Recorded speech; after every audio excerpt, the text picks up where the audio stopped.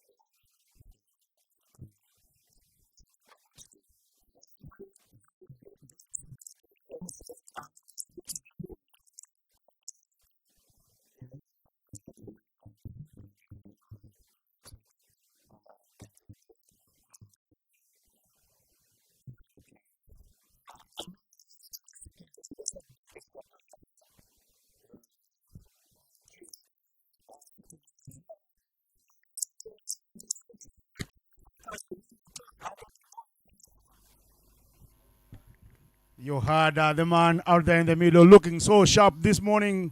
It's a brilliant Saturday, and there is no dull moment on the weekend in Kampala, Uganda. The Victoria Strikers winning the toss. They were unlucky at the toss yesterday, the Victoria Strikers. And what happened to them is they were sent in, they got on 116. Today, after they win the toss, they come out buzzing, and they say, Kenneth Waiswa's men say, we will have a ball, we'll give you a dose of the medicine we were given yesterday. And they will be bowling. There they are, the men in grey. Look at them there, all looking fresh and clean. Their captain, Kenneth Waiswa, will want to get things started on a flyer, who like them to do better. And here are the men in lime green.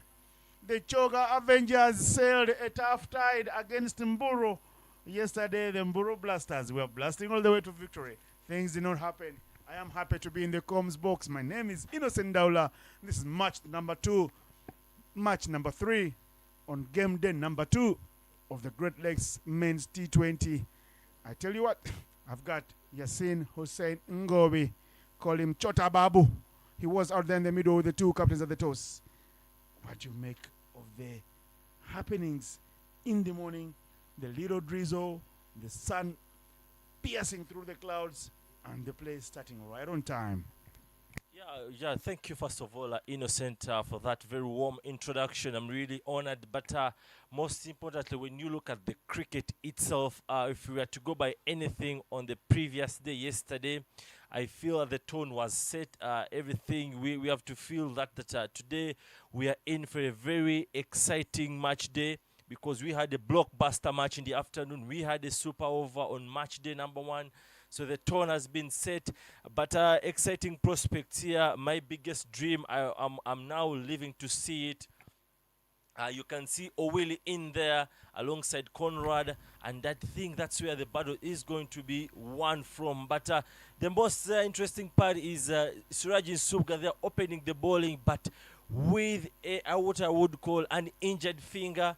So that's why you call body and soul. So I mean to say, with an injured palm after that very hard return catch from Fred Achelam. So this is where you see body and soul on the line.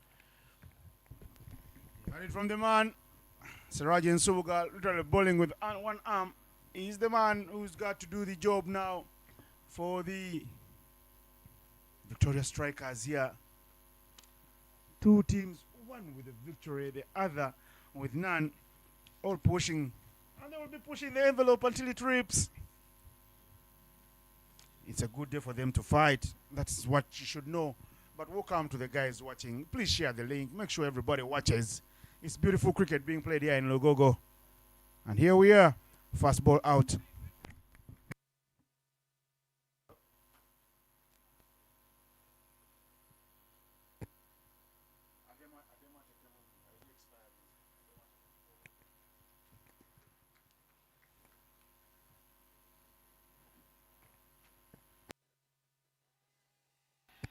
There is a big call earlier on in the innings. That was really a lot of energy into that appeal. It tells you a lot how much urgency is in within the Victoria Strikers camp to have that early on breakthrough. Oh, there you go. Could have been maybe a difference in height. I think that ball could possibly going slightly over the stumps, and that justifies Norbert Abi's decision.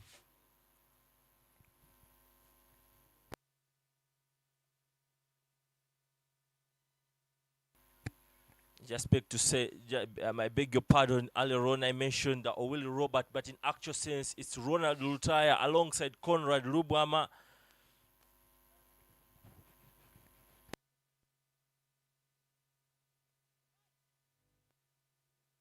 Call is for catch. Won't be taken. There will be a sweeper down. The tail of the tape. Yesterday, Luwama, a man you said was in form, showing no glimpse of form. Lutaya was huffing and puffing for his 20 that he got off 24 balls, a strike rate unlike him. And things didn't really happen for the top order of the Avengers, but they were let out of jail by Cyrus Kakuruza, bustling knock, as well as that boy, Robert Obelawele, 45 from 20. What a day for the Avengers, who almost threw it away at the end when they failed to score 3 runs off the final over. And we saw a super over where Juma Miyagi had his name written all over it. It was all over the Mburo Blasters like a bad rush, and it spread very quickly.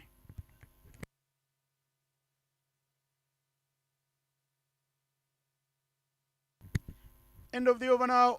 Sirajan Subuga does well. Give me just 1 run in the power play in the first over for a spinner who is literally bowling with 1 arm. Good use of him. Use him early. Let him take a break. Let the 12th man come in and let him do the job, because Sirajan Subuga needs to be at the physio table already.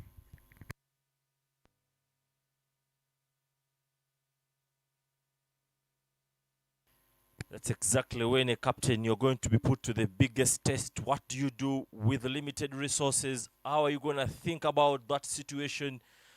Sometimes captaincy is all beyond just going in for the toss, but how do you manage such challenging situations? And I want to give a big round of applause to Kenneth Waiswa, how he has managed to go about Sirajin Subuga's situation.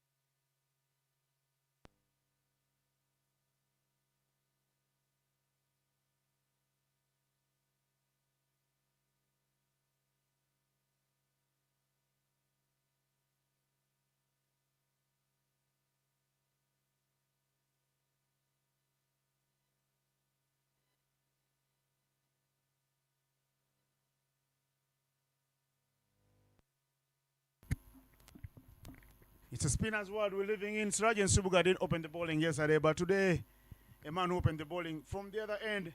He's given the ball now. Perry Wazombe. Fine figures for him on the day.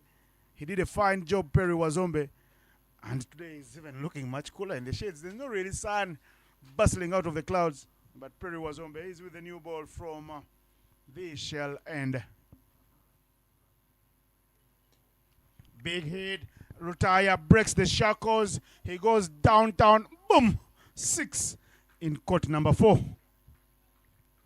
The intent is clear. They will not be holding back. It's time to go. And Lutaya says, if it is in my arc, I won't be sparing you. I'll break the shackles. And I don't need any sighters. That was right into the channel there. Just, of course, Lutaya keeping in mind that we're in the power play. Why don't I just use this opportunity and just back up myself? And that was serious conviction into that shot, all the way for 6 runs. But the most interesting thing, like when you look at the bowling stats so far, you see apart from Gurujivan, who's a primary bowler, the top 3 bowlers are all part-time bowlers. So not shocked to see Perry Wazombe brought in earlier on, actually currently in the 4th position with 2 wickets after that one inning. So it's a very brilliant, very interesting sight to see. Venom hit ferociously. That is piercing through the offside. The field at mid-off could only do nothing but put in a desperate dive, which was in vain. Oh my God, what to say about that one? A full toss, a free total gift to Lutaya just to smack that through the offside for 4 runs. That was an absolute gift for Lutaya.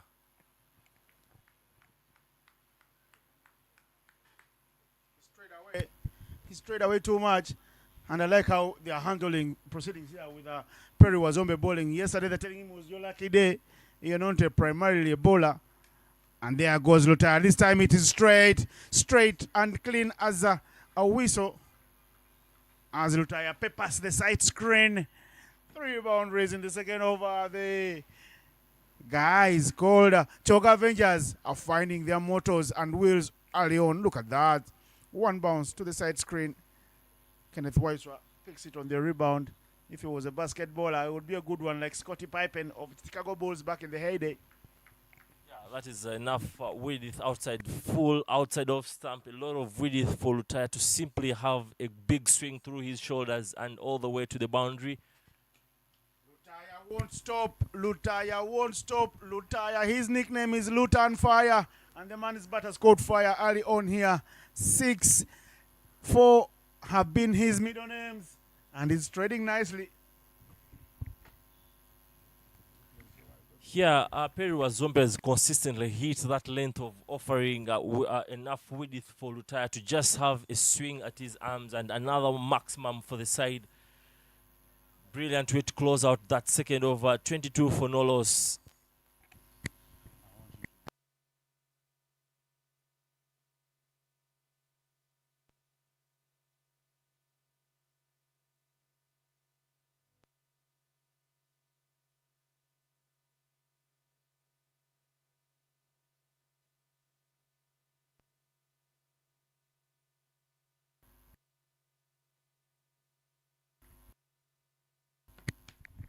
All right, after the first over went for just 1 run, the second has gone for 21. Sirajan Suga is back, and he will be demanding more of the abilities of the batters.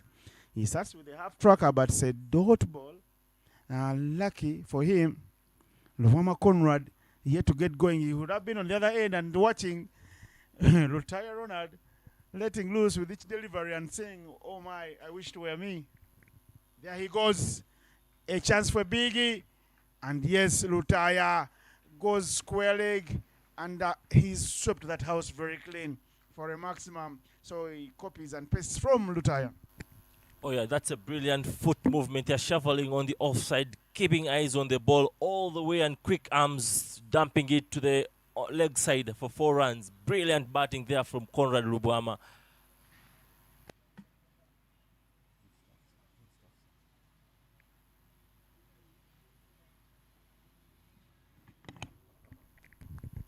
Still not a bad over. Oh, a bad spell from Siraj.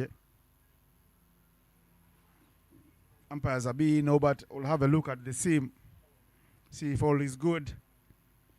But Avengers, they will be happy because they have a lot of firepower down the order. Can see both batters. Roma looking cool with that lime green helmet of the Sydney Thunders. In the big bash, if you watch the big bash, you know it's their cape.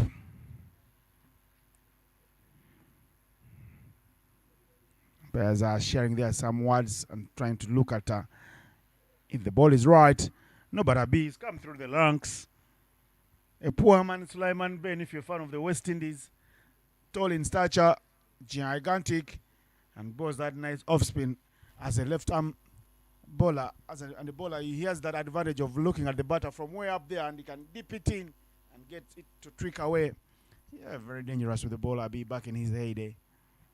And Makumbi, let's call him the doctor. Edged. Final. The chase is on. And guess who is chasing? Does he catch up? Yes, he does a fine job there.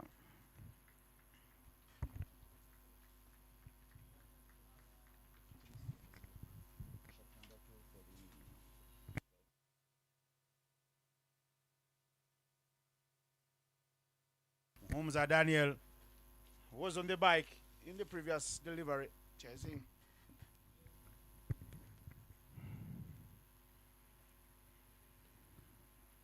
Touch and go. Where do they want to go? No runs on offer there. Hit straight to point. Again, another short ball. Siraje Subuga showing he's in some sort of discomfort, but he's a fighter. He's soldiering on.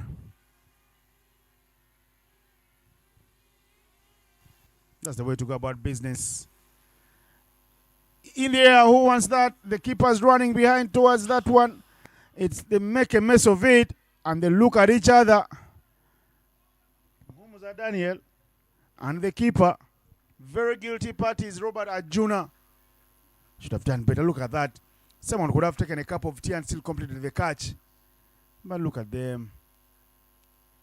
Sorry, won't do. Not enough. Never will it ever be. But it's a reprieve for Conrad Luwama.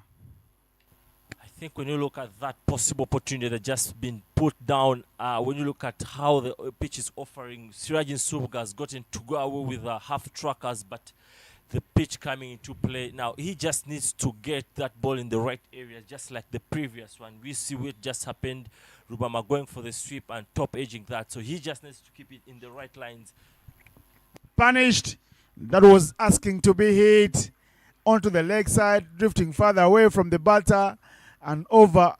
That was already having a 6, goes for another maximum because the ball was going further down the leg. And all he does just helps it along nicely for a big 6.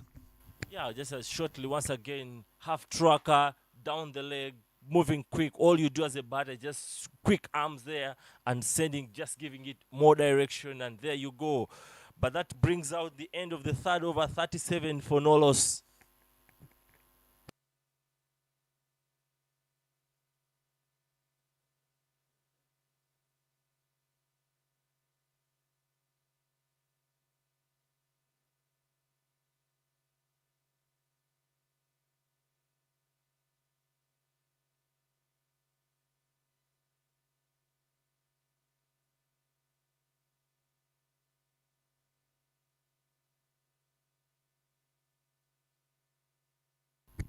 The umpires there in your frame walking towards you're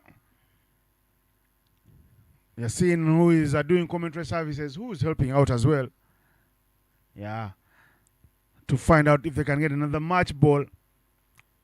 The game is still new, but that ball was hit out of the park into the roads there.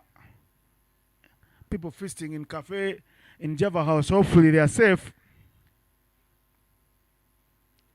But now you can see that a little hold up in play because the Choga Avengers have taken the Victoria Strikers to the cleaners early on here in the game. First over was tidy from Siraj Subuga, just the 1 run. But the second over from Perry Wazombe went for 20. And now this one from Sirajan Subuga has gone for 15 runs because there were two big sixes.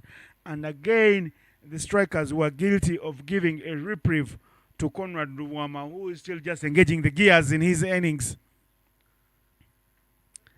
Early days, you'll say, but if you're moving at a run rate of 12 per over, and that's the last hit, see how it was muscled all the way out of the advertising boards.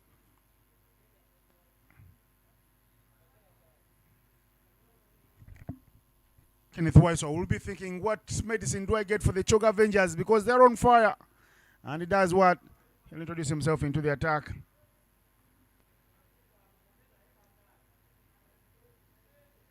Comes into the attack with his team under a lot of pressure, under the pump, with no real answers whatsoever. Perry Wazombe taken out of the attack. Sirajan Subuga's 2 overs have disappeared for 16. Perry Wazombe's only over went for 21. And now, the skipper, Kenneth Wiseau, not the best of days yesterday, will come into ball from the Java House end to see if we can halt the flow of runs. Yeah, there you go, a change in the new of the ball as it is required in any case. White ball cricket, every time a new ball is damaged almost in under 3 overs, there is a requirement to actually replace it with another new ball. The man with the rules telling you everything as it is. There is it in the air. Who wants to catch it? Someone underneath it. But no one will take it. Nobody wants it. Simon Subuga, Simon Sesazi is being told that was his catch because Sirajan Subuga only has one hand. He won't be able to take the catch.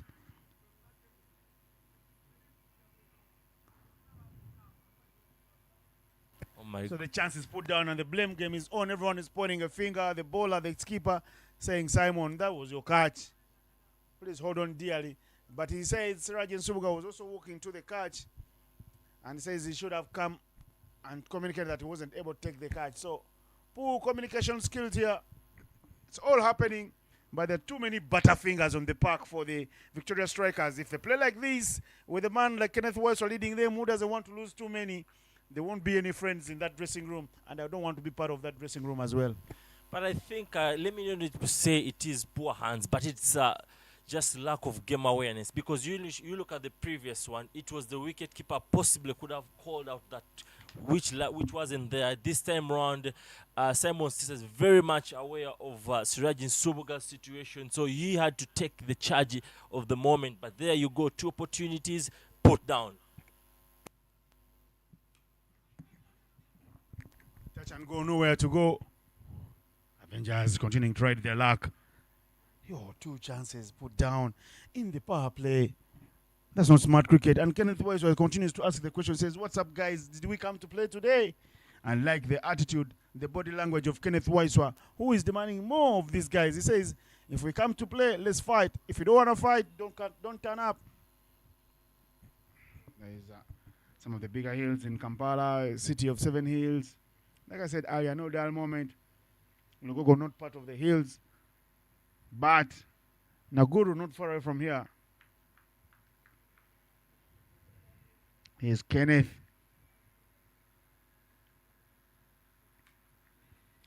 Cut very hard by Lutaya. Again there. Now they try to overdo it. Running into each other there. Hopefully all is good for them, the Victoria Strikers.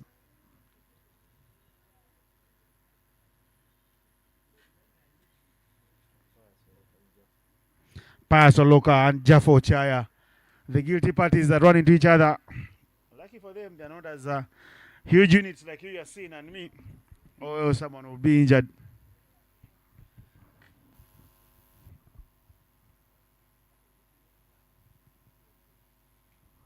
Good feather ball. That is a test match special from Kenneth Wiseau. Yeah, I feel maybe he's seen that the field is not on top of their game and is now resulting to, there you go once again, that bump into each other. Very ugly scenes there, but I think he's now now resulted to that. He's feeling maybe I should do this job myself, much as I don't have to do it myself, because the field is not at par when it comes to game awareness. And sometimes in such moments, all you need is that individual brilliance.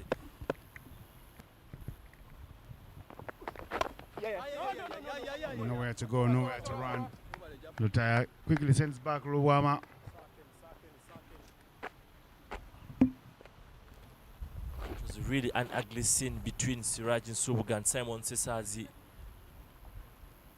All eyes were on Simon Sesazi, keeping in mind that Siraj Nsubuga is operating with almost one hand, with keeping in mind that the other one is injured. So you just need to seize that moment.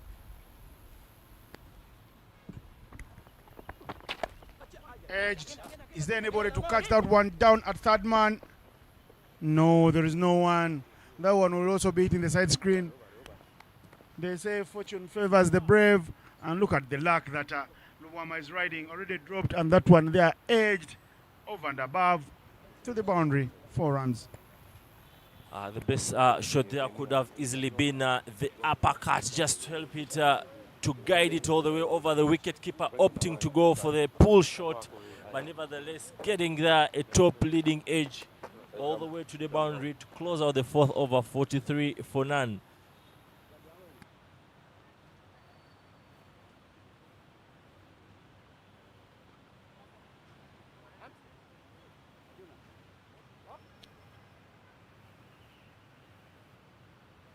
New bowler, right arm round.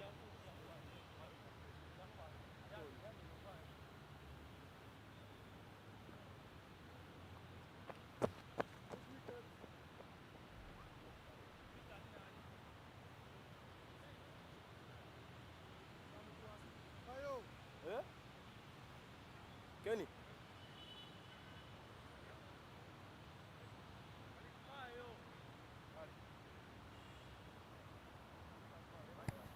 Okay, new tactic there from Kenneth Weiss, opting to bring in the Christopher Kidega from the Kampala end.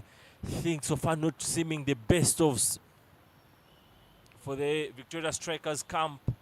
But can Kidega cause some damage with his shot? He has a good taste for short bowling.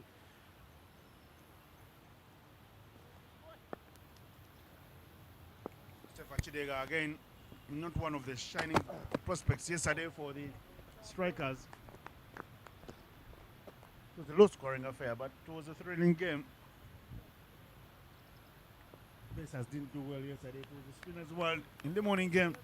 And we saw that the wicket does improve when you bat second. So the Strikers will be hoping that luck is on their side, that they also do better.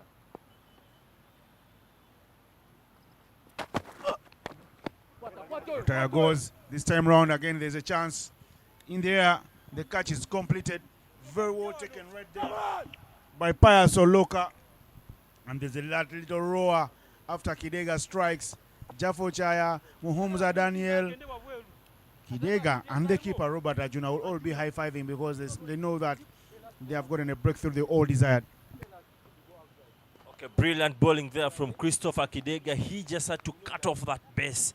And Lutaya only managing to swing, to only use his quick arms into the ball and top edging that one straight to Pius Oloka. Brilliant breakthrough, nice breakthrough for the Victoria Strikers. This is all, that's where you see he only made good use of the arms. Nowhere, no feet closer to that ball, and an easy catching practice for Pius Oloka.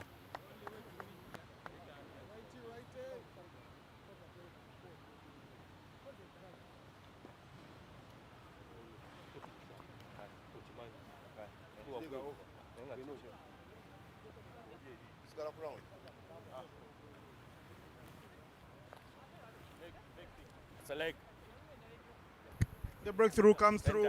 One is a man known to flourish when the scoreboard is set. Having troubles with the side screen. Need somebody to clear the way. And Kidega will be looking to size up one of his close friends, one of his former teammates at the under-19 level. He's having words with the umpire. I don't know if it's about time wasting. Because the umpire is demanding him, saying, play, let's play, come on. Gerard, let's play. Okay. Patrick Makumbi won't waste time in unleashing the rule book and reminding the players of the rules of engagement.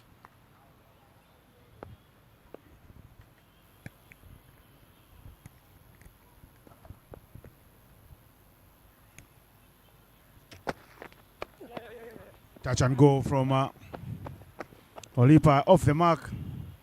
That's brilliant batting. Jaffocha in your frame there. One of the guilty parties with the early poor fielding show we saw from the two teams. They are reminding him to follow the basics. Go for the long barrier. You won't make many mistakes there. You talk about that great batting, but I just want to go back to that delivery from Christopher Kidega. Honestly, every time you see Christopher Kidega, you're not shocked to see a short ball to be just around the corner. And I feel like he suspected Geoffrey Lutaya must be waiting for that short ball. And just the way how beautiful he set him up with that well-pitched outside and then cut off that ball. And Lutaya honestly, wholeheartedly going to that trap and selling off his wick just like that. Brilliant, exceptional thinking from Christopher Kidega.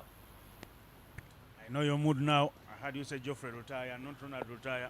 And Geoffrey Lutaya is a very famous musician in Uganda who's swerved off into politics. Hit over and above. That will go all the way to the boundary. The doctor, Omlangila Jukondaula, does the fielding there. But what a mood you are in, Yasin. Geoffrey Lutaya. Are you thinking of his political side or of his musical side? With one of his famous hits, Oli Miss. But that was not a miss hit. That was hit right in the middle of the bat of Rubama Conrad, who moves into the 20s. Same delivery from Christopher Kidera that picked out to Lutaya, but this time round a touch wide. Now the call is quarter. Hopefully they don't run into each other. They take the catch, and you can see how unhappy he is.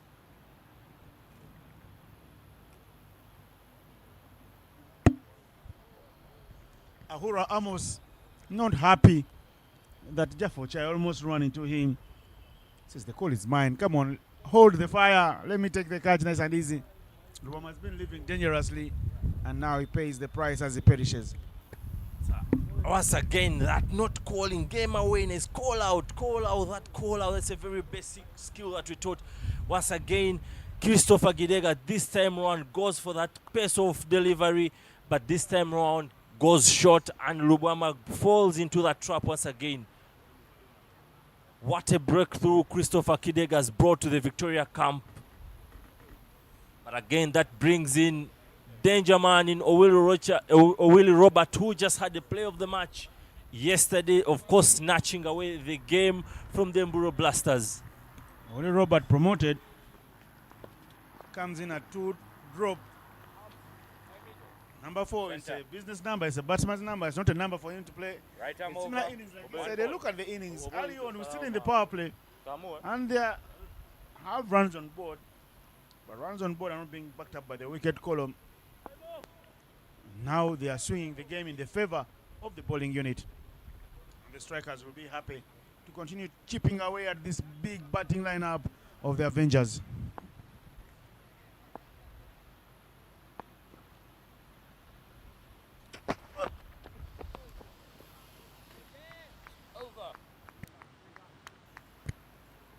Dot ball to end a very brilliant over from Christopher Chidega. Just the 5 runs in the over and 2 big wickets. What a start for Kidega. He's answered the call of his captain, and he will surely be coming back for another over. Yes, Rajin Sobga still grinding on. But end of the over, 48 for 2 after 5.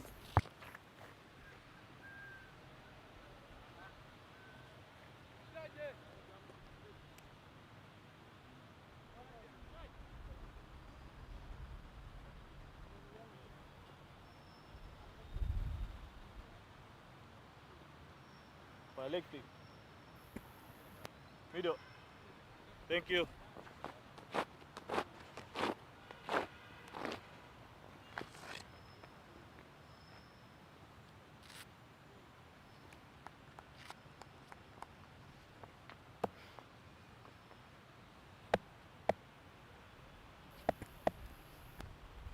Voice back from the Java House end. No run. Olipa and Owili. Kenneth Weiss has got something to say with the delivery. He wants the guys to get the things right. He's not here to make numbers. He's not that type of player. Right there in the Uganda Cape. And the high performance manager, Jeff Kasso, is also watching in the warm-up kit of the national team. Chance for a catch. Is he lucky? Oh yes, what a catch taken by Robert Ajuna. He had to sprint almost 20 yards backwards for a keeper and take it over his head. That is good athleticism shown. And guess who goes? Chiradolipa. When he came in, he was not settled. He had a lot of things to do with the side screen, with the talk with the umpire. Those things unsettled a batter. And now see, he falls. Third wicket down for the Choga Avengers. It is the strikers that are celebrating, and that man, Kenneth Waiswa. It's a perfectly off across seam bouncer from Kenneth Waiswa to choke Olipa Gerard for space to just top edge that. But just look at the energy. There you go. There you go.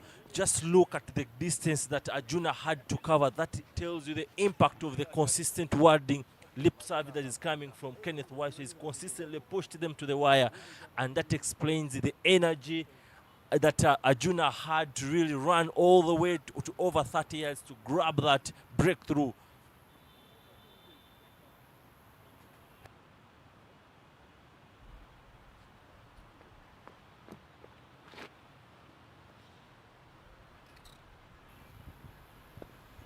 Wickets now start to tumble in quick fashion. Walipa got a start yesterday. Today no start whatsoever. Now Cyrus Kakuru and Willie Robert find themselves out of the middle. The two leading run scorers for the Avengers yesterday. And look at how lucky he is. That edge goes flying down to Mohammed Daniel, who does the cleanup job at third man. Off the mark for Kakuru.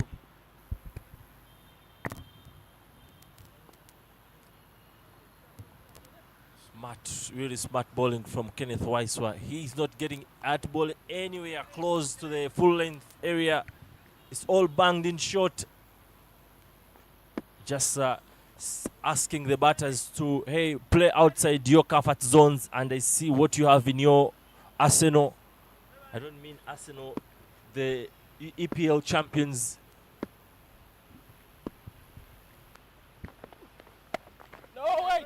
Jab straight to the man in covers, but look at another misfield there. That will put a green, not a beautiful one, but an ugly one on Kenneth Waiswa's face. And look at the guilty party. Yeah, what Kenneth actually has done exceptionally very well is to just dry up that, there you go, that delivery there. Is just simply dried out that comfort zone for the top order batters, like to just go in and play in the V drive. He's asking them to sort of go outside that, to think outside the box.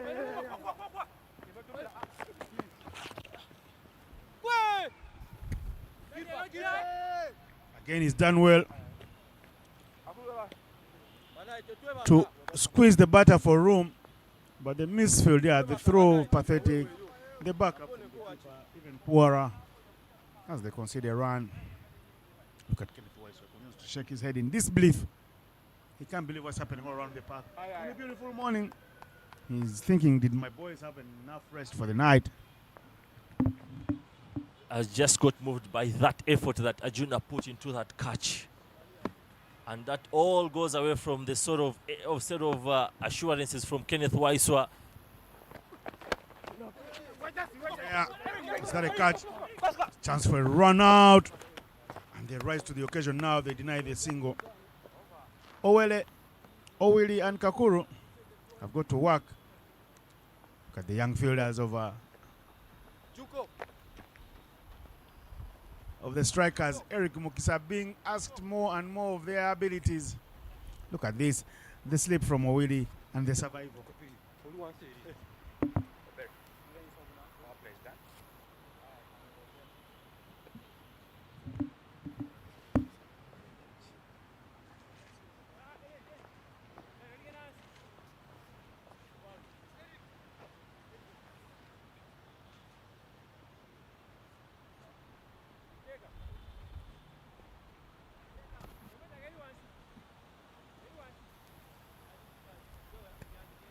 Innocent, just to let you know, the team with the, it's very surprising. All the three teams have the same power play score of 40 for 2, and then the team with the highest power play score of 72 for 1 yesterday went on to tie, and that is the Mburu Blaster. But we see the second best power play score of 51 for 3 hereby from the Choga Avengers. So do they go on and win, because their team yesterday with the highest power play average didn't go on to win? Tough ask. Good analysis. They've got to work it out. And the Chidega getting the magic spray from the physio. The 50, of course, coming up in the last over that got us to the power play. Yes, Kakuru with a job to do. Got a quick fire 37 from 21 yesterday. And the man on the other end, 45 from 20. Cricket is funny. 24 hours later, it's a different ball game. And they all know as much.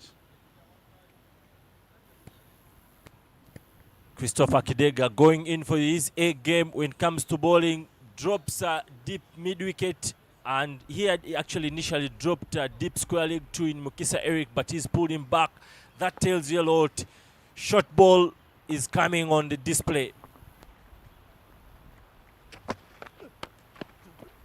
Short ball you predicted, and short ball it is, but Kakuru Cyrus slaps it to the vacant region on the onside for a boundary. Of course, that was poorly executed.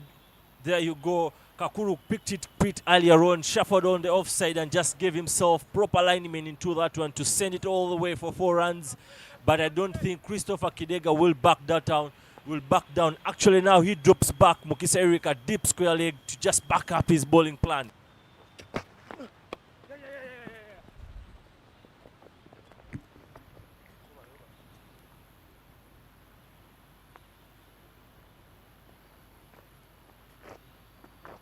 That's the way to go about business. You mix up the shots. Don't just go one dimensional. After the boundary, you get the single, rotate the strike now. Obere is on strike. I don't know what is going through the young man's head, but it looks a face of calmness.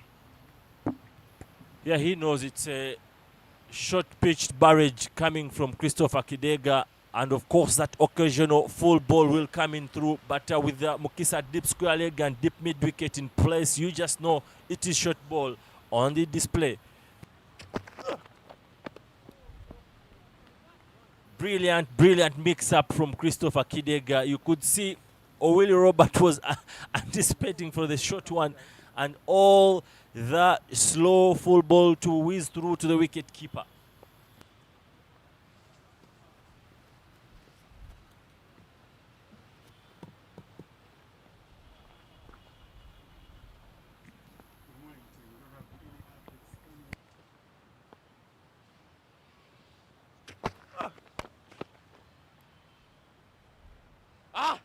Oh my goodness.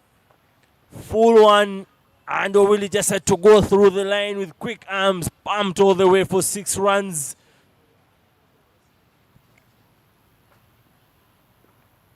This time Rowan gives that back of the hand slower ball, and O'Willie read it pretty earlier on and sent it all the way pretty fast into over the ropes for 6 runs.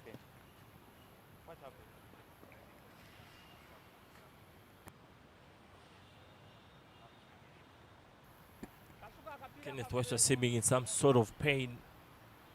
I think that possibly could have happened during that extended jump as he was aiming for the catch. Of course, now seeking some medical attention. A lot of action, Innocent going with. There you go. It was back of the hand, outside of stump, granting O'Willie enough width to just smack through that. Innocent, a lot of action going on through National League for the women. It's going around in Ginger. Olida has visited the Ginger Sis girls cricket team. The opening day for the Women's League. And there is something to fight for. And day one always sets the pace.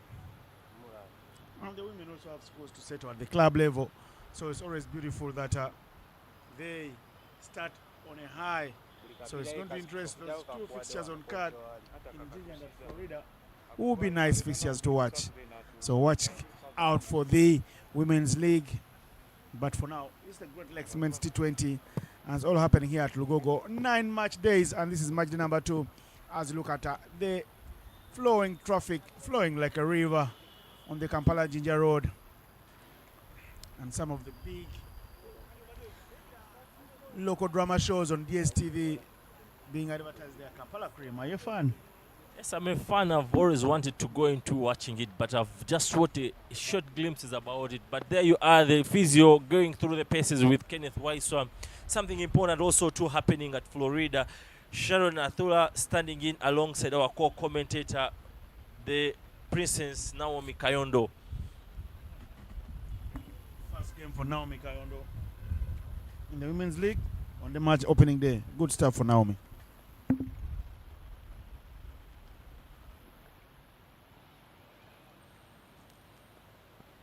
What's your attitude towards that very great, I think, an interesting local show, Kampala Cream, Innocent?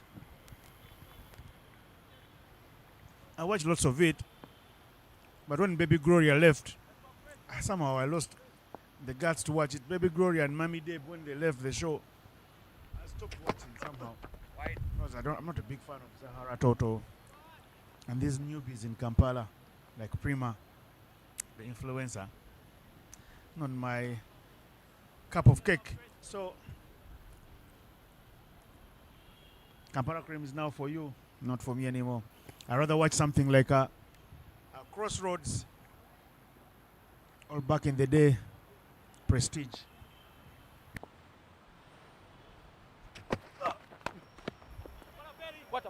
Hit down, chance for a catch. What an effort in the deep. What a catch taken by Mr. Perry Wazombe, who's looking so cool behind the shades. And get who's going to take the marching orders. Unlucky for him today. He was looking to tear the covers off. But Mr. Owili Robert Obele is sent packing by a stunning catch by Perry Wazombe, who will get high fives from everybody because this team, Victoria Strikers, was looking like they will catch nothing today. But that catch. Oh my goodness, but just look at the persistence of Christopher Kidega. The previous ball in around the same zone was sent for 6 runs, but he persistently keeps putting it there and setting Owili into the same trap this time around, just getting the bottom of the bat and gifting that spectacular catch from Perry Wazombe. Brilliant breakthrough from the Victorious Strikers.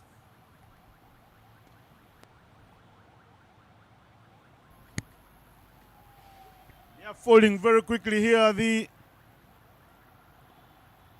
Choga Avengers.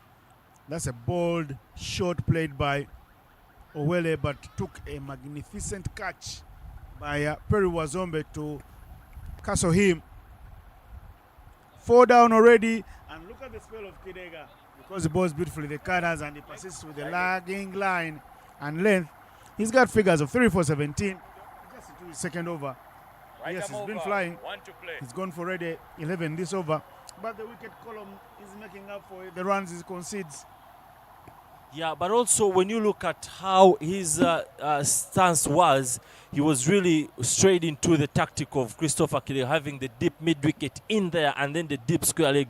So you could feel he had an open chest stance, anticipating for a short ball, but Christopher Kidega consistently kept it bowling it full, and that was all the difference.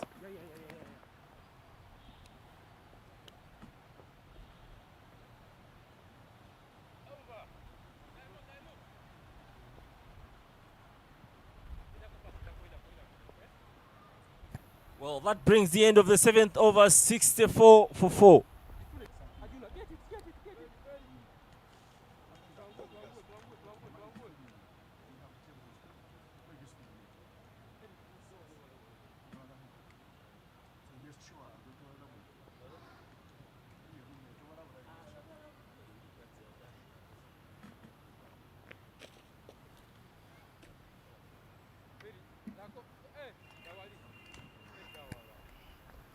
New over, new fortunes in there for the Victoria Strikers and new intentions for the Sugar Avengers to bring things to calmness. But again, there comes the Superman with the one arm, and that is Siraji Subuga to start off from the shell end.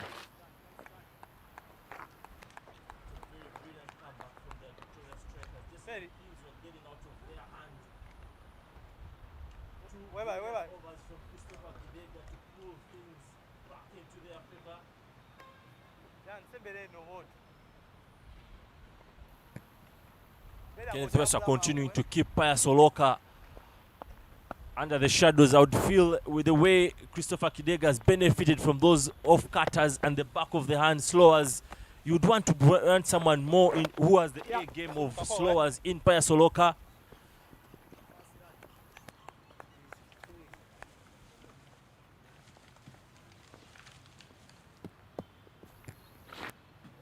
Hey. Chris.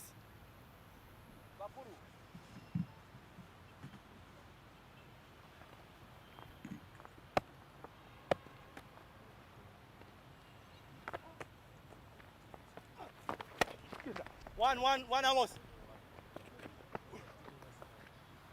Yeah. Amos, keeper, eh?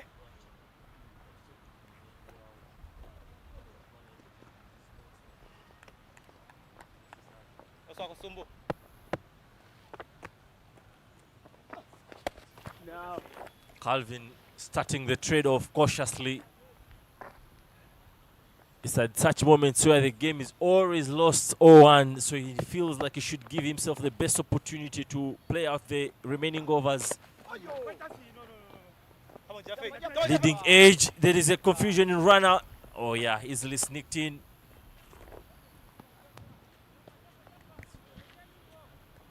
Reaction, Japan.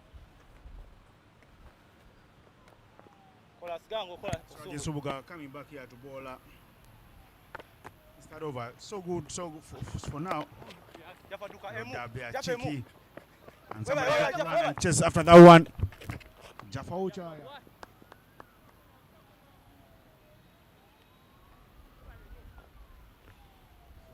Like to finish this over on a high. His second over was nothing tried about home. Disappeared. After bowled the first over for 1 run, this one has gone for 4. But his second over disappeared for 15 runs. There's the difference.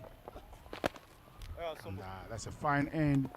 Calvin Watua giving respect to Sirajan Suga, who is held on to play until now. Still has another over left in his quarter, and then maybe he can go visit the physio for proper treatment. We'll have to see more of Siraj in this tournament. But for him to come and go. There are some of the hills. Mbuya Hill in your frame there. Momentarily, the producer was happy to take it away before I could say any good thing about Mbuya. Because there's a lot of good stuff happening in Mbuya, especially in terms of defense for Uganda.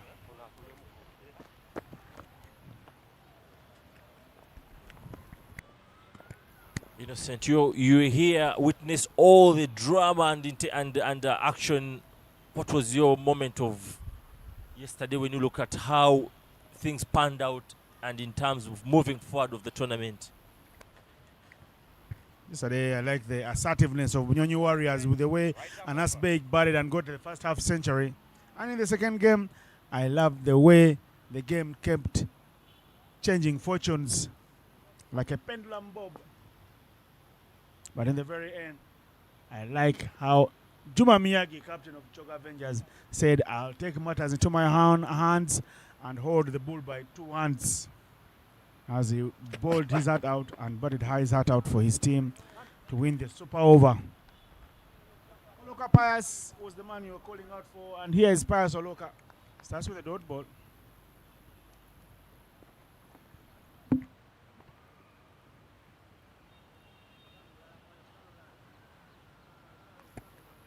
Yeah, if Pius Oloka just clicks his A game, we really know how much he can do the change-up. So you would want to think with the way Christopher Kidega has benefited from the slower ones, you would really anticipate that you'll have a couple of breakthroughs for your side. Uppercut. a chance for a catch, and it is swallowed. Simon Sesazi there in your frame takes a catch. Looks like in some sort of discomfort, but all good because Kakuru played a brilliant shot, but he only played it to the man who was out there in the deep. The only fielder on that side of the field is where he hit it, and this is how he perished. Costa not being aware of the field setup. That was all the difference there. You go short outside of stump. Kakuru just biting onto that one. He knew he was sending it, but lacked some level of direction too, and just straight to Simon Cesars, who obliges and says thank you for this one, and another breakthrough for the Victoria Strikers.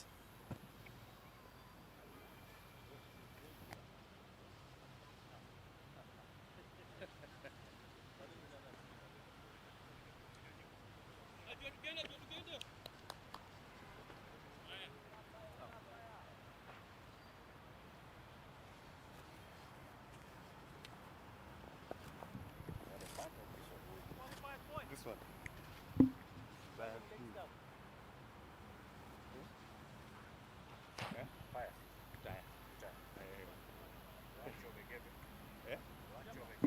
No.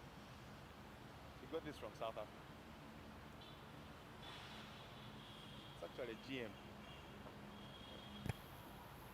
Victoria Strikers have really pinged back the Kushoga Avenger at every moment that mattered. No! Oh, sorry. These guys were 48 for two in just 4 overs, moving comfortably at 12 per over. Let's see what has happened now. They've lost 3 wickets for 20 runs in quick time. So Victoria Strikers will feel like they have wrestled the game back.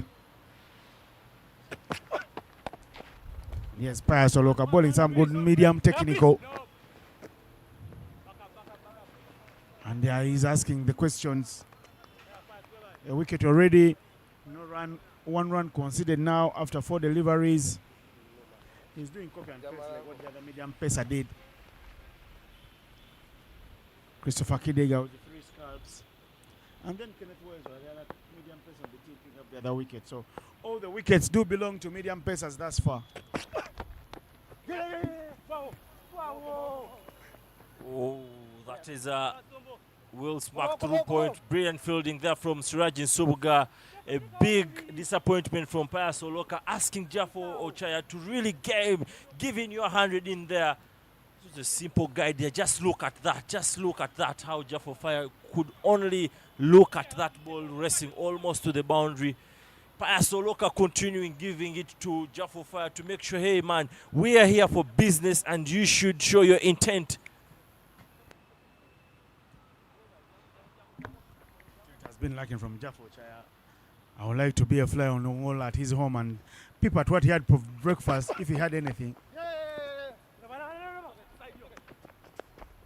Juma Miyaji, the skipper, is a new man in. And he's not going to be flexing his muscles early on in the innings. He wants to bat sensibly.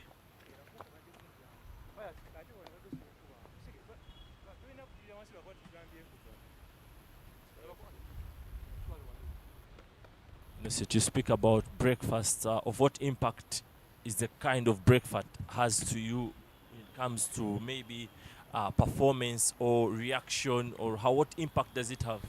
Dozing. Nothing special, but when I ate breakfast, the rest of the day is full of dozing and tiredness. So sometimes I don't like to do breakfast. But when I'm doing commentary, I have breakfast because my dinner was either inexistent or very, very light and was very early. I don't do dinner. I do the breakfast instead. And yet the reverse is true. The doctors always say, have your breakfast and skip the dinners. But I'm a dinner boy. Actually, it's on the contrary with me. I do late breakfast, say around 11, 12. Starting off a day with plenty of fluids, especially water or juice. But again, when I'm coming to do commentary, I alternate around having early breakfasts. And I feel it has no impact on me. So what would you recommend as a player? What kind of breakfast is really much more appropriate when you're where you're going to come into play? Heavy breakfast at 6 because the game starts at 10. The food will have digested by then. 4 hours down the road, your breakfast is washed down by the body mechanisms. Yes. Kidega is back and he's still bowling that good length.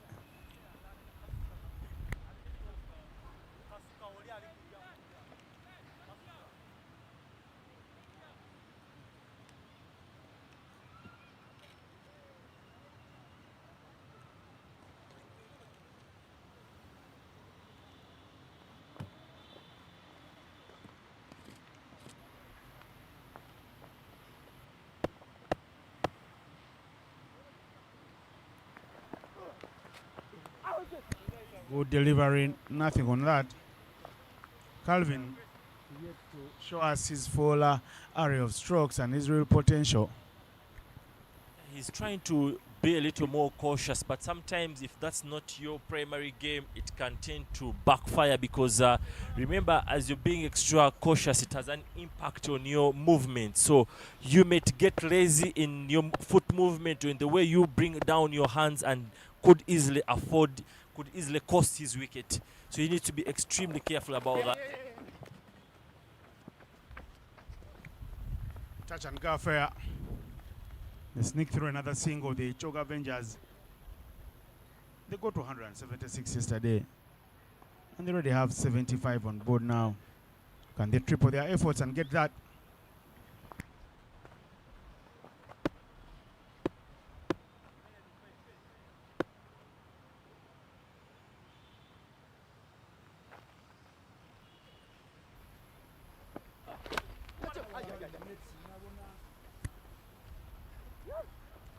There you are. That one hit in front of the tournament photographer there. Don't feel Mugabe. Another boundary being milked out here by Juma Miyaji, who wants to go through the phases nice and easy. But that he didn't know too much about that. Just the big edge flying over the slip cordon and rolling away to the boundary. Yeah, once again, Christopher Deva going for the back of the hand slower ball, but Juma Miyaji was had an open chase stance, and that simply gave him that little width to just swing through and that edge that all the way rest to the boundary. Straighter down the track, a little fumble, and yes, Kenneth Weiss survives there. He almost misfielded and gave away the boundary. But good working for the two guys here. Yeah, you want to give credit to Soloka, who backed up brilliantly Kenneth Waiswa, because if he was not there, I feel that could have really crawled into the rope for 4 runs, but he had that match. That's the kind of match awareness you need from your side to just make sure they put away all those small mistakes that may come around.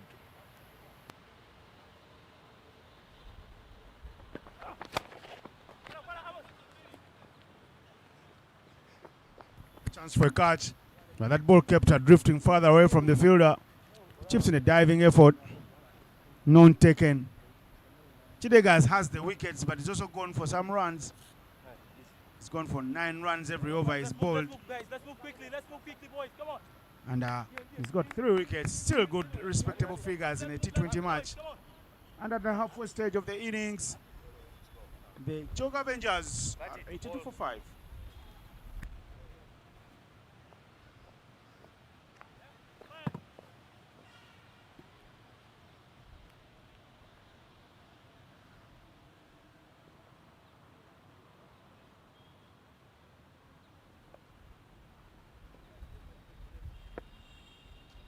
There you go in your frames at the legendary Steve Tukolo, the Kenyan maestro and now current coach of the Cricket Cranes in your frames. Soloka once again giving it to Jafo Chaya. What's happening, my man? We need to be on our toes. We don't have to give these guys freebies. We just have to squeeze out every bit of life out of them so that we give ourselves the best opportunity to win this game.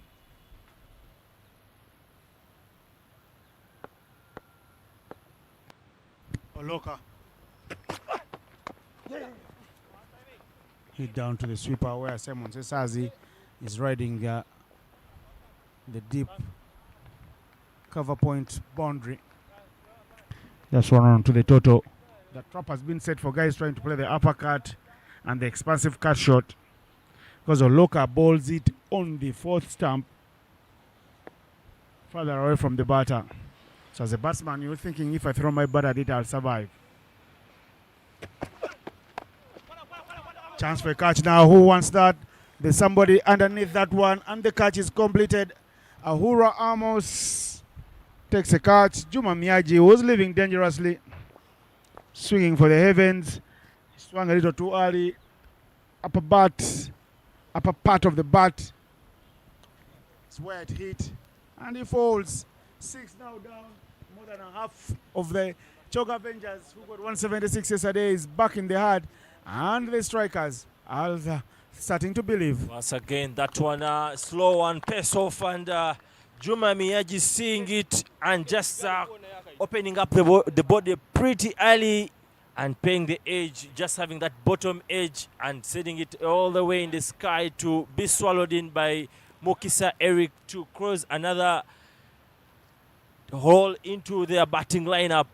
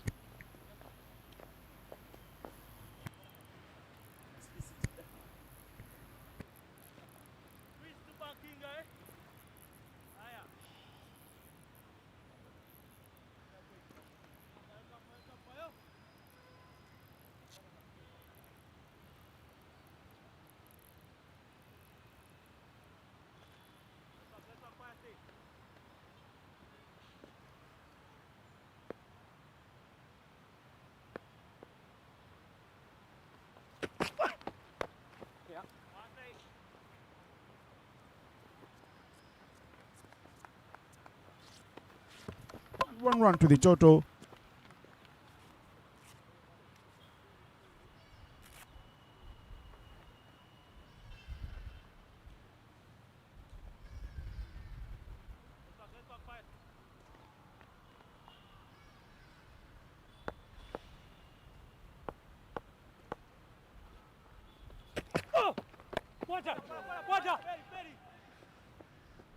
Come on! Fuck! Yeah!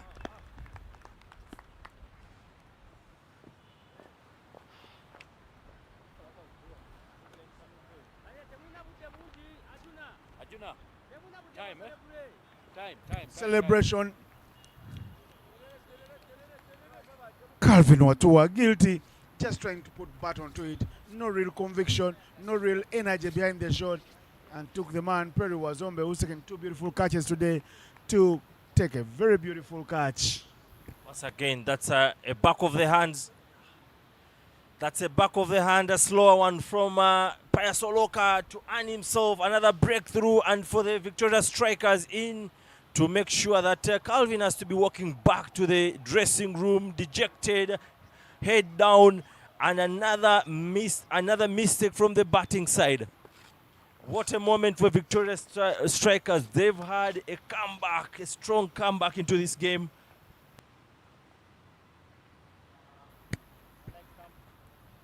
If you walked in all just tuned into the live stream and you're looking at the scorecard and seeing 85 for 7, you would think that it's been a shambles of a batting display from the Choga Avengers. But I can tell you one thing, is these guys were 48 for 2 in 4 overs, moving at 12 per over. But 38 runs later, they've lost 5 wickets.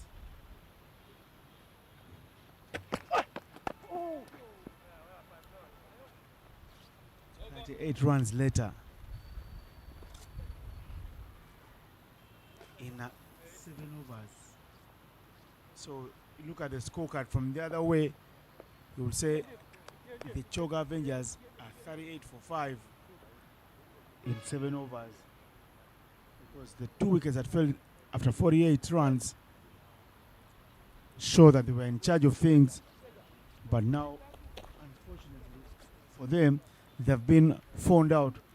It's not the spin that they can't play, it's the medium pressures that they have found hard to tackle. And they have paid the price. Now, 85 for 7 after 11.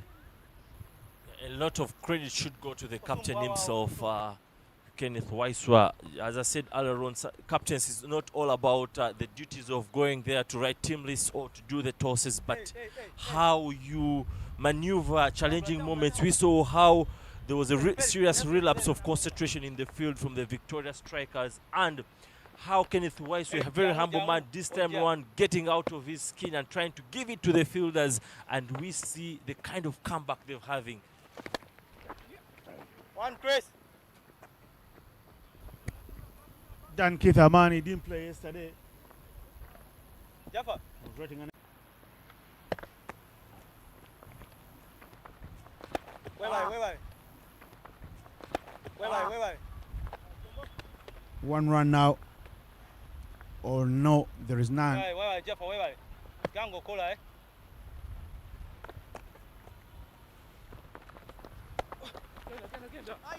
That chops him inside.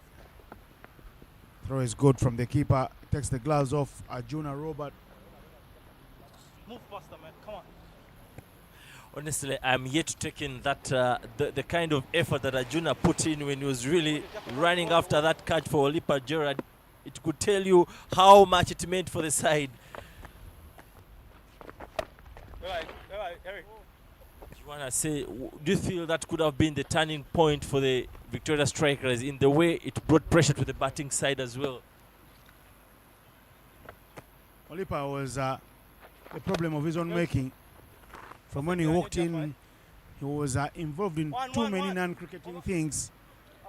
Right from talking to umpires to trying to put the side screen that is non-movable. I don't know where he was trying to shift the side screen to. So he got himself distracted. So he paid the price. Nothing to do with how he fell. 88 for 7 after 12.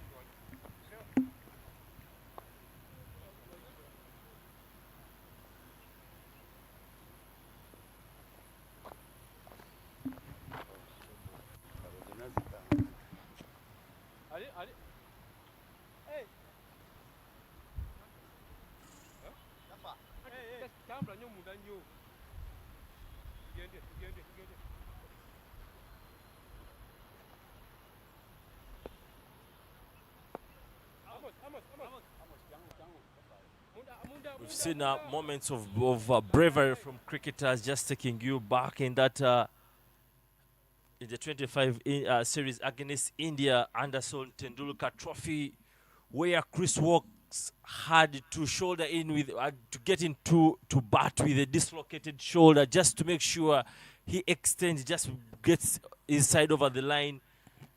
And here we see Siraj Subga too do the same kind of scenario. As a bowler, you put your body on the line, you fight for your team. And it's just another couple of deliveries for Siraj to go and take a breather. And you look back to this spell and say, how I wish I could remove the second over from this spell of mine. Again, they're off running quickly. And there's still a run. Siraj is also not happy.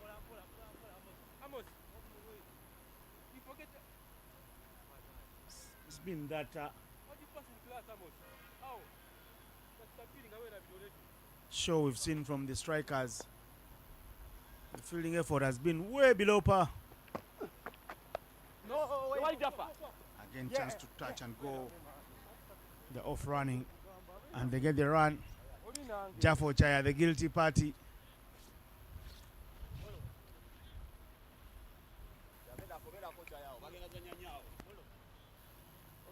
Jaffa Oshaya needs something to salvage his day with the kind of displays he's had in the field. He needs to just pull off that one moment and just get back into the groove. Again, they'll take one run. The young man fields running around it. Siraj and Subga would like to end this over nicely.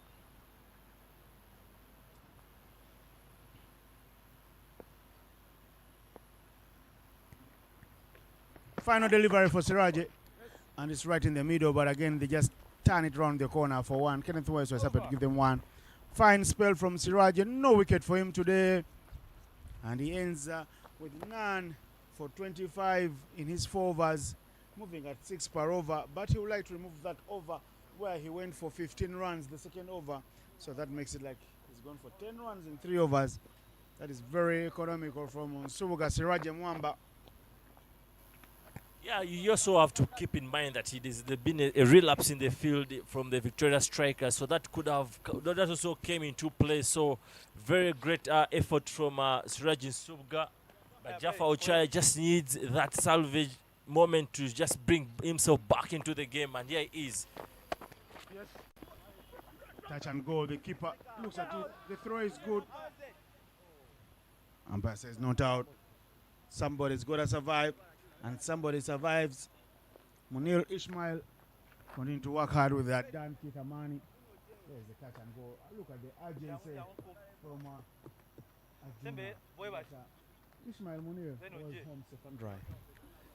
That level of awareness from and trust in his decision from Arjuna was exceptional to see. This time round, no runs. Perry was on quick onto it, right on the money. And no runs on offer.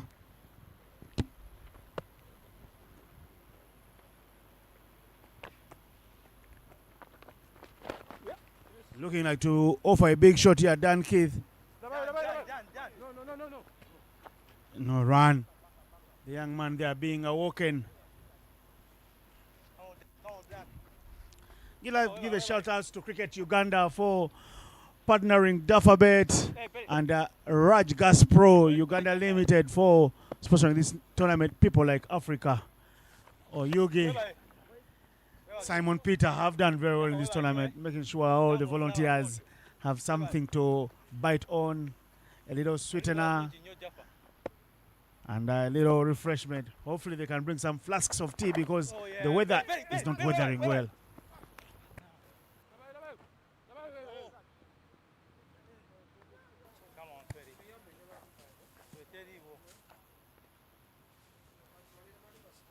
Today I'll borrow your statement, Innocent. You keep like saying Uganda, where 4 weathers can happen in a single day. Earlier on in the day it was bright sunny. It's now over here cloudy. What could you expect in the afternoon? But there was also early on. Let's go, boys. End of the over. The overs are coming through thick and fast. Fine overboard there by Jaffa Ochaya. Just the 4 runs in the over. And the score for the Choga Avengers is 97-7 after 14.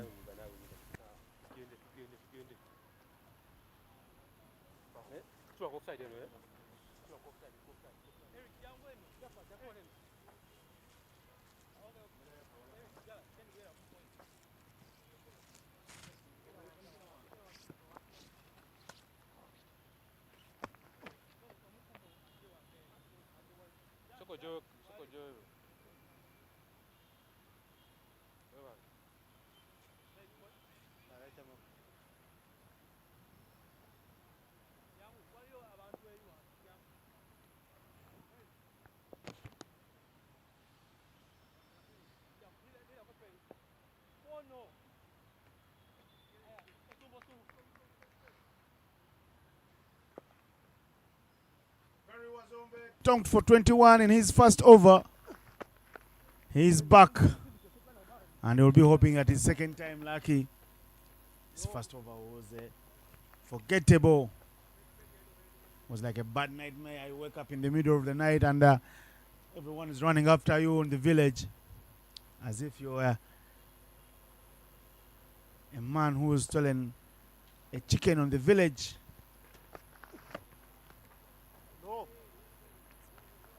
That's spun sharply.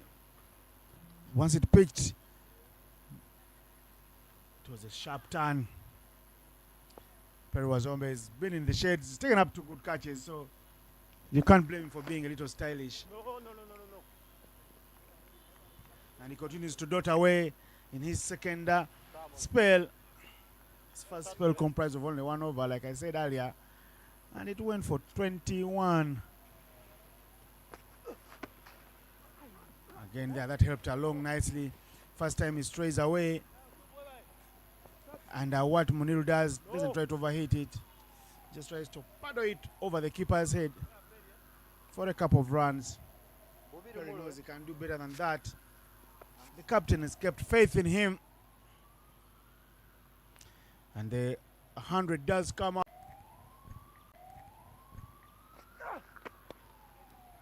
Touch and go around the corner. Suraj is still on the park fighting. 101 for 7 after 15 overs. Let's move, boys, come on. Quickly.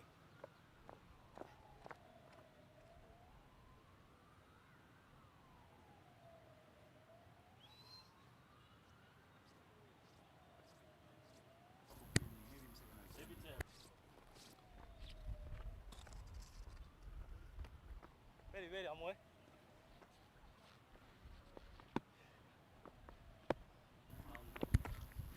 Jaffa Uchaya is hit down to deep square leg. They're running very quickly. And just the 1 run to the total.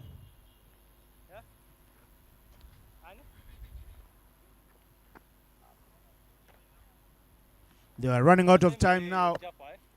Just 29 balls left. Score is 102. Again, swing across the line there. Dan Keith Amani, Kidega the fielder. Lots of young stars now in the Ugandan setup. The purpose of this tournament to make sure there's a clear pathway for them to move from the under-19s to emerging under 23s and then to Uganda A. And many who have put in a good shift have reaped the dividends and climbed the ladder. People like Fahad Mutagana, Enoch Kasaija, pushing the envelope until it ripped for them from being emerging players where Mutagana was the skipper. They found themselves in the current setup and were on that tour to India, but unlucky there. Dan Keith Amani is going to take the marching orders. He cut very hard, but he cut canes. And I tell you, when you cut canes, there's no real sugar made. 8th wicket down. Keith Amani playing a very good shot, but was in the air for a little too long. Jaffochaya striking. Okay, that's once again outside off stump. Good length. Dan Keith Amani all by salvating for that one, but just lack of direction once again. Straight to Perry Wazombe, who welcomes it with both hands to send him back to the dressing room.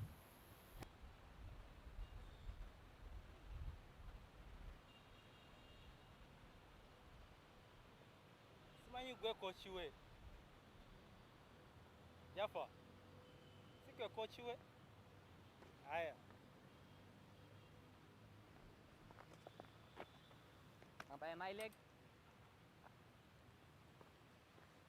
Eric, jangu kumpi Dan. Divya Lalani playing for his first time in the tournament. Wasn't part of the team that won the game yesterday for Choga Avengers.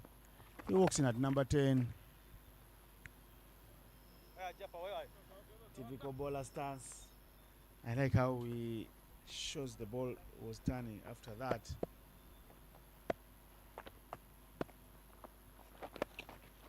A little nice whip from Divya. Lalani is off the mark. Divya Valani.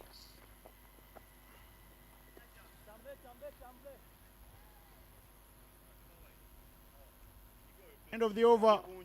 16 gone, 105 for 8.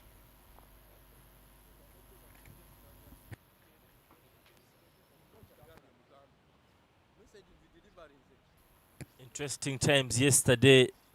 Just like everybody had written Choga Avengers off after that dismissal of Owili Robert, Munir Ismail managed to string together a very crucial partnership alongside Junaid Khan just to bring them almost close to the close. Oh, Perry was almost taking the fourth catch of the innings off his own bowling, but misses out by a clinch. Perry Wazombe there. Valani trying to go over the bowler's head. Got a lot of height, not enough distance. And what an effort from Perry Wazombe. Unfortunately, it goes down in an analyst's book as a dropped catch. Short down the line to the sweeper, to Chidega. Ismail Munil never seems like one who will give away his wicket. He bats so comfortably. He looks so authoritative. And he's sensible. He knows how to read the game. And he knows how to play around with the tail enders. Is that wide? No, there was something big. There should have been some little noise on that. Yeah, he shuffled two-way across the off stump and just that actually almost clipped that leg stump. He should consider himself very lucky for today. There he goes, Valani. He says, I might have walked in at number 10, but I would like, and I do enjoy my batting, like any tail ender. They love their batting. Yeah, you speak about a crucial trait from Munir. He knows how to manage the tail enders. We saw that alongside Junaid Khan, that almost made them cross the wind. And there he goes. What a shot. Beautiful shot there from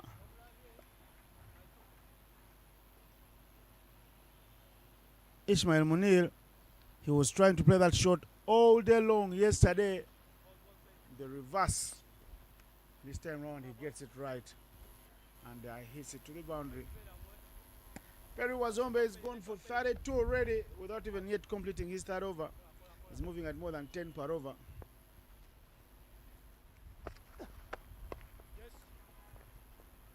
And there's one run to complete the over. They're still keeping things in a manageable situation. But for how long will it take for the Victoria Strikers to wrap up the tail end here? And at the end of the 17th over, the Choga Avengers are on 113 for 8.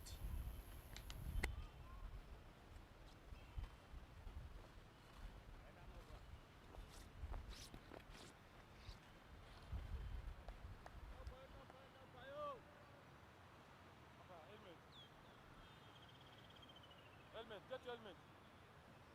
Can't get it.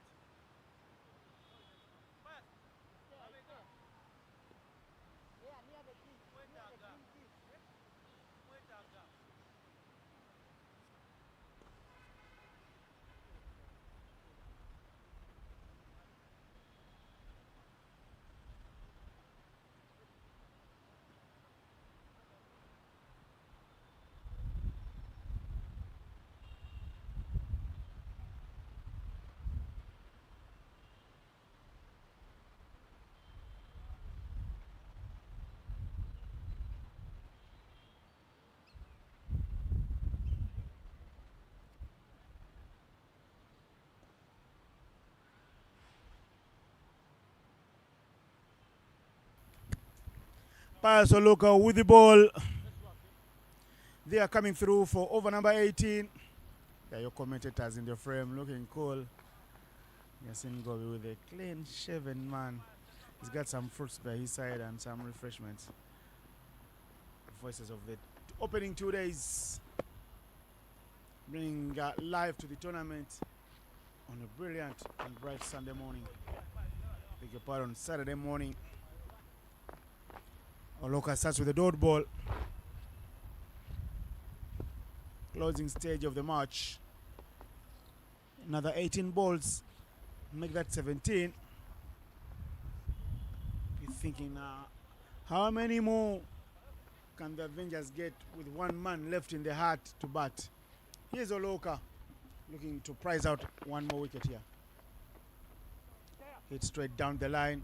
And it's 4 runs. The field has been electric today, and Munir gets into his 20s with that beautiful shot. Oh, Goodness. A couple of good use of the feet, just going really aggressive into that one, and just quick arms to send it through straight where Jaffocha had no chance, but allowing it to sail all the way for 4 runs. What a strength, what a statement it is to finish off the innings. Yeah, they get to the score that the Bunyonyi Warriors needed yesterday for victory in the morning against the team that is bowling, because he was left in tears and real anguish after his team failed to chase down 3 runs in the last over, only managing 2 and forcing a power play where their captain Juma Miyagi had to put up his hand and stand tall and deliver both with the bat and the ball. That is wide now from Oloka. Unlike him, haven't been many extras in the inning so far.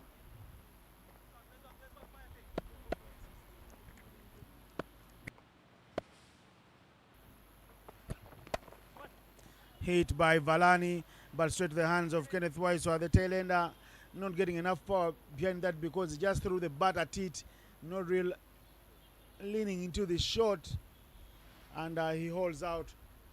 Swallowed by Kenneth Waiswa at mid-off. Valani's little cameo comes to an end. 1-1-9 for 9 now. The culprit of yesterday, who gave 2 well lefts in. There you go. Back of the hand once again, full pitch straight to Kenneth Waiswa, the man who gave 2 left, who did that.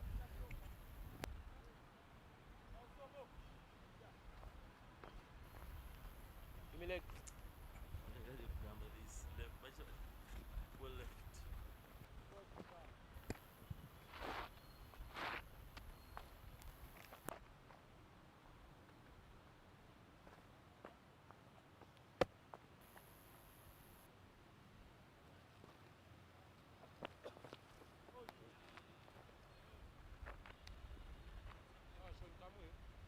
Chadagamire, a guilty party yesterday.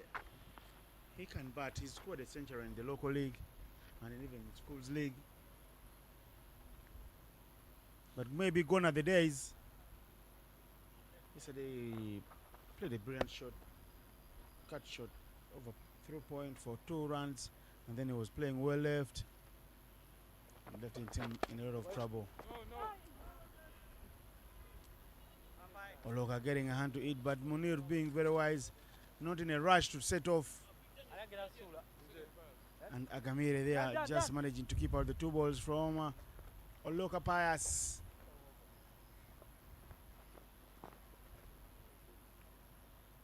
(119 for 9 in 18 overs is the score for the Choga Avengers.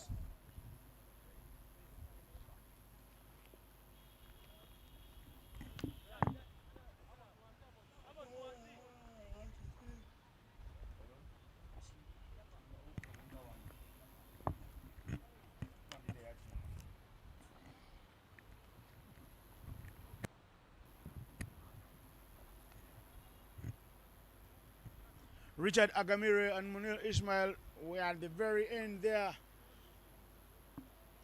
at the heartbreak of the chase.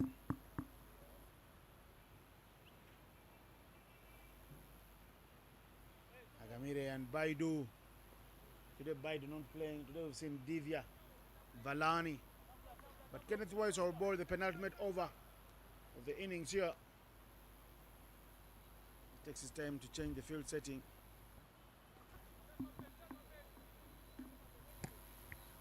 I think when you look at that that squad with Senyo and part of it, and hasn't it featured for the games, you would want to say they're really missing out on his services with the way he's bowling with the cricket cranes. Flicked very well, flicked hard. That goes all the way, all the distance. Munir Ismail making a 6-yard to enter the 30s. What a show from Ismail Munir.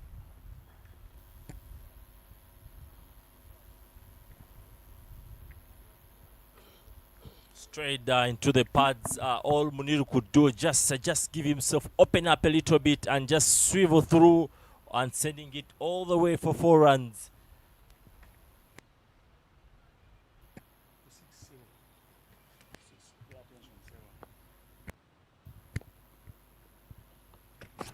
After the 6, let's see what Munir does. He doesn't get a baton to it and he's not happy with himself. The score now is starting to look a little respectable. It's 125, so it means when they come out to bat, the Victoria Strikers will need at least 6 runs every over. That's a run a ball for them to think of anything like victory. It would be nice how the Choga Avengers come bowling at them. Here's Kenneth. Munir goes for a fully blooded hit down the park. And look at the fist pump between the two. They know they're doing the job.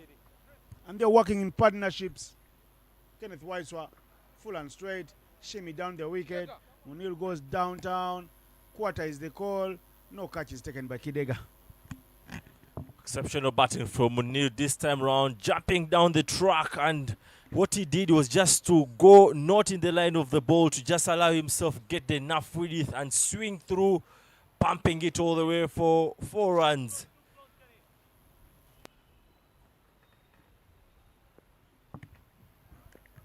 Kenneth Waiswa again to Munir. Munir digs it out, but that's a beautiful yorker from Kenzo.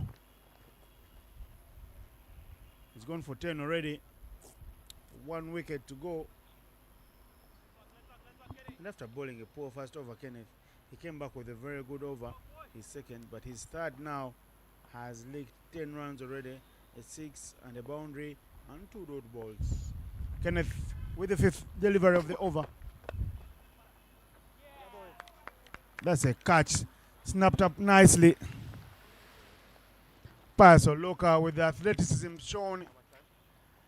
Looked like a wide delivery if he hadn't put baton to it. Ismail Munir.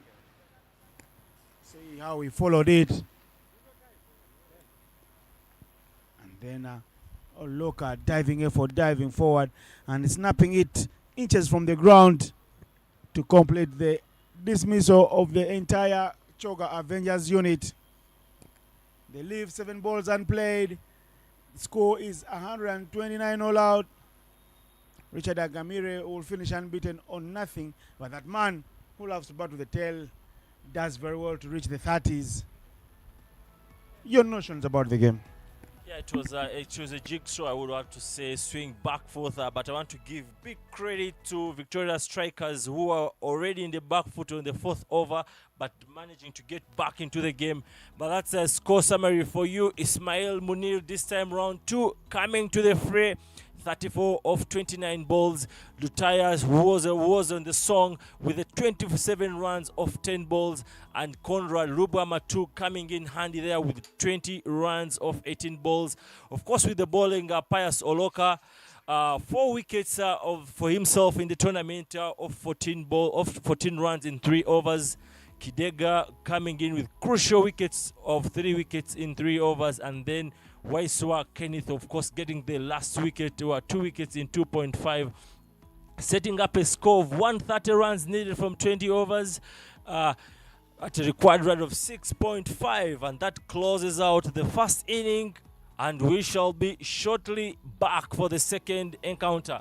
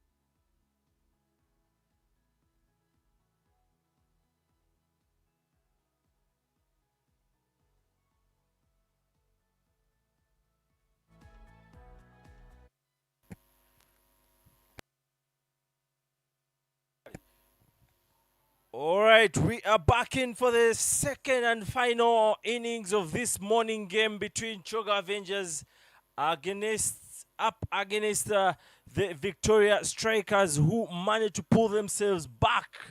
And earlier on at the toss, Kenneth Waiswa, the Victoria Strikers captain, opted to bowl first and saying he was looking at 140 as a more achievable score. And here we are, the second innings almost in a few will be underway.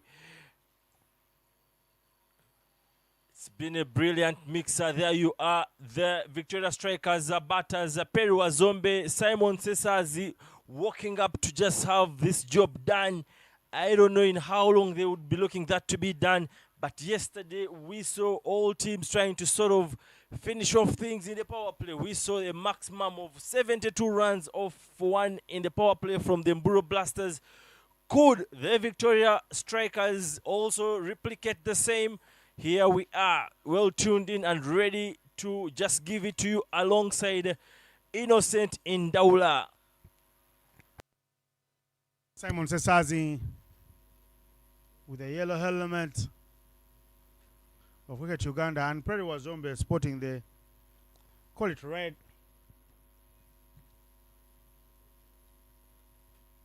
Are the guys to open the innings here for the Victoria Strikers, who need victory today to steer away from the talk that they're chokers, all dark horses of the tournament.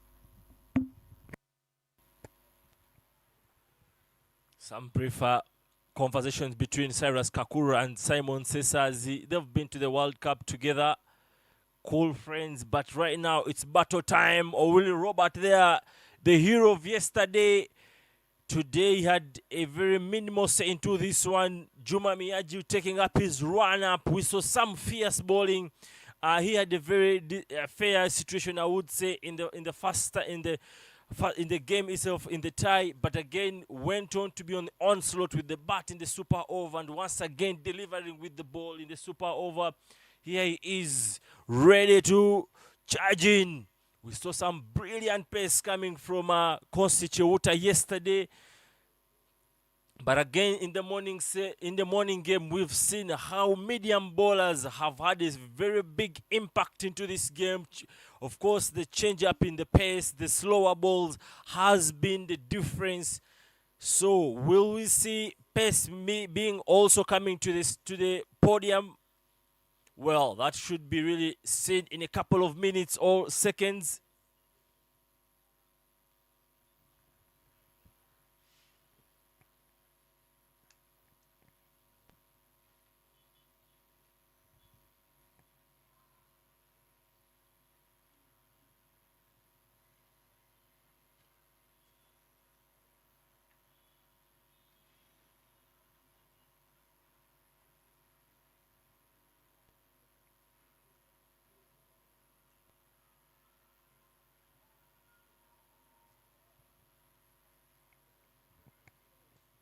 Yesterday, Perry Wazombe had a ball and run score of 20 of 24 balls, only 1 6, 2 4s. And Simon Sesazi had a very limited time in the center with 12 over 14, caught and ball from Nero Jonathan. There's a change in fielding there. Dan Keith swapping with Olipa Richard, with Olipa Gerard, who goes to sleep. And we're having two covers in place. Munir getting in a little bit inside, but again, it's changing. Willie Robert going towards backward point. Rokad Rubama at straight point, and then Munir in covers. Starts off with a shot of length, but on the leg side, and it's wide, signaled by the umpire.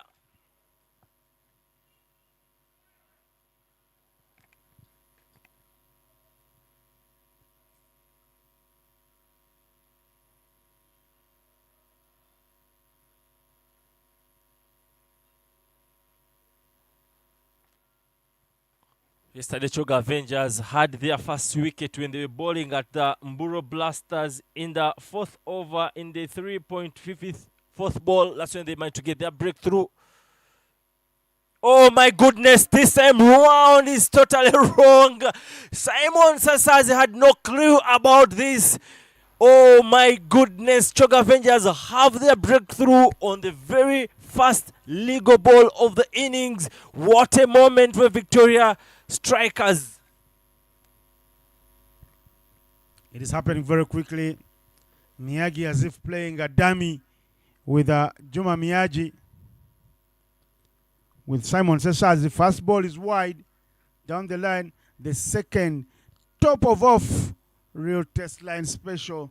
Simon Sessasi having no idea whatsoever. Look at this view, front on, click bank. Simon Sessasi played the wrong line. And the thieves broke through the front door in broad daylight. 1 for 1 is how the scoreboard does read for the Victoria Strikers, who need another 129 runs for victory. Oh my goodness, what a start of the day for Juma Miyagi. That was a beauty of a delivery. And this is exactly what the camp needs. They know if they take on this win, it simply makes their confidence oozing till cloud 9. Robert Ajuna has his gets on the wicket and he knows he has a lot of responsibilities. He took that well-deserved wicket of Gerard Olipa with a much-needed effort, running almost 20 to 25 yards to just make sure it falls into his gloves.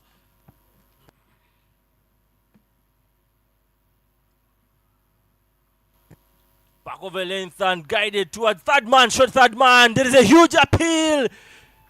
Oh my goodness, it was a piece of fielding from Valani. But there's no yet signal from the umpire. Could that be out? But Arjuna seems like he's walking. Oh my goodness, it is 1 for 2. What a turn of events for the Victoria Strikers. They have dug themselves in a lot of trouble, running without purpose and running themselves into a lot of trouble. They'll celebrate. Look at the men in lime green, all full of celebrations. In the first over, it's all happening for them. Perry Wazombe with Arjun on strike. Tackled round the corner. Divya Valani with the throw on the bull's eye. Arjuna was nowhere near home. Curfew grabbed him before he could get home. And nowhere in. He's got to take the walk back to where he was. And that's in the dugout. Out. 1 for 2. The scoreboard looks like a soccer score for the opposition, leading you in the first minutes at home. The Strikers are being struck by the Choga Avengers. And there goes, brings in the captain, Kenneth Waiswa. He needs an extraordinary innings this time round to see that he clinches his side towards victory. Innocent speaks about curfew and just takes me back to those challenging moments of the COVID-19 where everything, nothing like partying was on, but all to keep yourself safe and healthy. But there we go, Captain Agnes, Captain. Still the first over. And that's a little big movement away from the batter. Nyagel wish he had brought a little closer. That was serious pace generated from Juma Miyagi. It's a battle, serious battle between the two captains. Already one having an impact in his very first over. And we saw what he did yesterday in the super over with the bat and with the ball.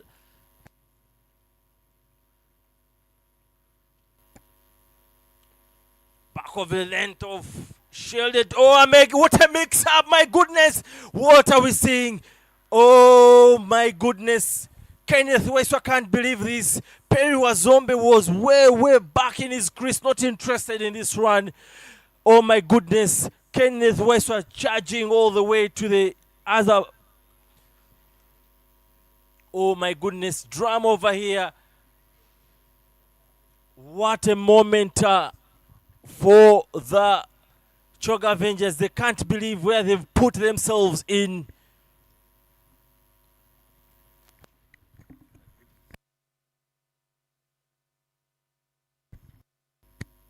Comedy of errors. It's all happening here in Lugogo. Kenneth Waiswa dabbing it there to short third man. The pickup is good. The throw is even better.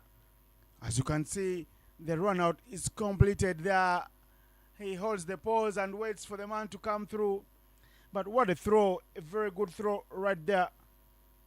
From the Choga Avengers, shot number 15, Ishmael Munir. Kenneth Waiswa took off. And then the man at the non-striker's end, Perry Wazombe, said, "Where are you coming to? There's no action here. The action is where are you coming from?" He sent back his keeper, and his keeper could only look on and shake his head and walk off. 3 wickets in the first over for 1 run, and none of the 3 batters that have come in have scored a run. I'll call it 1 wicket and 2 gifts. Real raw pace. I don't know, is it that they're running away from the pace of Juma Miyagi? I hope no. It's a test of character.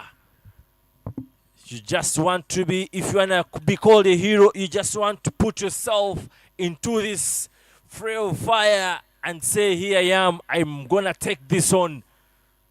Can we see that from Perry Wazombe? Could we see this from Ahura?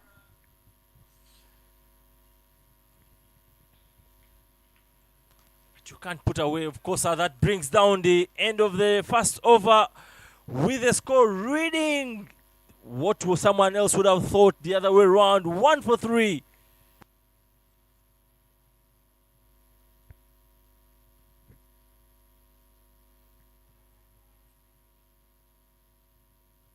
Tough to imagine that the scoreboard could be reading like this.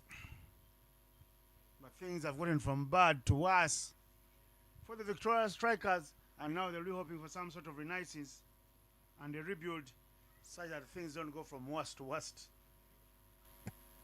Ahura Amos, Perry Wazombe are the men charged with the job now.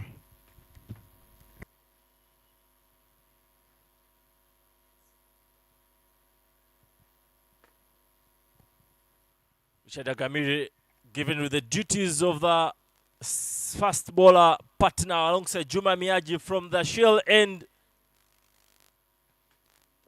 What a scene are we having this morning?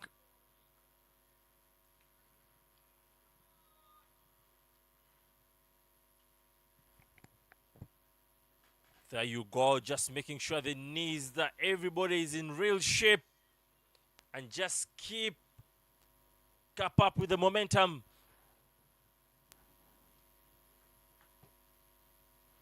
Wild swing from Perry Wazombe, and it's a dot ball once again. And there you are, Cyrus Kakuru sending in for the helmet to just make sure no weak line is offered to the Victoria Strikers batters. Whatever is going on in the I don't know, but his sheer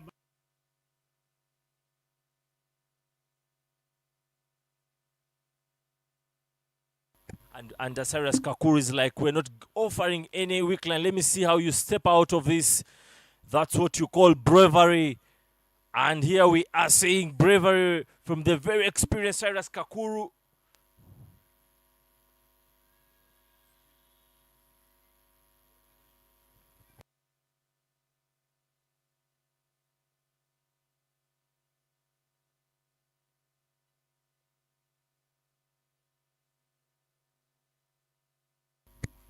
chance for a catch, but the edge goes flying, and Perry Wazombe is very lucky. If there had been 2 slips in place, it would have been a story of another day. But he survives, and that man, Conrad Duwama, half-hearted effort in the slip cordon.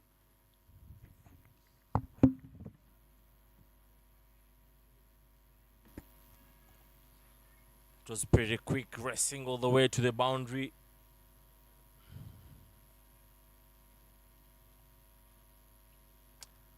You'd want to feel with the kind of display of fielding Perry Wazombe put on Aaron in the innings. You'd want the same levels of intent and game awareness when it comes to his batting.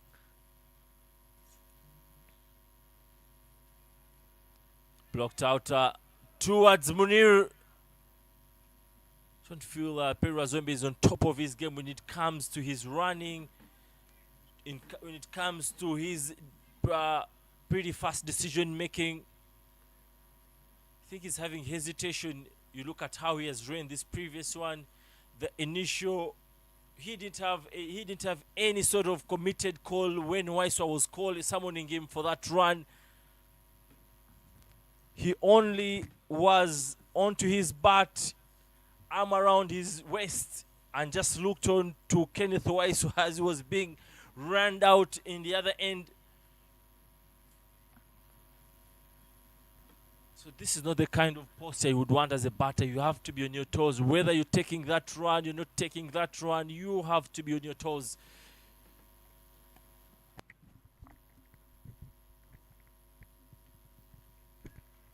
Sean extracting some movement. He's still got game. He's still got it.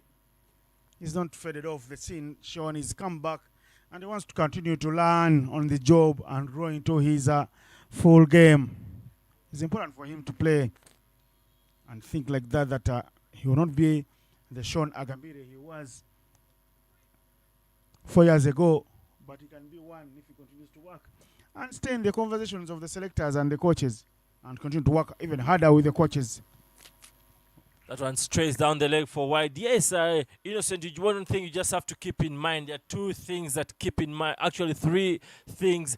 If at all you've been keeping yourself in the good, you have been living a good lifestyle, then there's always chance. You have the skill, you've been there, and what also plays in his favor is he has the edge. The edge is on his side. He's not someone who's quite senior in age, so you can very be sure he can really get on top of his game. Okay, was some good late movement there from Richard Agamire to keep Ahura guessing where that ball really passed, but that almost kissed the outside edge.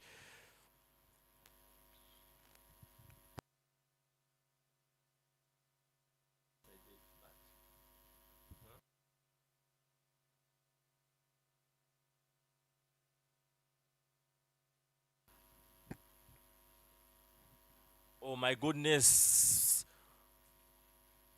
Wild swing there from Ahura. He just wants to see he puts back the pressure onto Richard Agamire.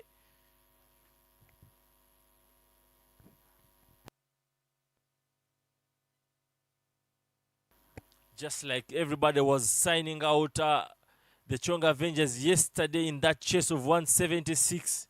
Then Owili Robert came to the show.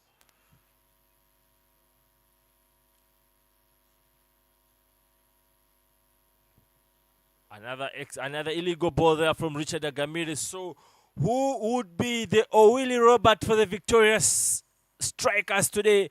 Of course, when you keep in mind that you have Perry Wazombe still in the ranks, Christopher Kidega, Pius Oloka, you very want to think that the game is not yet over. Even the Choga Avengers camp are pretty much sure you have those three batters still not yet batted. You want to not get that excitement into your mind.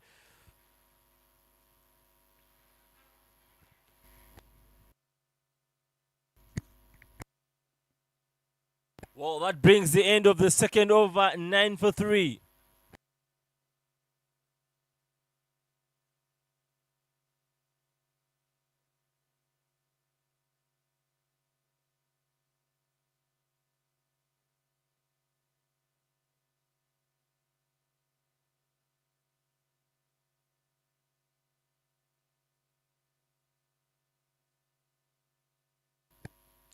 It's been some very brilliant pace from Juma Miyaji.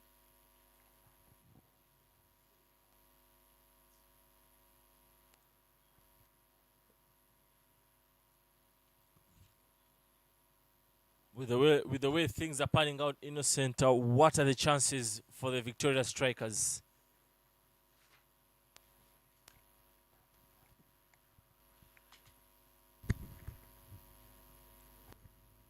They need to work hard, the Victoria Strikers. They need to conjure up a partnership.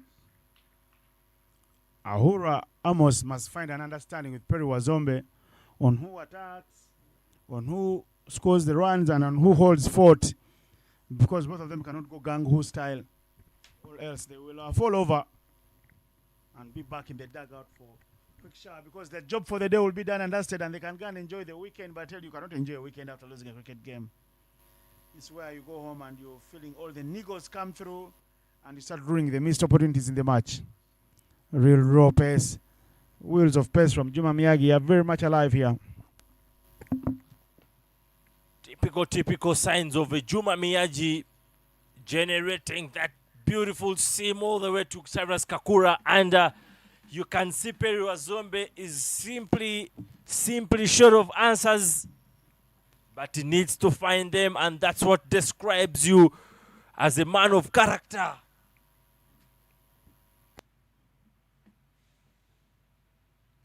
Oh my God, that's a bumper there. And Perry Wazombe nowhere close to that one. He's kept himself. You may think he doesn't know how to hit that ball, but I don't want to lie to you. It's the pace that is doing the talking. Perry Wazombe has been simply cornered in one place. He doesn't want to bring his foot anywhere closer to the whispering death.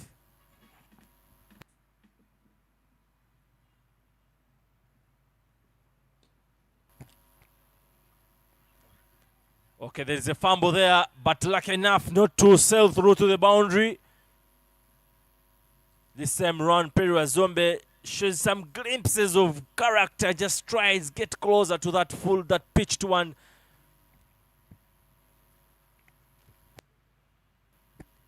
Haura now into the fray to sort of put his character on display. He's been on the other side looking what was coming out of Juma Miyagi. So now is the time.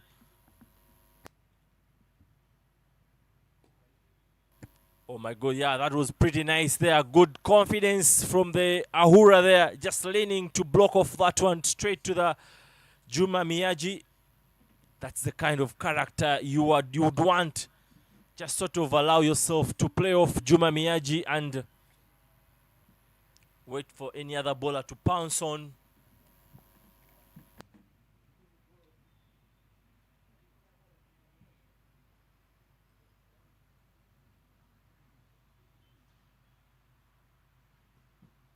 Okay, flying edge all the way, no chance, 4 runs. That was really intent onto that bat, and indeed, even the flying edge had no chance, but all the way to the boundary, closing out the third over with a 10 for 3. 14, I beg to say 14 for 3.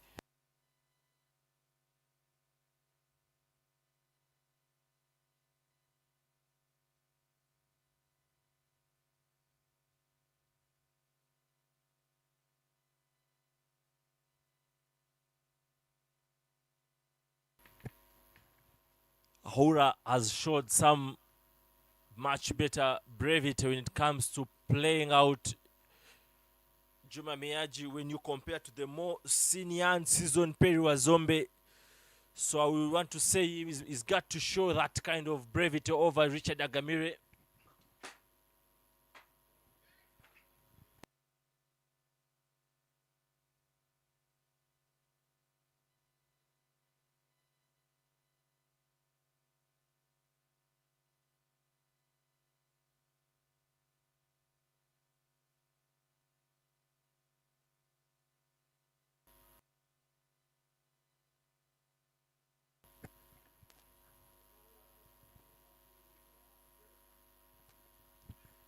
Full wild swing, kept the ball away, and that's a wide.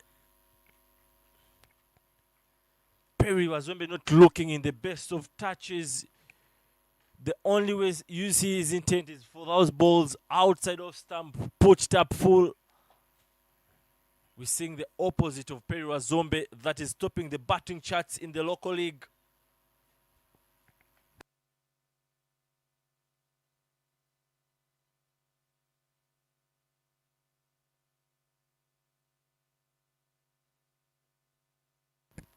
A leading edge beats both point and shot third man for 4 runs. Peru Wazombe is living off edges and near misses today.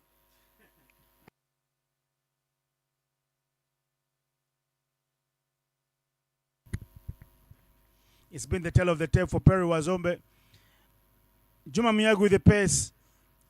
Sean Agamida with the swing, but I love the swing, the outswings from Sean. Peru Wazombe has been lucky. He's on 10 from 9, but I tell you what, it's been an innings, only a brief stay at the crease full of luck. Won't run there. There won't be any run. Agamida is still of life, still full of energy. Him and Juma Miyagi can terrorize the best of the batters on their heyday. And it looks like it's a day they can rise to the occasion. Steve Tikolo continue to tell him, keep bowling with the other side. I don't know if it was gesturing to him or having the conversation with Jackson Ogwang there. Steve Tikolo, the coach there in your frame with Ogwang and Roger Mukasa. I like what Kakura has done to come up the stumps. And there was Wazombe to dance down the wicket. Says, you're 3 down. Do something silly. I got you. Peru Wazombe keeping that prolonged eye on to Richard Agamiri, wondering how do I take this man who has been out of action for some very long time. Slower ball, swung very hard. Oh my goodness, slightly over Willie Robert, and that sails all the way for 4 runs. Once again, edge and a near miss for Peru Wazombe.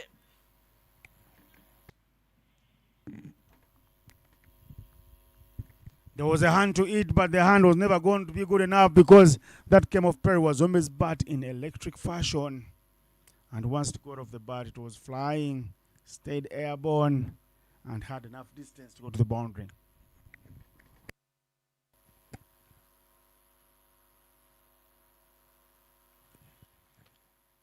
If I was one of those innovators that are good at innovating nicknames, I would really quickly have thought about what nickname to give to a man who has been edging boundaries after boundary.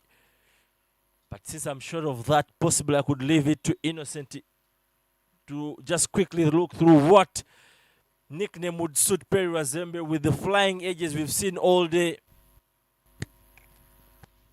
Just make it easy. Peru Wazombe, the flying man. There you go, the flying man. This time round fends off the ribs and closing out the 4th over, 24 for 3.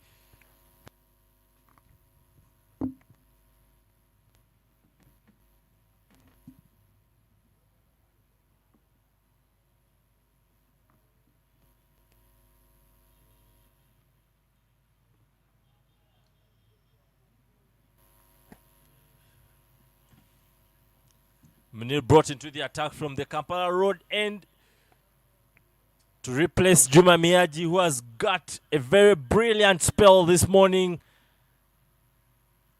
Had that delivery that left Simon Cesars with no clue whatsoever to where the ball was passing.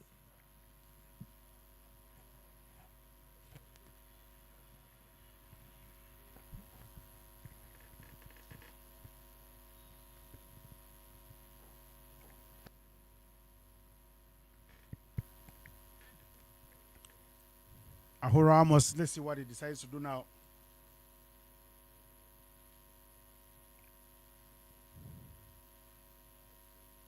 He's been sensible, Ahura, how he's going about business.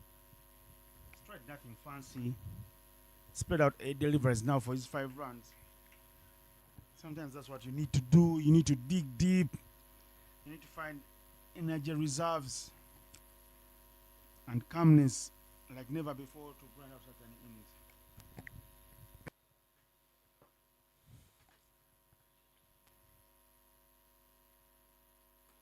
Slip in place for Munira's bowling, and a deep mid-wicket in there also just to make sure everything is protected just in case Munir sways. Rocking back and just opening up his left foot is all Perry Wazombe. We've not seen any committed front foot from Perry Wazombe. Back of the length once again. Rocking back, hesitation in the call from Perry Wazombe. Perry Wazombe everything has been a 50-50 situation for him today, apart from the brilliant catches he took earlier on.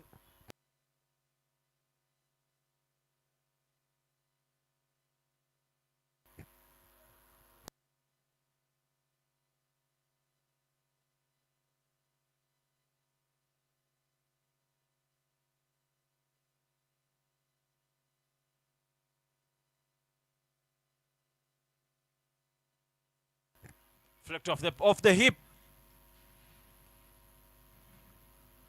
to just sneak in that sing and close out at the 50th over with a score 25-3.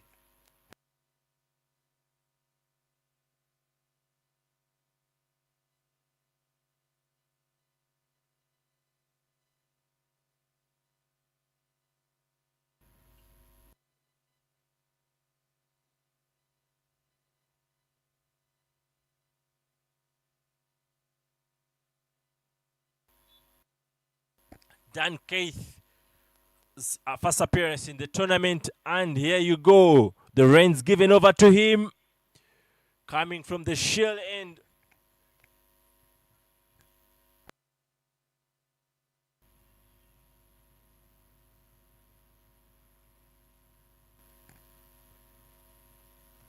It's been a very silent moment for both sides. Joga Avengers not getting the breakthroughs we've seen earlier on in the first 4 overs. The Victoria Strikers not seeming like they want to chase to gun down this score.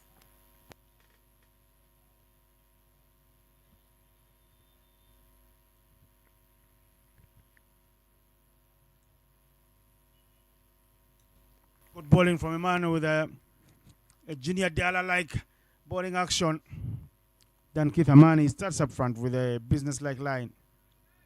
Dot ball things. The first strikers continuing to believe, thinking they will still have a say at the very end if they can hold. They were 1 for 3, so this partnership is worth 25 runs now in 5 overs.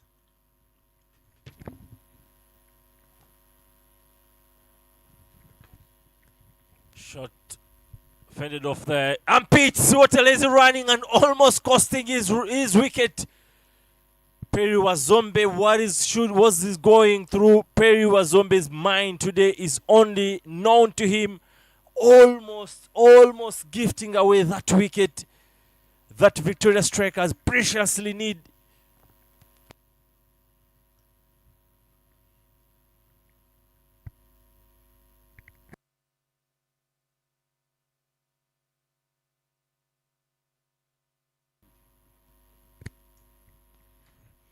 Perry Wazombe must show some urgency with the way he's running between the wickets. It's a guilty party because Kenneth West will think he was run out because of Perry Wazombe.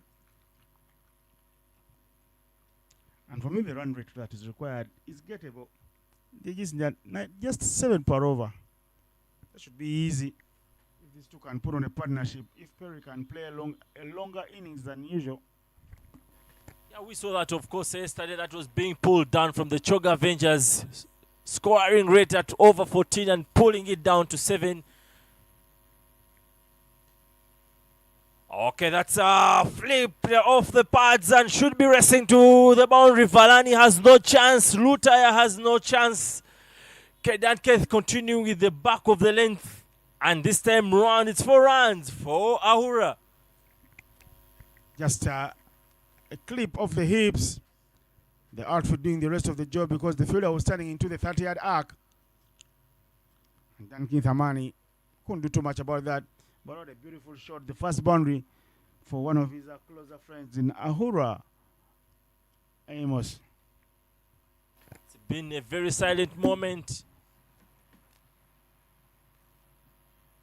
Shot once again off the pad of the hips to the square leg region for 1.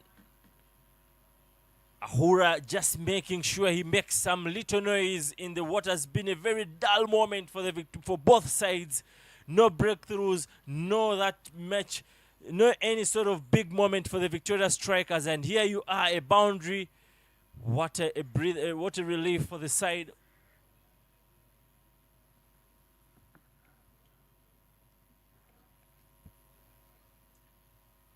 Leading edge almost getting to Calvin at point, but that closes out the fifth over with the score 32-3. If you love women's cricket, I can tell you that in Ginger, Olira did score 133 for 3 in the allotted 18 overs. Iluko Esther, the keeper batter for the Victoria Pearls, getting 60 from 51. And Malisa Ariokot, the youngster, getting 53 from 38. What a show. And Ginger SS are in trouble. They're 1 for 1 after 3 overs. Of course, Kevin Amuge bowling 2 overs for no run and having a wicket. With Nandera Immaculate bowling 1 over for 1 run. The Pacers doing the job. And the batters having done the job with the bat for Olira. Easter Eloko 60 from 51 and Malisa Ariokot 53 from 38. That is some beautiful batting. The two batters complementing each other.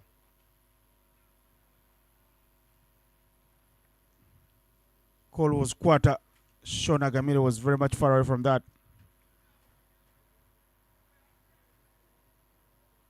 And in the other game, where Soroti City are playing Wanderers. Soroti City in all sorts of trouble. They are 42 for 4 in a 12-over game against the Wanderers. Of course, no runs was really from Soroti City, apart from Jimmy Mohammed, their skipper, who got 22 from 16. No one else got runs, with extras being the top high scorer, 8. But they still have some overs to play, another 5. And for Wanderers, trust their spinners to do the job.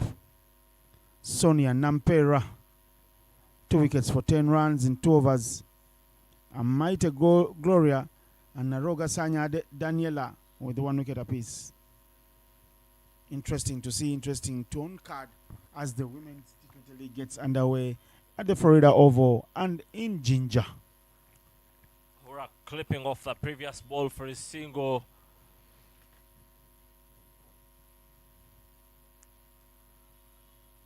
Fended off from Perwa Zombe, who's seeming like he's getting himself back into in these games a little more than he has been in the glimpses we've been seeing about him.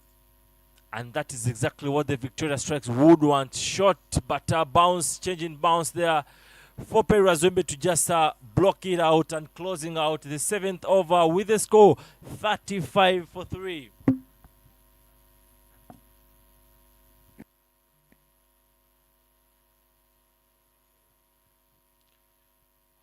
Still continuing with women cricket, the T20 World Cup women's bowled off yesterday in England, with England opening it out with Sri Lanka, who won the toss, opting to bowl first.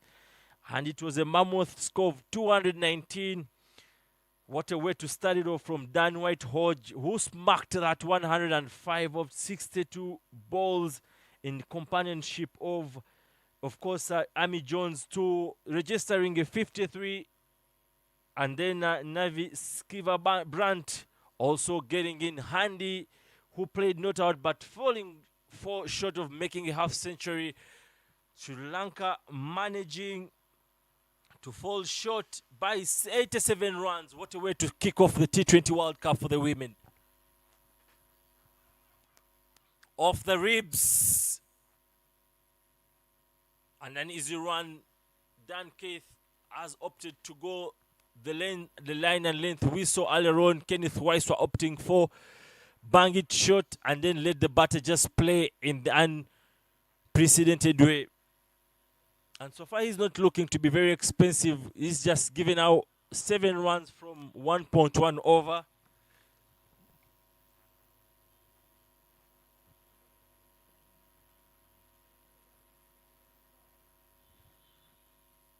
Perry Wazombe continuing. We thought earlier on it was the pace of Juma Miyaji, but again, with the reduced pace of Dan Keith, we are seeing the second edge from Perry Wazombe. So you want to think, is it the, maybe you want to rule out the aspect of pace, and maybe it is the concentration levels that are slightly in a dip.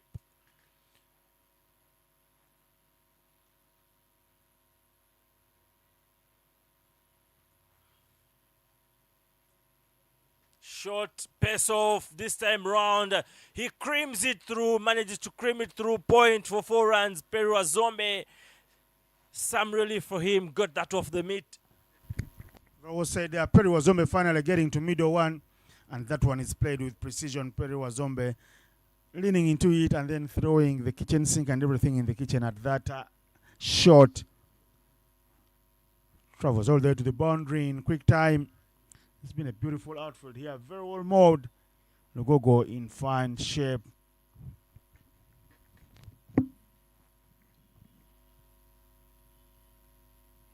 Oh, that one is Masood. All the way should be getting there. Oh, my goodness. Yes. After that brilliant piece of fielding from Olipa Gerard, and that still crosses the boundary. Another relief from Perry Wazombe. The shot was full of intent. How did it go for 6? Hard to tell. The effort from Olipa. Half-hearted, and he pays the price. He's unable to stop the ball from lowering across the boundary ropes. The Choga Avengers don't want to see Perry Wazombe getting into the kind of groove we're already seeing. He's changing his gears, he's changing the intent. The concentration levels are going up, and we are seeing the kind of impact he can have.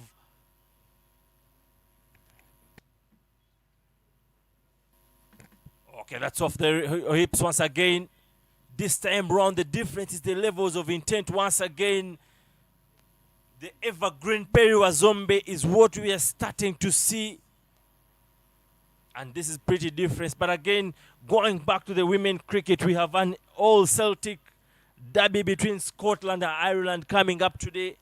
Then we have the record champions Australia taking on the African representative in South Africa. And then the defending champions New Zealand will be taking on the West Indies. Off the hip, clipped off the hips once again. All the way, call for 2 runs. Yeah, beautiful running there from Perry Wazombe this time round. The sun comes out, and Perry Wazombe's intent 2 comes out. But that brings the end of the 8th over 47-4-3.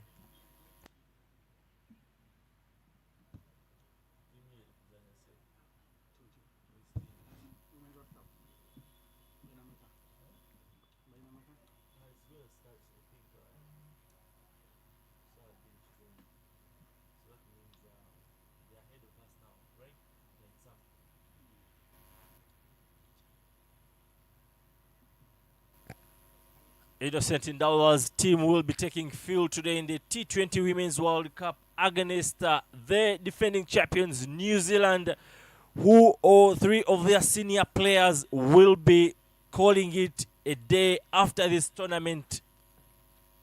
And they were really gearing up, saying what a way if they take on to defend their title and they sign out on the strong foot. But the West Indies also will be there. Hey, we are not a walkover. But Gerard Olipa comes into the attack from the Kampala Road end. The sun has really come out very strong.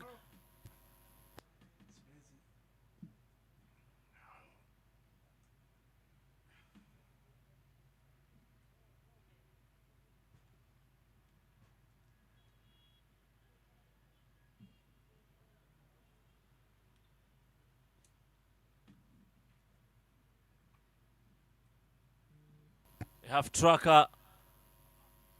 This is not typical of Perry Wazombe. Such a half tracker, you'd really expect him to swing wild at that. Just like that. But this time around, I feel maybe no eye contact onto that.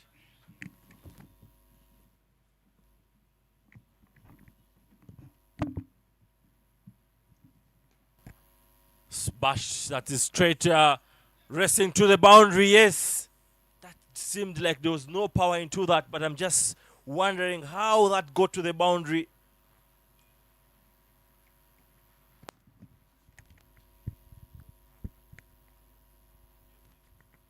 The partnership here continues to grow in Lugogo, and as Perry Wazombe continues to pepper the boundary, I can tell the partnership is worth 50 runs, and that is a KPI tick, and that is a partnership that will put a smile on their coach's face, Jonathan Sebanja. He'll be saying, well done, boys, keep grinding Perry. Perry moves into the 30s. Now he goes helter-skelter. Does it have enough? No. Juma Miyagi with the electric throw, saying, Perry Wazombe, if you're going to walk through the singles, not on my watch. Not under my nose. It's nice to send the signal clear here. Play the game in the best possible way. And the partnership is 50. They were 1 for 3 in the first over. Now they're 52 for 3. Partnership worth 51 in there. That is creeping away. And that will beat the fielder at Fly Gully. And the outfield has been in fine form. It's been giving. The gift that never stops giving has been the middle name for the outfield here in Lugogo, and that one rolls out to the boundary. So that was a beautifully struck there from Ahura Moses, from Ahura. But as the partners keep swelling, there is also the figures of the flying man, just as Innocent put it in Perry Wazombe. It's now gone to 31 of 32 balls. Okay, that's clipped towards deep. Squarely deep mid-wicket there for a single to close out the 9th over, 56 for 3.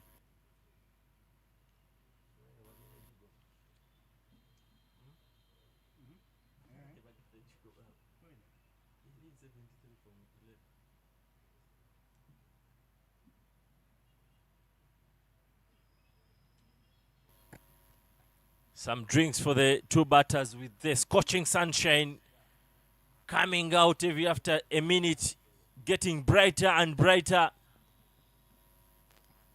But again, also on the other side, just like the sun was getting out brighter and brighter, is the intent and concentration levels of Perry Wazombe too. We can see the intent has gone up, a touch up than what we saw earlier on. He's taking in the quick singles. He has started middling that ball. And also, we are seeing a smile into his helmet.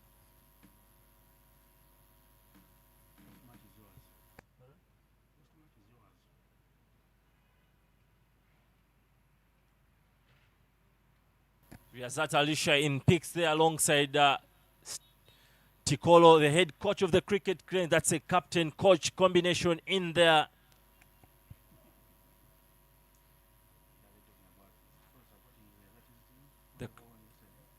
The question is, could Tikolo be giving a couple of hints for Riazat how to pull off a win? Yeah, Riazat Alisha's team remains winless. Big appeal. Sean strikes. Richard Agamire, his first wicket. He will celebrate this one. It's been a long time coming, but the movement there breaks the 50-run partnership. A partnership worth 56 runs comes to an end because Ahura Amos decided to use his pad instead of his bat. And there it is, struck in the middle with the movement that Sean does get. Easy decision for umpire Patrick Makumbi Musoke. And the most needed breakthrough, but that brings Christopher Kidega, the danger man, also, who is known to be such an aggressive batter, had a breakthrough when he was trusted with the ball earlier on in the innings with Kenneth Waiswa. He very well known for the bumpers, this time round opting for the slower ones and pitched full. Had a couple of brilliant breakthroughs for his side. So here is a moment that is needed with the bat. There you go once again, proper movement, straight ball onto the pads there.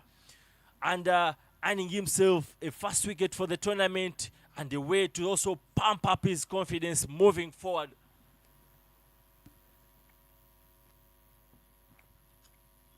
Christopher Kidega just needs to bring his A game to the fore, and all this side is what they'll be wanting for. Change there, Cyrus Kakuru putting his seniority onto display, doing a couple of change up when it comes to the angle.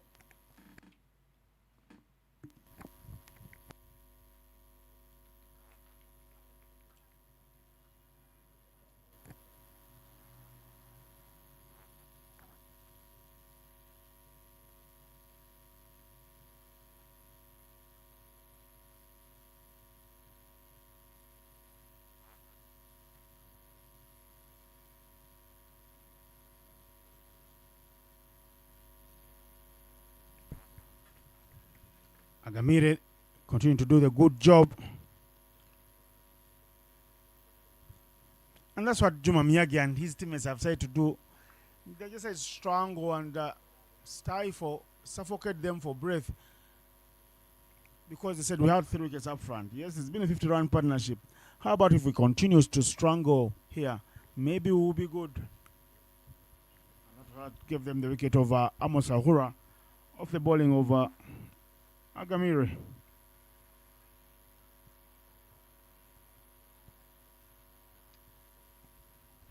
Pace off. Peruwazombe opting to go for that 1 knee down this time round, not having enough baton to that one. Peruwazombe needs once again to up his concentration and conviction, just as we saw in a couple of overs. And there you go. That was hard. Flying edge. And yes, it's a boundary for Peruwazombe. The flying man, just like Innocent put it, the flying man continues with the flying. But what Victoria Strikers is, we have to fly. Peruwazombe going airborne over the square on the offside. He's played that and hit it with the swing. So realizing what Sean is bowling, so he follows him and plays it with the swing. Sean's got a wicket, but his economy is not very good. He's flying at 8 per over. As we get to the half mark of the innings, the asking rate drops now to 6.69 from that initial 9 required. That important partnership between Peruwazombe, the flying man, and Ahura has sort of dropped it to 6.9. And now we have Christopher Kidega and his company. And if he can just deliver a couple of boundaries, we could easily see that required dropping all the way to 4 or 5.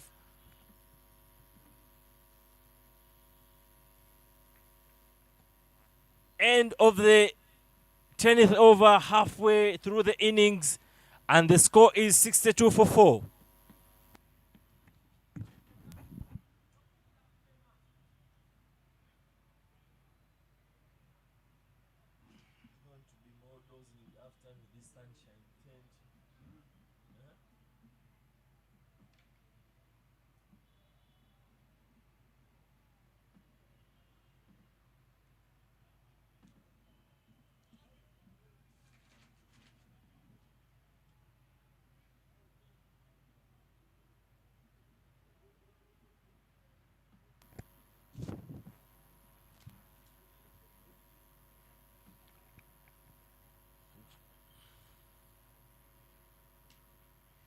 Lunging back,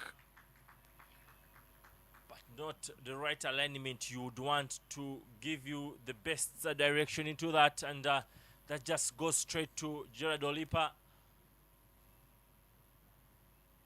Soft hands from Christopher Kidega. I feel maybe he's coming to just sort of keep rotating the strike for Peruwazombe to be the aggressor, but again we can see Peruwazombe's aggression this time round, not really on top of it, but nevertheless he's at 35 for 5 he's at 35 off 35 off the pads.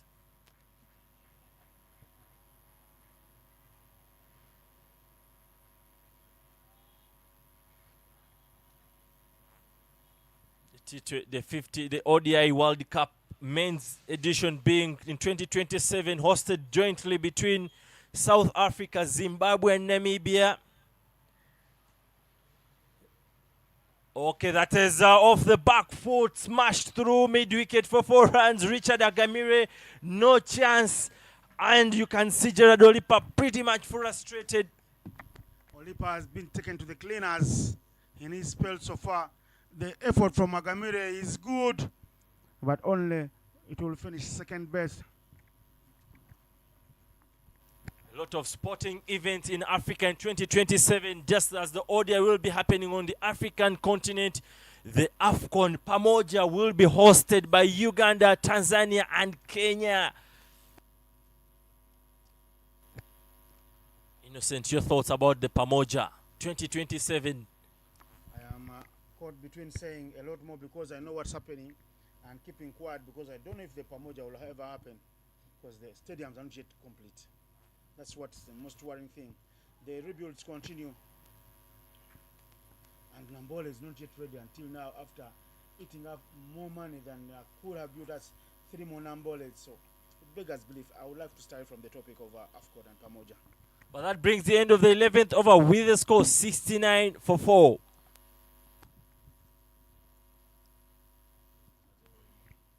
Until Pamoja happens, please, I don't want to talk about it. We better stick with the cricket because we're here and we're going to be paid for cricket, not Pamoja. Yeah, that is it from the Innocent, but that was a bigger shout there in the last ball. But umpire was not interested. Juma Miyaji continuing with continuing with Richard Agamire from the shell end. And Victoria Strikers keeping to dream.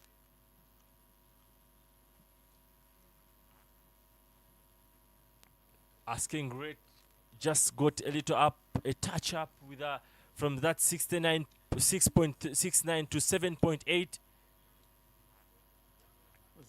6.78.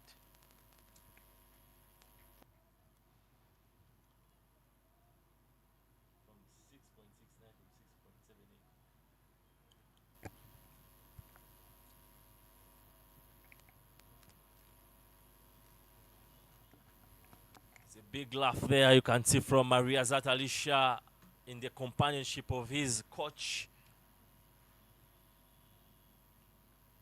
Don't want to be shocked if he gets to go on and win the afternoon game. Maybe a few tips from the legendary coach and former player for the Kenyan side. Made record appearances in the ODI World Cup with the Kenyan side. With his flawless batting style.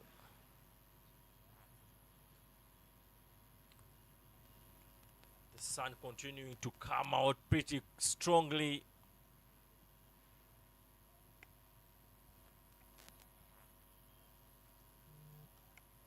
Wild swing from Periwa Zombe.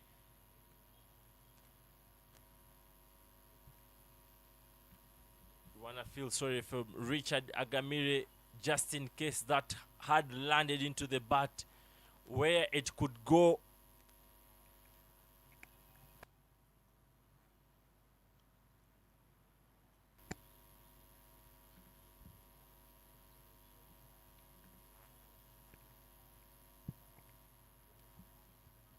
With every dot ball that passes by, the asking grade 2 goes up, and now it's almost closing into the 7 mark.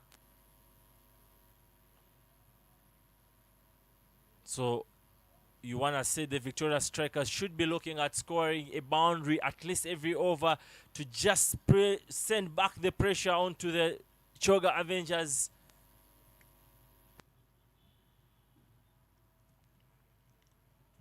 Another wild swing, but a beautiful bowling from Richard Agamire. Extracting beautiful swing there and movement of the ball.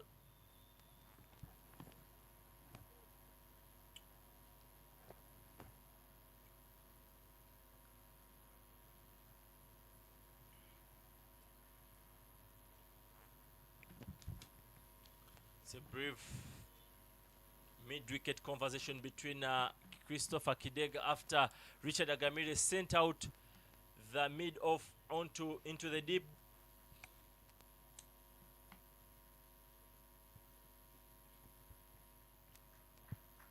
Perwa Zombe changing his approach this time round, lunging forward after he realized that the man has been sent in the deep. He opted possibly for a single within the ring.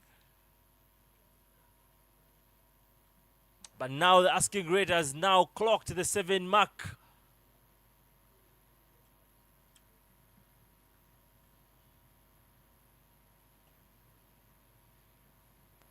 Back of the lengths, angled in and clamping Perwa Zombe for room to go for the pull that he actually had anticipated earlier on.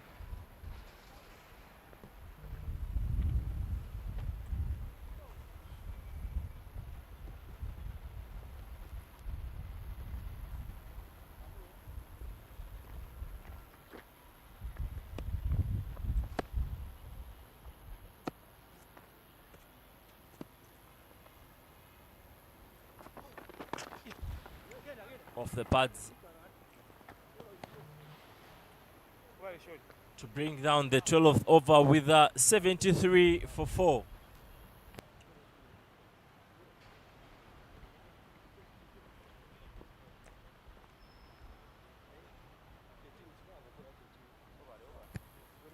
Those are the views of the hockey court just right behind the cricket oval. Munir brought into the attack from the Kampala Road end. It's been, as Innocent put it earlier on yesterday, about the Lugogo. No, of course, it's as he put it, it's a Lugogo sports complex, tennis, lawn tennis, just besides the cricket over alongside the indoor arena, and then the hockey one too. Oh, that is mashed. It should be crossing. Yes. Christopher Kidega compensates that previous over that almost looked dull with that maximum there.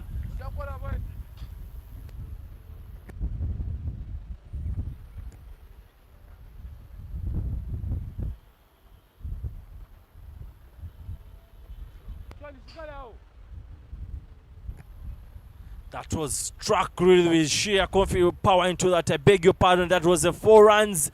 Much needed one for the Victoria Strikers, through covers, through point there. But only a single for Christopher Kidega. That was really, really pumped the previous one. Very unlucky not to go all the way for 6 runs.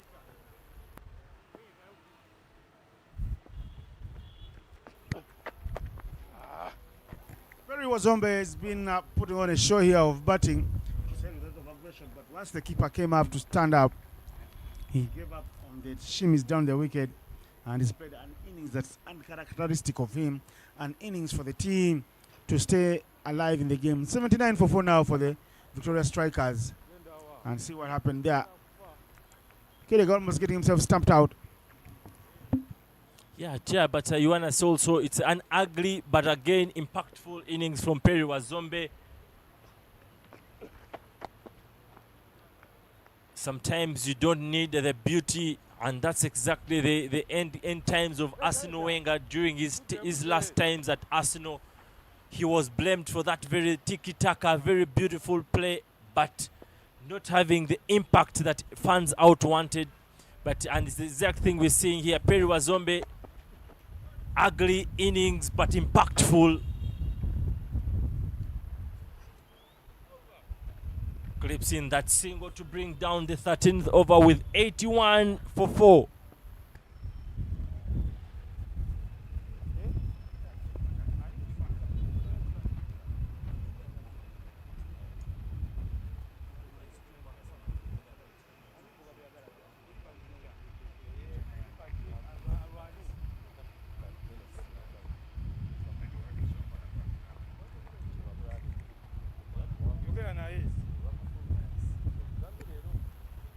A very prolonged conversation between Christopher Kidega and Perwa Zombe as they're in sight of the target with 49 needed from 7 at a required rate of 7.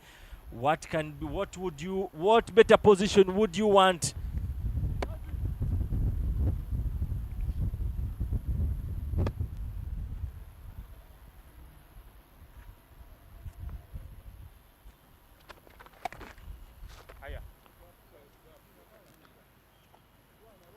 Exceptionally well from Christopher Kidega. The way he has taken over the moment just to make sure Perwa Zombe does not do anything that is out of much needed. But that's a single to bring Christopher Kidega on to strike, who just got a boundary of the previous over. And this is exactly the kind of thing you want to take, those calculated risks. Shot thumped, should go all the way. But that is snatched from Lutaya to bring the end of Christopher Kidega.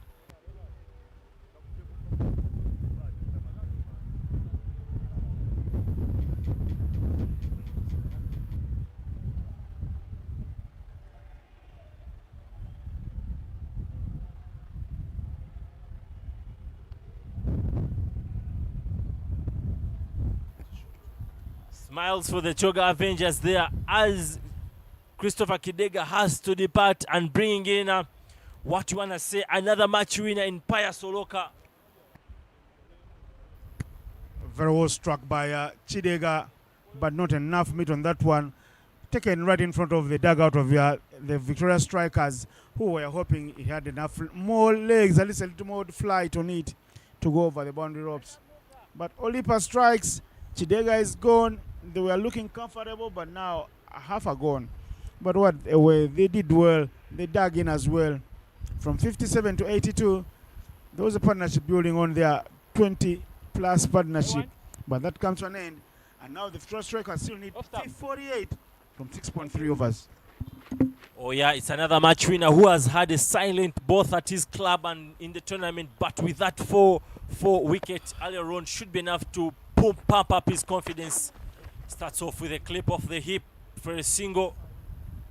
I feel this is a moment for Paya Soloka to get onto the podium in this moment if he happens to go on and deliver his side to the very first victory of the tournament. Quick running, quick fit there from Paya Soloka. But he's in company with Perwa Zombe, who has not seemed to be interested in those quick singles.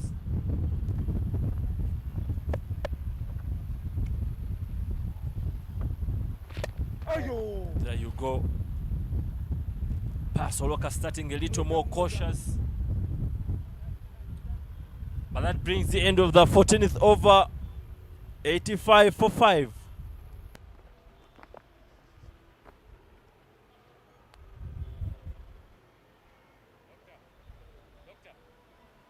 Have 20 minutes now. 20 minutes. 20 to bowl the last over.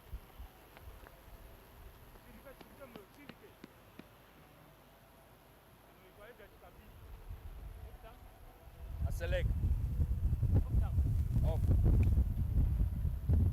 Well, so Lofa managing to get off that single to be getting back onto strike to face off alongside Munir.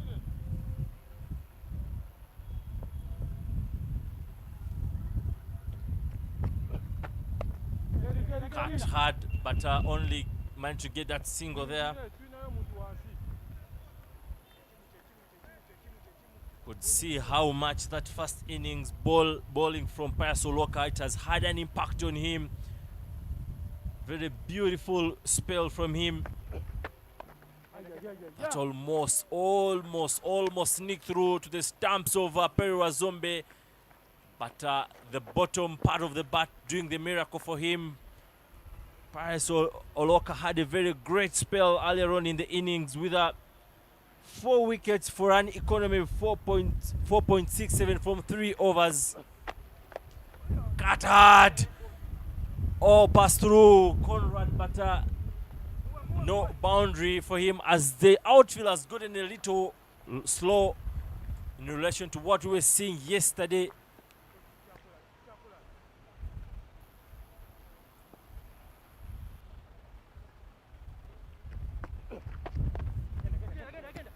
Cheeky shots here coming from the two batters. And you can see already the pressure sort of shifting towards the Choga Avengers.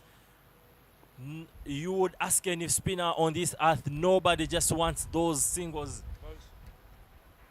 And you can see the sort of panic that Munir is sort of getting into the panic zone.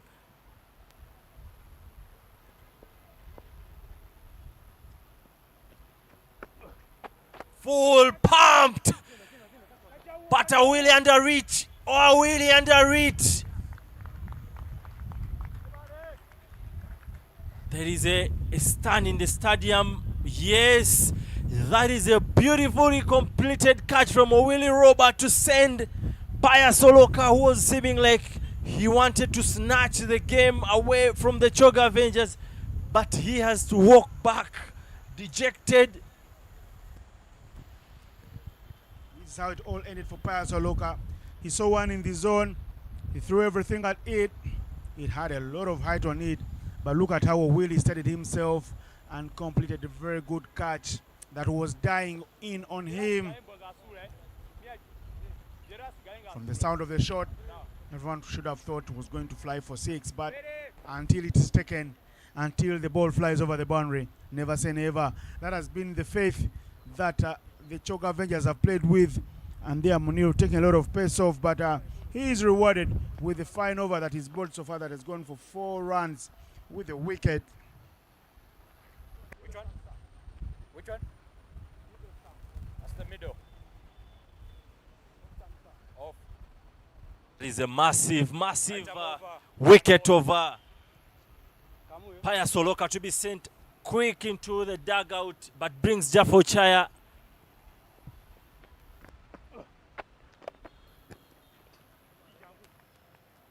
Dot ball for Munir and bringing out the end of the 5th over, 89 for 6.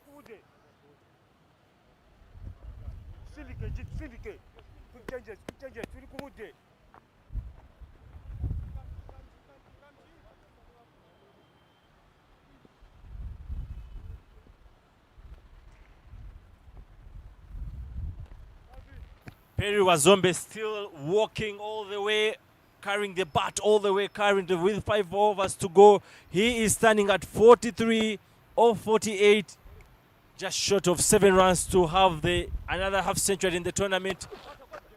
That was the top edge, and it's a call for 2 runs. Yes, that is in, taking Perry Wazombe to 45 runs for the innings. He looked a lot of scratchy today, but here he is closing into the half-century mark.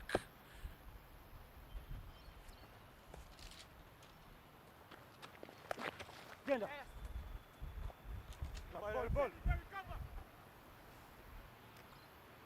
if he goes on to make that, that will be the 2nd half-century of the tournament in just 2 match day 2 and 3rd match of the tournament, with afternoon game also on the cards.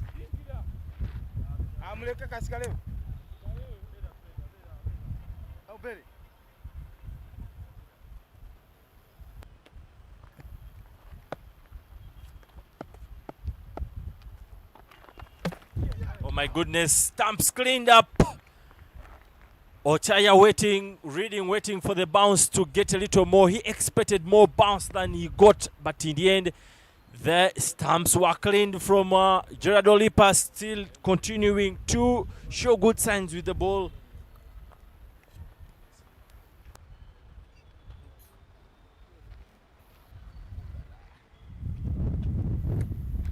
$92 for 7. Jaffa is gone. Perry stays like the lone man standing. He's got to do it all by himself, one-man army style. I hope he doesn't run out of resources in batting partners, because Olipa Gerard outfoxed Jaffa Ochaya like that. He castled him and rearranging the stumps right behind him. Wicket time. They'll celebrate. Olipa not sure with the bat, but he's always been handy with the ball. Something that will please his teammates but won't please the national coaches, because they'll have to see him do a lot of more batting and more batting. My co-commentator was here asking me who I thought would win, and I was listening to him as he said pummeled, but all the pummeling was being pummeled into hands of fielders. Power-packed shots were landing into the hands of fielders. He called it a little too early. I don't know how he feels. Yasin, what's your take on the proceeding thus far? 2 wickets for Lipa. Gerard taking him to 5 scalps of the tournament. A man much known as the batter is here. Here so far now, topping the bowling stands with 5 wickets. Just right behind him is Gurujivan Singh, will be on shore in the afternoon.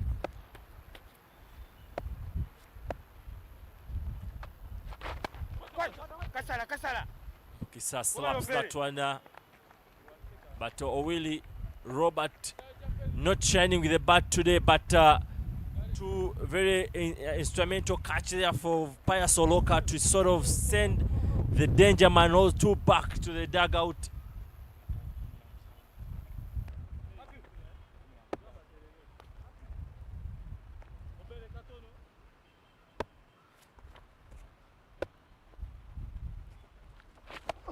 A big one up in the air, but should be Dunketh running under it. Oh my goodness, that is spilled down. Another chance put down. Perry Wazombe surviving once again and taking him closer. Again, Yasin was saying that is a hit, very much hit. I tell you, that was miscued by Perry Wazombe. It was not hit, it was miscued, and he's gotten lucky. The goals have been on Perry Wazombe's side. How Keith Dan Amani, who ran there and was there in quick time, drops that one. A sitter by all accounts. It beggars belief. Poor fielding show from Keith Amani. Well, that closes out the 16th over with the score at 94 for 7.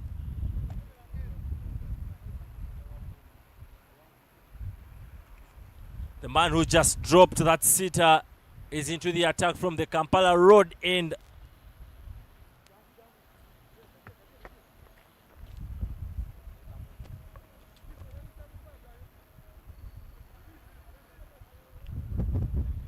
Bowling change. Right arm over. Perry Wazombo with this much luck. Do you feel there's need to change the name from Skyman to Luckyman? Wazombo has been the flying man from the beginning, not Skyman. He's been flying, but flying with no wings, because most of his shots haven't really beaten all from the gaps. It's because he's down on the ground. Perry, they get one. He's going to get that. Transport, you want to think, is Perry Wazombe chasing his half century, or is he simply giving himself chance to sort of extend this game as far as he can and maybe unleash his true proper hit of the ball towards the end? Because at the moment he's in companionship with the youngster Mukisa Eric. Soft hands towards the third man. There's a call for 2 runs, but Perry is not interested.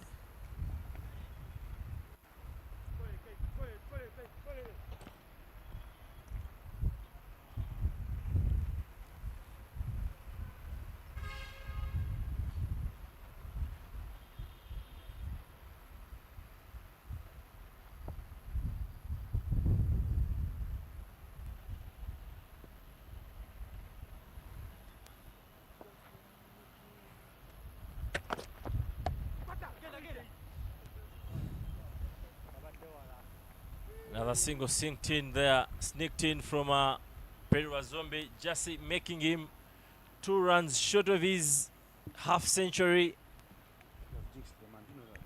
And that takes him 1 run short of the half century, bringing us possibly to the second half century of the tournament.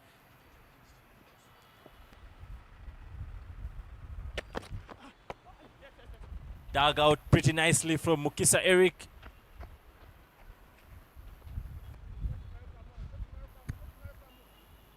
From us being in charge just a couple of overs ago, when they required just 6 runs every over, the required rate is gone back to 9. They say things fall apart, but things they have folded quickly for the Victoria Strikers.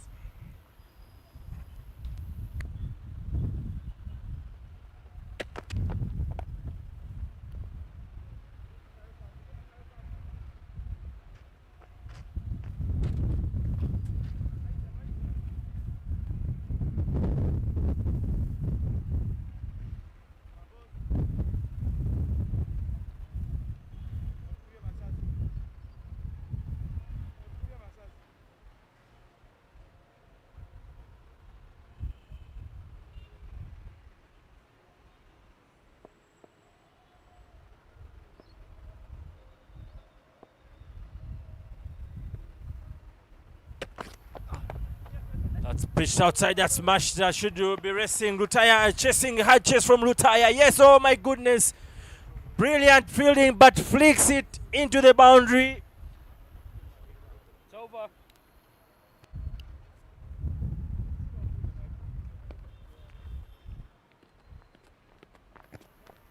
What a much needed relief there from the Victoria Strikers. The man has been flying for 9 per over, and this is the last ball went for a boundary. Young Mugisa Eric leaning into it nicely. The chase from Luton Fire, but he he extinguishes the fire by himself by flipping it over his head for a boundary. Effort is good, and he will get E for effort. And if that's for another day. But Juma Miyaji comes into the attack from the shell end in what seems a 50-50 position for both sides. Perry Wazombe already on his half century. Juma Miyaji into his third over of the spell, and 27 needed from 3 with a required rate of 9. For just half century up for Perry Wazombe in a losing cause. And now it looks like he wants to break the shackles and go helter-skelter. Feels today Innocent just woke up in the morning a one-sided man, because calling it in a losing cause, that simply means giving away the game pretty nicely and easy pretty early when the game is evenly poised at 27 needed from 2.5 overs, and Perry Wazombe still in there. That's what Perry can do. That is flashed, hit very hard, and will go all the way. 4 runs to the total. The pace of Juma Miyagi helping Perry Wazombe. Once he found the gap, there was no stopping that. Just wondering where you're going to be hiding just in case Victoria Strikers clinch this home. That was typical slapped through covers. A lot of width for him to just go through in a flash and racing all the way for 4 runs. I'm just wondering where Innocent will be hiding this afternoon, yet he has to be here for the afternoon match. Bounced wide, 2 runs off no legal balls, taking the equation to 21 runs needed of 2.4 overs.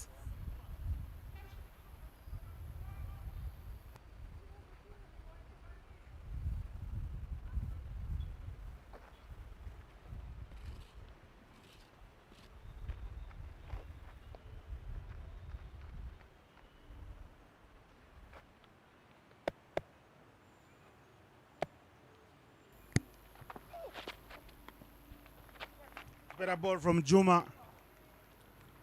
He makes up for the previous madness where he's given us 7 runs needlessly, because the run rate had gone to 7.8. Now it's back to 8.4. It's a dot ball game. Juma Miyagi must know this a lot better than everyone else. On the park and do as much. 109 for 7. Yes, Yasin, you make a valid point. Where will Innocent Daula hide? But I won't be hiding. I will be here.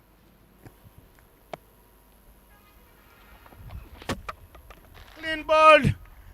That is gone with the wind. Over to you, Yasin. What do you make of the situation? Of course, what can I make of that? 21 runs needed from 2 overs. 0.1. Perry Wazombe still in there. What can you expect? Of course, heroes are made from such moments, and Perry Wazombe could be the hero of the day. But that is it. An open chest stands from Eric, and of course the brains of Juma Miyaji, cutting off the pace because he knew the young man was scared and was anticipating of his pace, and just chopping off the pace, bowling it full onto off stump, and yes, cleaning him. All the young man now in it is just to play out that last ball of Juma Miyaji. And we wait for the palmate over where Perry Wazombe could win this game for the Victoria Strikers. The commentators have taken sides here. There's no holding back. There's no hiding place. Yasin Govi has said he is for the Victoria Strikers. And I am thinking it is the Choke Avengers that will pick up their second victory. The first team that will win 2 in 2 and go top of the log in this 4-franchise elite league.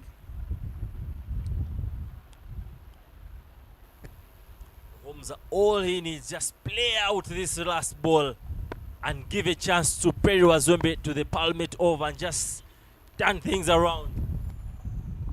Turn things around is what Yasin is calling for, but look at that delivery. Muhumza Daniel, no clue whatsoever just happened. It's the end of the over. 18 gone, 109 for 8 for the Victoria Strikers, who have worked so hard from being 1 for 3 to reach this level and stay in the conversation of a victory. Kudos to you, Yasin, and the boys. I want to say well batted from that young man in Muhumza, because all he needed is what he did exactly. Just play out Juma Miyaji that ball, and now I feel I want to say this is where the game is going to be won out. If Perry Wazombe can just get that 15-run mark or 12 mark in this over, we say they will be walking to the dreamland.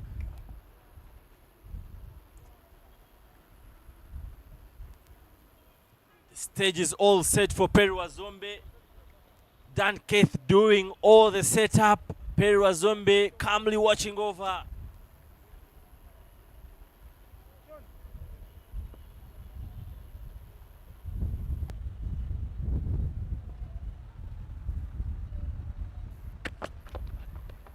Wides on offer with their 10 runs needed every over.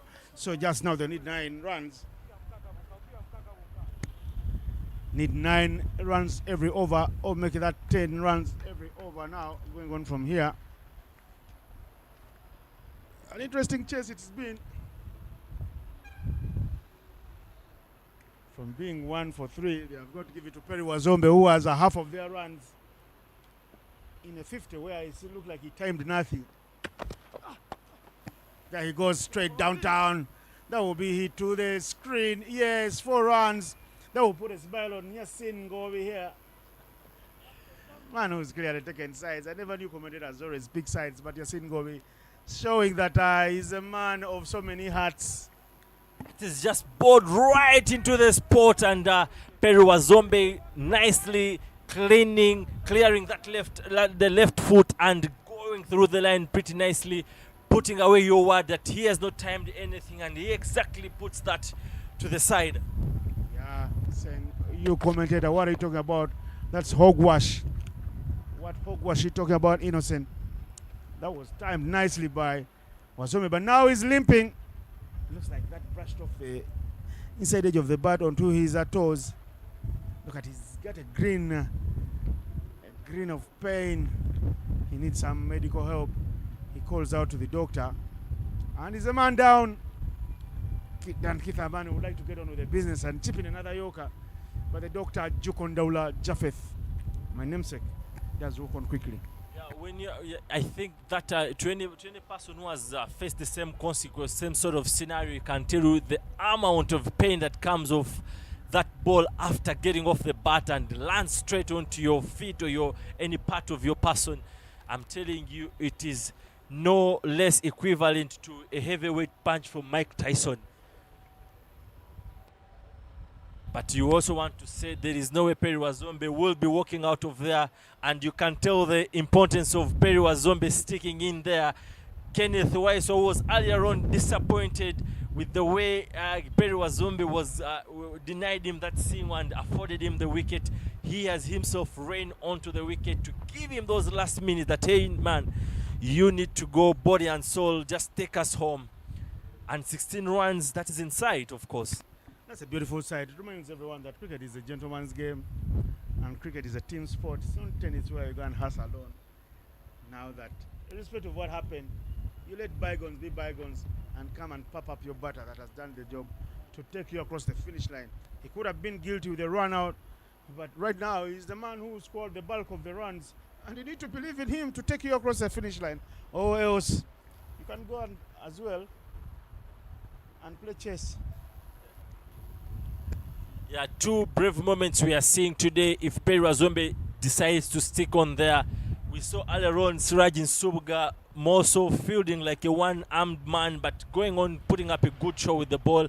And here we are. If Perry Wazombe, which I know he is going to decide and just stick in there and see out the moment till the very end. I can't just imagine the scenario and the situation in the camp if Perry Wazombe takes the Victoria Strikers over the line. A bitter test for my partner here in Innocent Ndaula.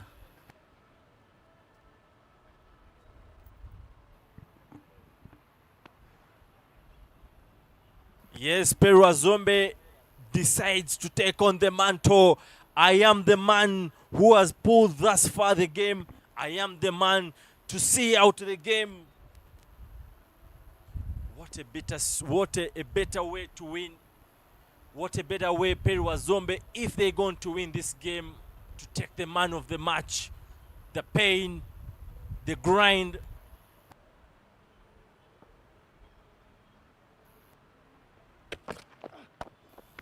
Papa there, straight to the screen. But this time around, just managing to get a single.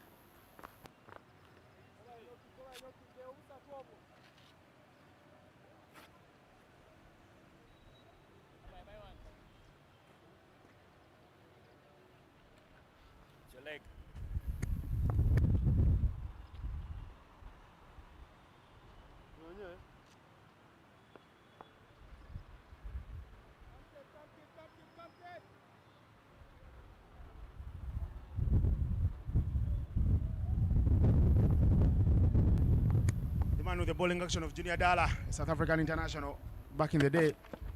Here, Dan Keith Amani, little jab from the tail ender, who must have understood the assignment that only he has to do is get the singles, give the strike to Perry, and let Perry have the chance to be the one to take the blame, whether the team crosses the line or doesn't cross the line.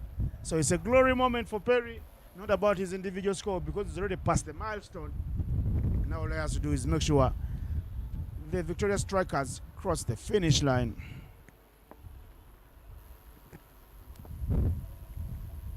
Keith to Perry. Has he been stamped? Yes, he's been stamped. Lights out here in Lugogo. The Choga Avengers have dimmed the lights on the Victoria Strikers because the big wicket of Perry Wazombe has been stamped by the gifted hands of that man looking so cool in the shade, Cyrus Kakuru. Look at the bare hugs being given to that man, Keith Dan Amani. And look at the stamping. Look at Perry all over the place, not even bothering to go back in the crease. All over the place and nowhere. And that's how it all ended for Perry Wazombe. The 9th wicket to fall. I would like to put some money on the table. If your team wins, I'll give you 50,000. You don't have to replace the bet. Yeah, just looking out for those easy things. But to just look at that wicket, we see that Perry Wazombe. Oh well, that brings possibly the end of the innings, because Siraj won't be back because of that injury sustained earlier on yesterday and more damage caused today. So that brings out the end of that inning. It's all over. The Avengers of Choga win by 13 runs with 7 balls to spare, because Siraj and Subuga Mwamba will not come out to bat. Injured man, and the means all the 9 wickets have been grabbed by the Choga Avengers. Victoria Strikers remain winless in the tournament. We'll bring you the match summary in a bit. And this is how the match has panned out. Look at the match summary. The Choga Avengers not winning the toss. It was the Victoria Strikers that won the toss and elected to have a bat first. They said, we will want you, Choga, to bat first. So Ismail Munir, 34 from 29 at the very end. And Lutaya Ronald with a quick fire 27. Conrad Rubama did show some little glimpses with 10 of 18. With the bowling, Paso Loka, 4 for 14. Chidega Christopher, 3 for 27. And Waiswa Kenneth, the skipper, 2 for 19. But with the bat, the Victoria Strikers have been playing catch up from the beginning. Perry Wazombe, a 40th half century, 59 from 60. He was the last wicket out, with Amos Ahura 20 from 19 and Kidega Christopher grinding, huffing and puffing after their team found itself in trouble at 1 for 3 in the first over. The spell of Juma Miyagi, very good, 2 for 12 with raw pace. Gerard Olipa, the spinner, 2 for 26 in 4. Ishmael Munil, 1 for 17 in 4. It will be interesting to see who the umpires pick as the play of the match, but it's the Choga Avengers that pick up their second victory in this tournament and go top of the log with 2 perfect wins after clutching this one by 13 runs. Take a short break. My name is Innocent Daula, but Yasin Ngobi Hussein will tell you more stories of why the Victoria Strikers failed to win today when we come back in a jiffy.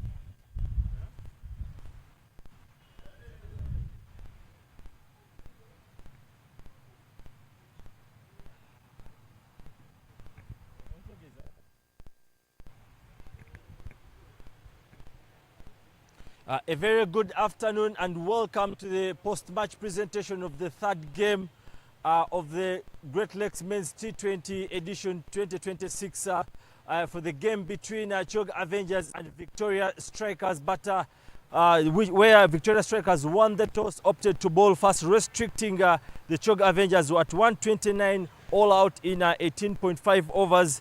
But again, going on to lose by 13 runs. Of course, both results was a result of team combination, team effort. But we shall start with Kenneth Waiswa, captain for the Victoria Strikers. Waiswa Kenneth, a good luck about the loss. But what do you take from this game? Yeah, I think us being 3-for-0 in the first over and the boys scoring 117 in 18 overs, that is a positive for us. Okay, 2 losses in a row. What is the message to sort of bring back the morale of your boys in the camp? I think everyone is not happy with results, but we're gearing up to our best. Today I think we bowled very well in the morning.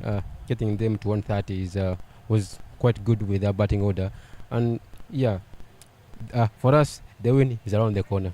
And then lastly, we have seen Mukisa Eric has a very stellar performance with Wanderers with the ball, but you're yet to bowl him out. Yeah, we have so many bowlers in the team, and yeah, everyone will get a go, and his time will come. All right, cheers, good luck. So next will be the Chog Avengers captain in Juma Miyaji. Juma Miyaji, earlier on we talked about the pressure that comes with winning 2 wins. Now you have them in your bag. Are you once again seeing your focus? What is your sight moving forward to the tournament? Yeah, well, winning 2 games in a row gives you a momentum for the tournament. Definitely, when you come back stronger, and you only improve on the negative side, and a few to improve, but we are well to go. All right, and the last one, now what would you think was the difference you to clinch this one? Yeah, I think we didn't manage to put up a decent score, but we at least try to push ourselves to 130, because we know we are a better fielding side, and we have some good bowling attacks. All right, cheers for the next one. Well, you've heard it from the 2 captains, and now it is the player of the match, the man who scored 34 runs off 29 balls, 1 wicket for 17 runs in 4 overs. And to present the player of the match will be the assistant coach of the Cricket Cranes in Jackson Ogwang.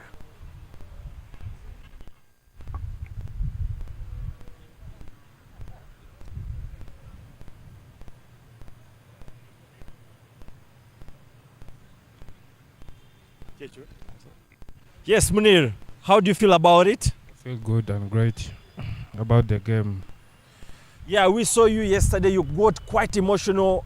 You cried out to your team not winning out in that last over. And now today, you've had an impactful performance. What does that mean in terms of your progress in terms of the career? I think it means a lot to me, and towards the tournament, I'm looking forward to perform in more games, execute my plans, captain's plan and team's plan. That's all. We've seen you have a very good appetite and good at playing with the tailenders. What is the magic? I think I have to just be patient and play accordingly to the plan of the team. That's why I stay there, look for those runs, be patient. Bad ball, I go for it. Every good ball, I will try and look for singles. That's it, sir. All right, Munir, cheers, and we wish you good luck as the tournament goes on. Well, that's all has happened. You had it from all the needed people, and we close out, but we shall be getting back online with the match afternoon game here at the Lugogo Cricket Oval.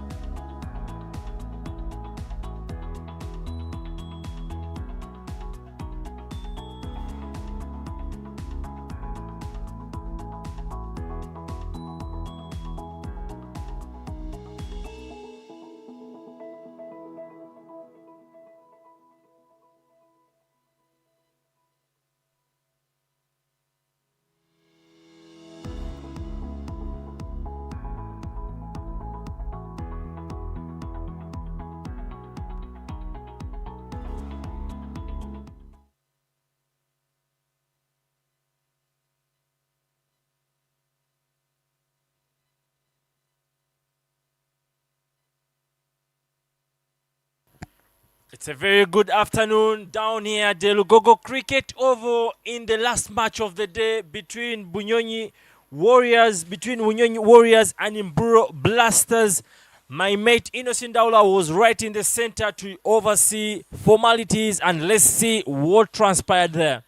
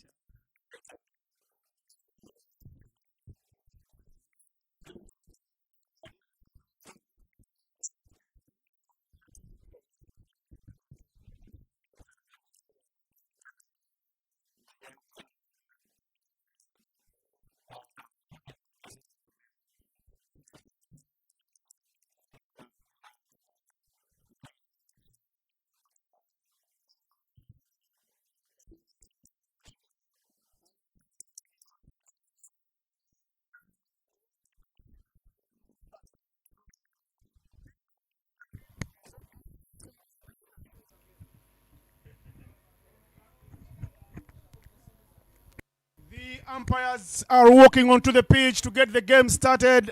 Mr. Patrick Bakumbi Musoke, nicknamed the Doctor, nobody be once upon a time. A towering spinner. A poor man, Sulaiman Ben, will be running the roast here in this game.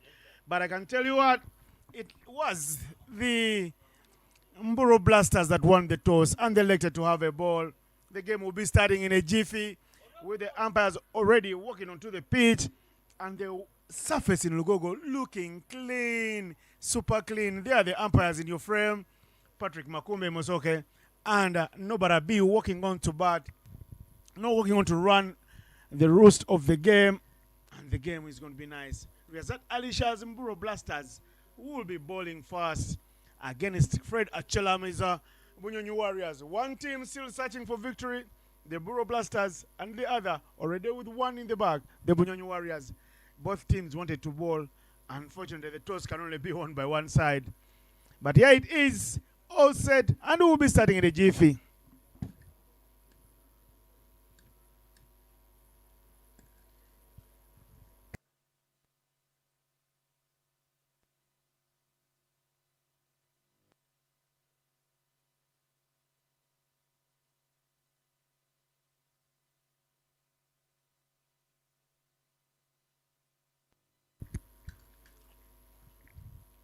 Final pep talk from the dugouts.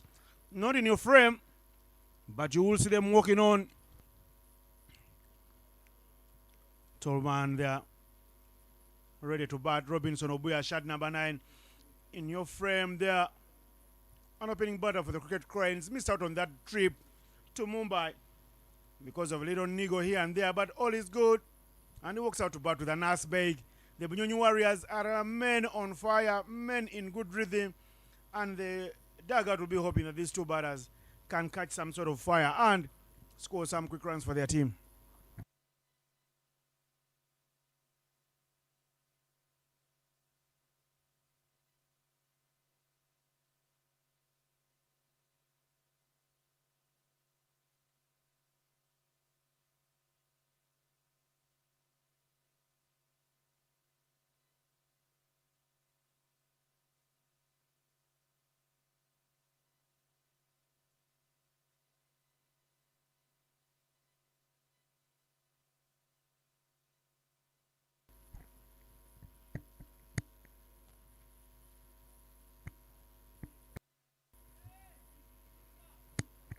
No second guessing.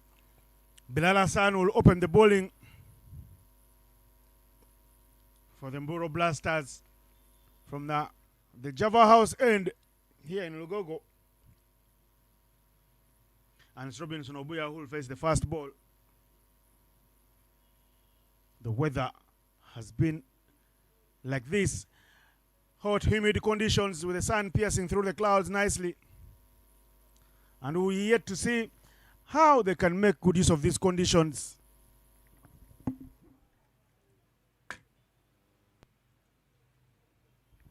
The wicket will only get better. So when you score runs here, don't think they're enough. Yesterday in the afternoon, we saw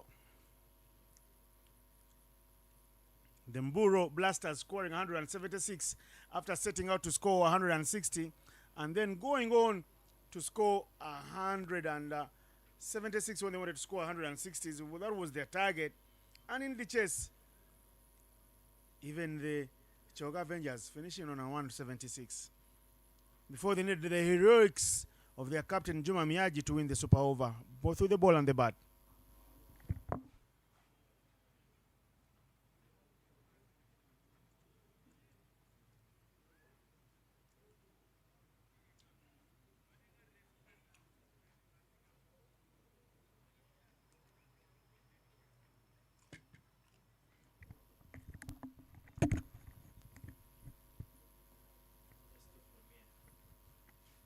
Here's Bilal Hassan. First ball is a dot ball. Very well fielded there by Edwin Nwagawa at point.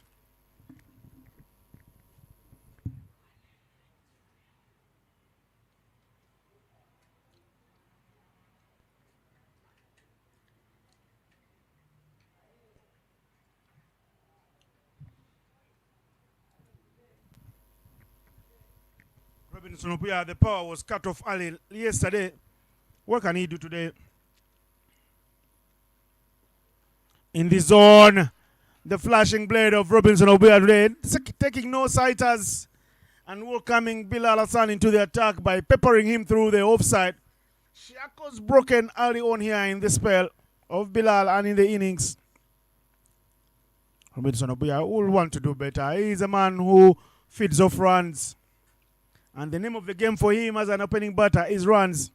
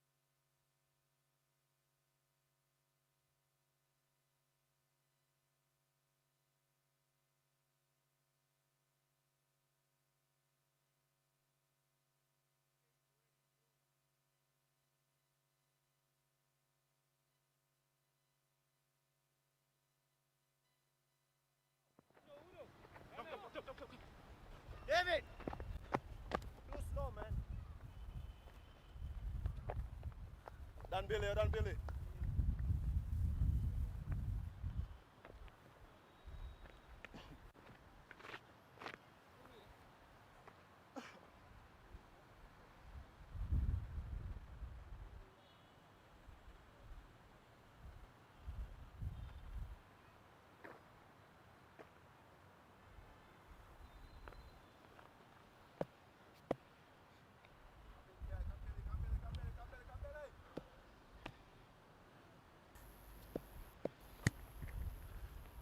Two balls left in the over.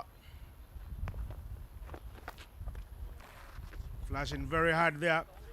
A little faint outswing on that delivery as it drifted further away from Robinson Obuya. It's a big blade.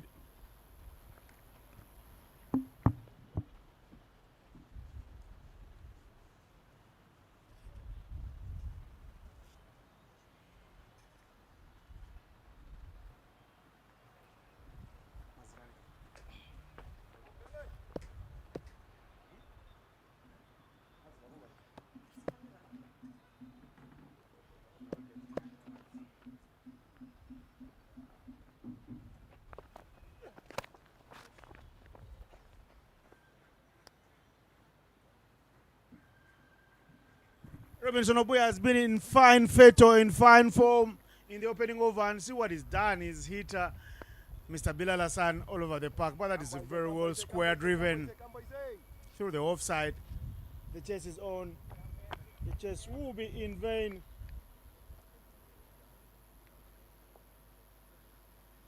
David Wawire chasing and giving up.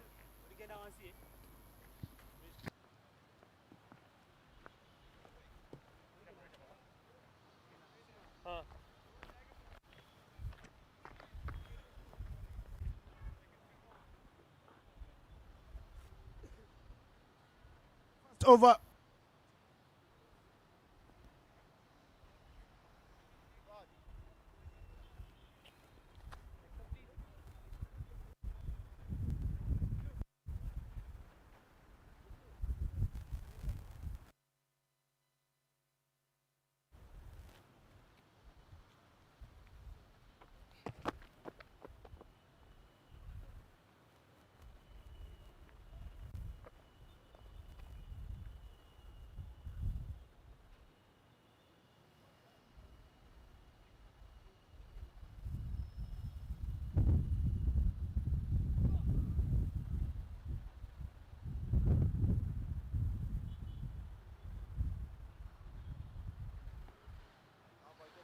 Given now the second over is the doctor, David Wawire, recently graduated. He was part of that Cricket Cranes team that helped Uganda qualify for the first ever World Cup. He was there in Namibia as Uganda did shake the tables. Look at how he's welcomed into the attack. Helter Skelter and goes all the way for six. Charles Musemeza can only look on as Anas Beg's first shot is creamed onto the onside for a six there. The helicopter shot coming out in full flow.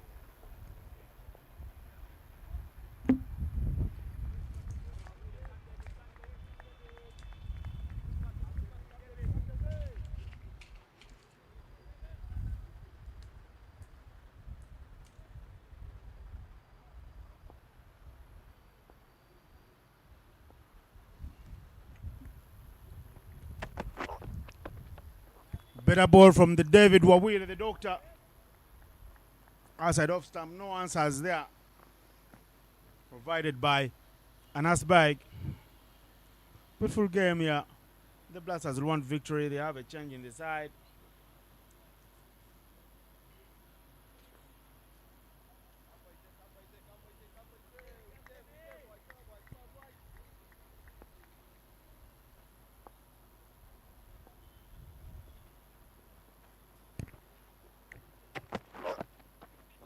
Better delivery even now from Wawire.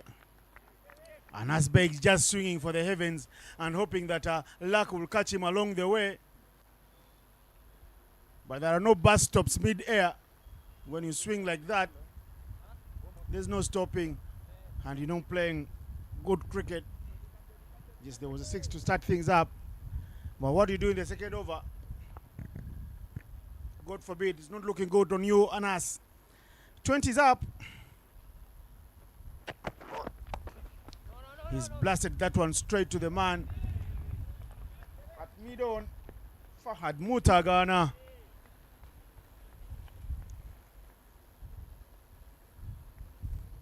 The flow of things.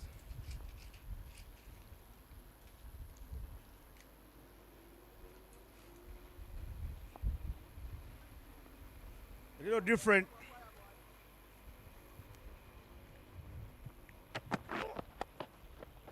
That one is hit over the top, in the air. Just the one bounce and through right to the boundary. Taking advantage of the power play here, and that's big. He's been lucky. He did get out of the middle of the bat, but once it flew over the infield, yeah, the guys at the 30 yard, the rest of the job was going to be easy.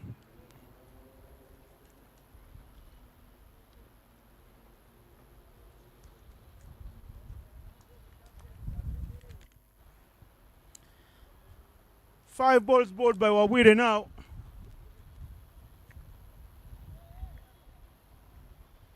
First went for 6. The fifth has gone for 4. The rest are dot balls, in between 3 dot balls. If he finishes this with a dot ball, it will be a good over.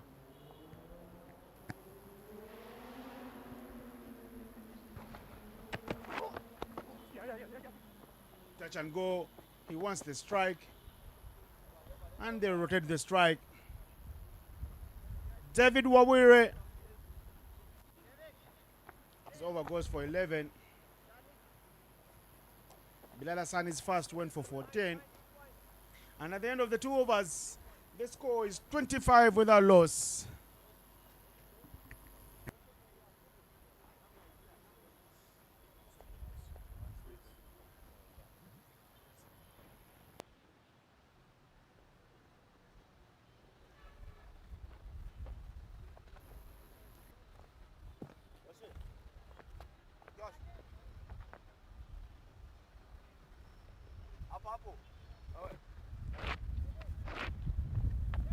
As Bilal Hassan comes back into the attack, allow me introduce Yassin Ngobi, Hussein Chota, Babu. I don't think he has only 5 or 6 names. Could be having a mouthful, maybe 10. Yassin, good afternoon. How was your lunch? And how have the Juma prayers been? You call them Juma prayers today? No, this is not a Friday, but they're still prayers. What do you call them? So, well, first of all, a very good afternoon. Now that I'm in a travel, I offer what they call Salat al-Safar for a traveler. But that's, as I speak, that is flashed all the way for 4 runs. It's a very sunny afternoon. And, of course, a lot of blasting shots happening here at the Lugogo Cricket Oval. Tell us more. What type of prayers are these called? It's called Salat al-Safari, for in case if you're traveling, because we understand the dynamics that comes with the traveling, not to inconveniences. Allah has put it as that you shorten them so that it gets a more inconveniencing for you. So that's what I just offered, to avoid myself praying the afternoon prayers and then the evening prayer. So what the latest pastor Romshana keeps saying, don't go and pray for 3 hours when you're broke. Just pray for 40 minutes. For 20 and go away. Look at these bold shots. Is that a chance for a catch? What a stop at the end there from third man. Anas Beg and Robinson Obuya will be taking no prisoners. Look at that. The bounce and the stop. All good. Good, fine effort down at third man. Yeah, I feel you can see all the brilliant shots are not coming as a mistake. Anas Beg's foot movement is top notch. The arms are pretty fast, so everything. So he was just unlike on that previous one. Could have easily raced all the way for 6 runs or 4 runs, but only managed to get that single there. But wicket.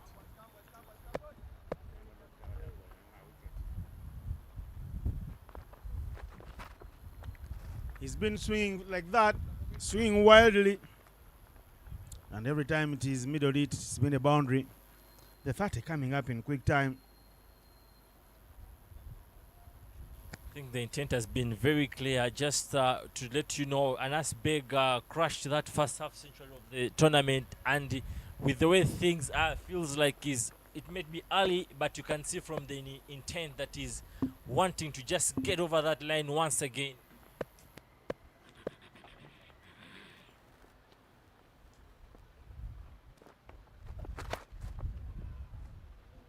Where's that been hit? It's going, it's traveling. And you can see Java House there in your frame and KFC. It's a big six. Robinson Obuya has come here and he will not die trying. He says, I don't want to be ruining any chance. He's going for it. Big, and that was the biggest. I feel they are pretty much familiar with the bowling tactics of Bilal Hassan. You can see both batters shuffling outside off stump and just picking that wide line that Bilal always wants, especially if it's in T20s. And of course, you accompany that with the quick arms, then definitely you just see those results of 36 for no loss in 2.4.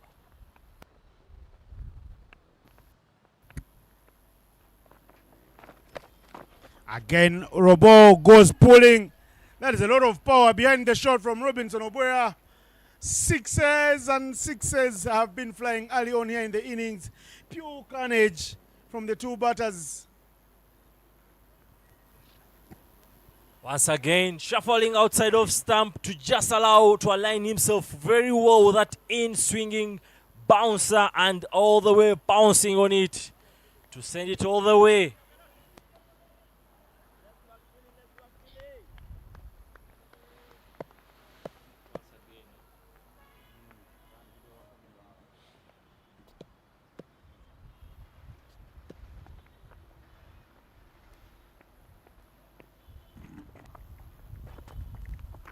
These will be wides. Robinson Obuya not throwing his bat at that. Of course, the idea from Bilal Hassan was to draw a false shot from Robinson Obuya. Robinson Obuya just lets it go as it drifts further from that wide line that belongs to the umpires. Yeah, those are signs of the kind of pressure that Bilal Hassan is going through at the moment. He's just wondering, where do I pitch for the ball for these two batters? Pitch it up. Nowhere to hide. Just pitch it up, man. Better lines from Billy. But the single is on offer. Robinson Obuya shadows the lofted drive on the on because there's a fielder in the arc. But it's the end of the third. And the score is 44 for 3. They're moving at 14 per over. At this rate,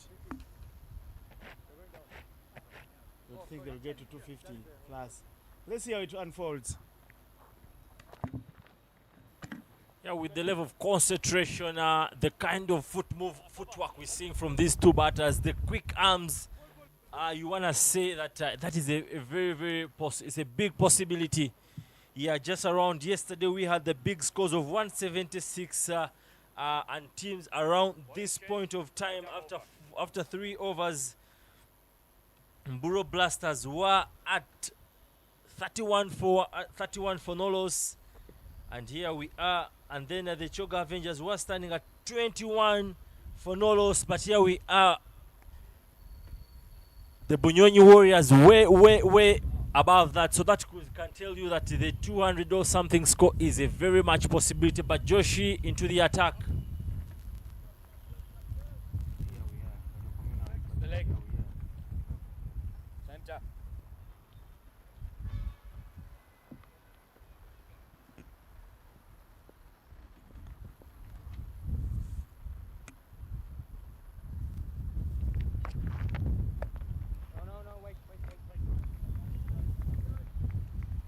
Yashavji Joshi into the attack to quieten things, and skipper will be hoping he does that.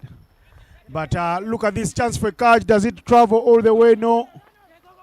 They want to. They will get to. The throw is good. The appeal is on, but I can tell you what, The running between the wickets for Anasbeg and Obuya was good. That's what a T20 calls for.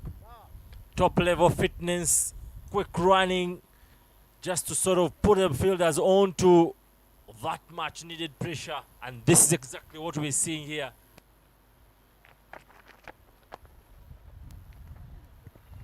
He stopped at point.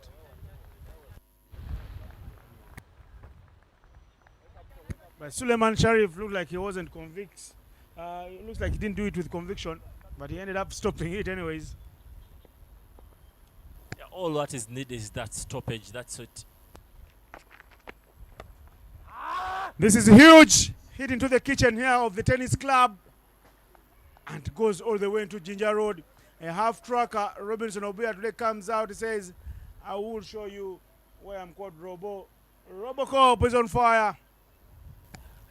Oh my goodness, a short one turning into Robo, and he just leans back, giving himself that much stability and bouncing onto that one over deep mid wicket for 6 runs.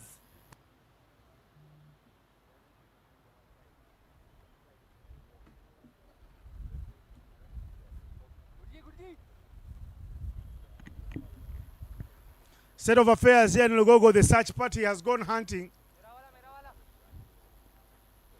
as Robo cuts loose. 35 from 14. He's striking it at over 200. Umpires will need a ball replacement.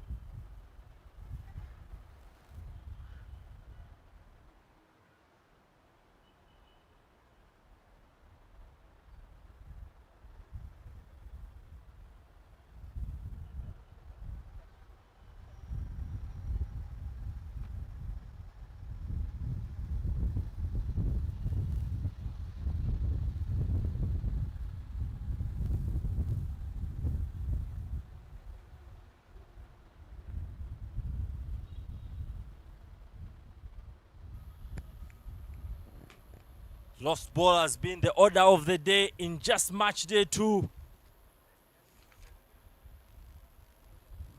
The procurement office at Cricket Uganda must be really biting with the rate at which balls are getting lost.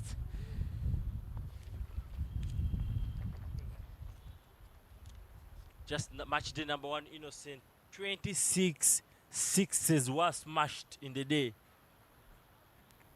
And so far, the afternoon is bright and young. We have 1 ball lost. And the 2 batters seem not anywhere near being stopped. 51 fours were smashed on day 1. And it's just early days for the tournament. Are we seeing a record-breaking tournament?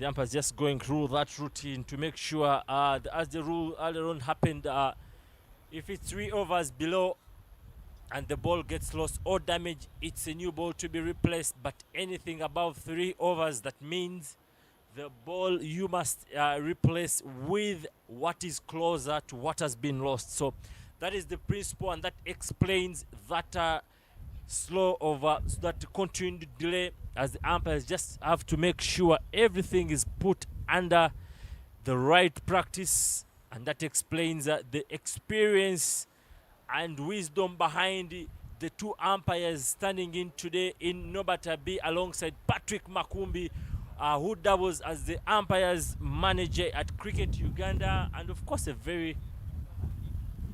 match experience at an international level too.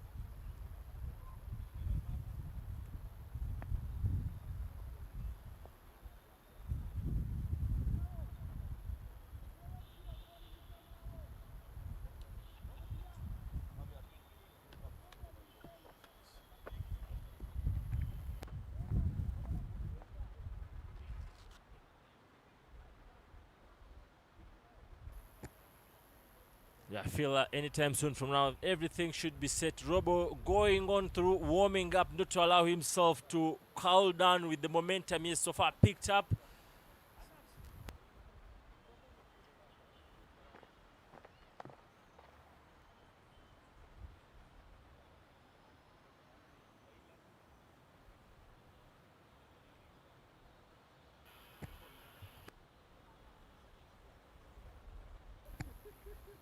Days and already match number 4, still very young, and 37 sixes have so far been smashed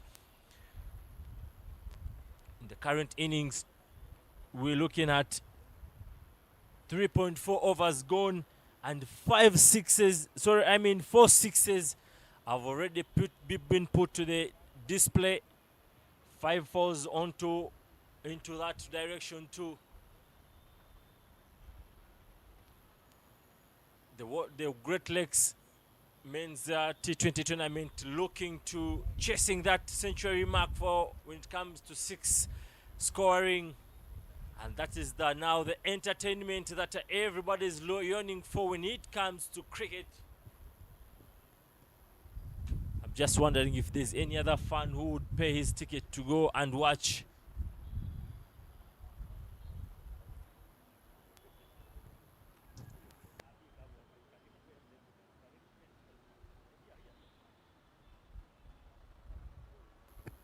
There are continued discussions between Riyazat Ali Shah and the umpires.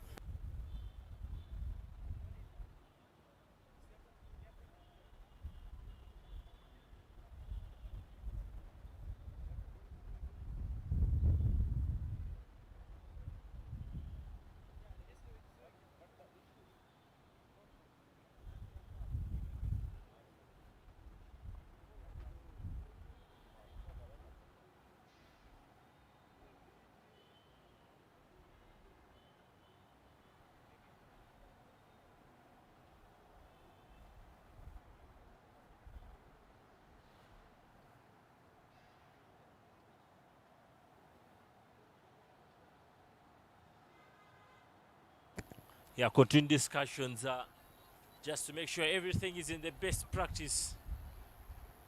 That is the sweetness of having high-level umpires to just oversee the games, such games for high performance, where a couple of boys or all the boys' careers are aiming for the national team. Some of them in the emerging side, Uganda A.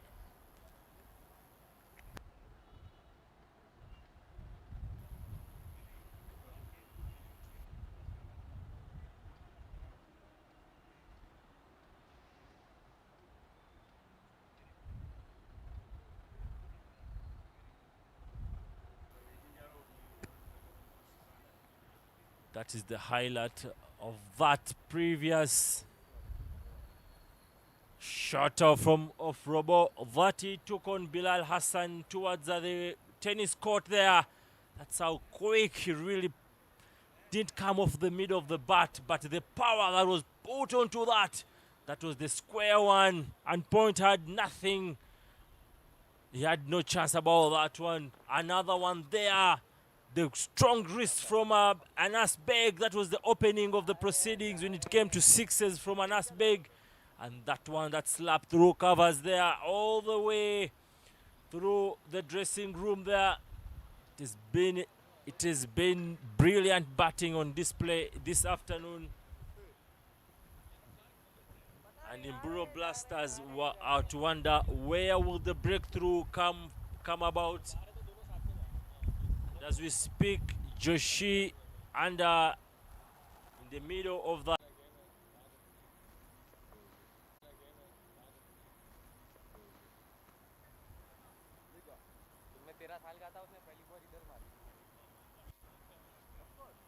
Joshi in the middle of the heat. Could he bring about a breakthrough for the Mburo Blasters, or the onslaught continues? Plays the call from Anobata B.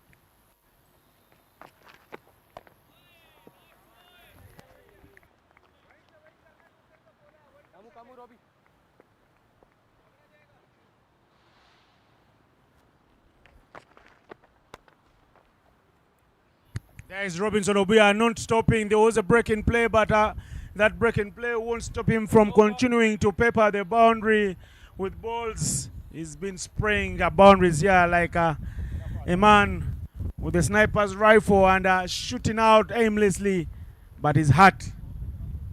The bowling team, the Mburo Blasters, are on the back foot. The 50 does come up in quick fashion here. 56 already inside 4 overs. We are living in a Robinson Obuya and an Asbegi's world. Call it the Bunyonyi Warriors world. Men who are searching for their second successive victory. And if they win, it will mean that 2 teams already have 2 victories. On top of the log, it will be a net run issue to see who tops the log. And 2 teams will be still searching for their first victory. Good thing is they play each other tomorrow. And they have a chance to get one over the other.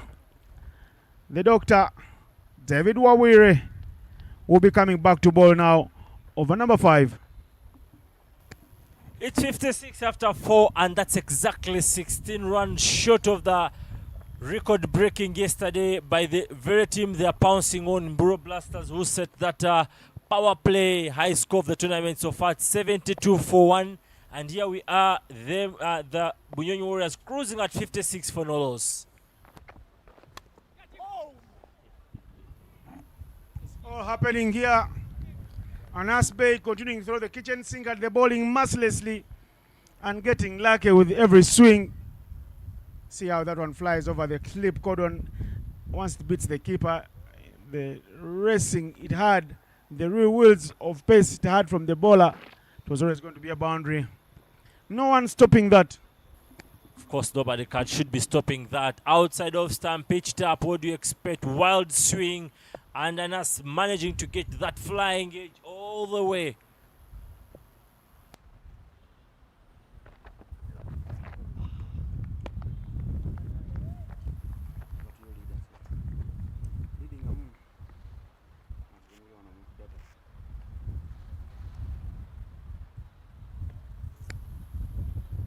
Projected score currently standing at 288.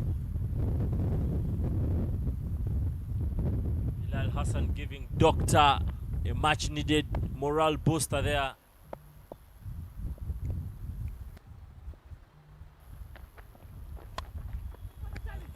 Oh my goodness, brilliantly taken in the deep. Charlie Msemes has done it for the Mburo Blasters, snatching a much needed breakthrough for the Mburo Blasters.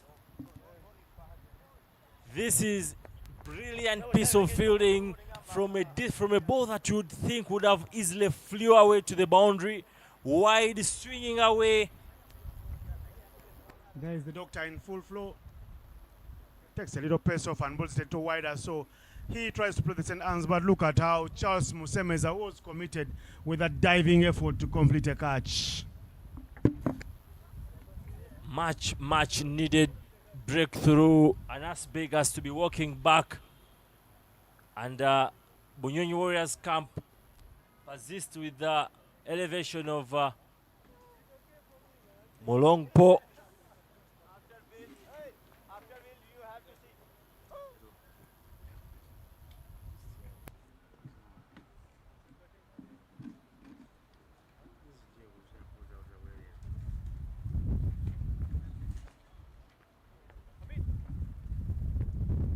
You'd want to think The damage has already been caused. It's 61 after 4.3.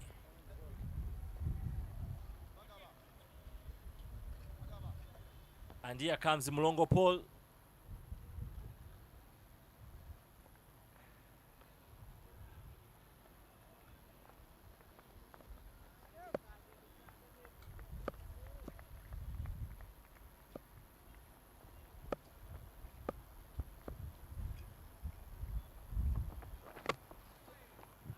Huge tap.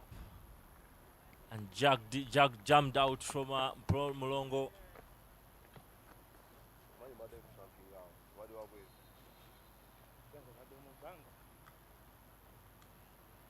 Record score, highest score so far from Umburu Blasters at 176, and at this very point they were standing at 39 for 1, but here we are, Bunyoro Warriors standing at 60 for 1.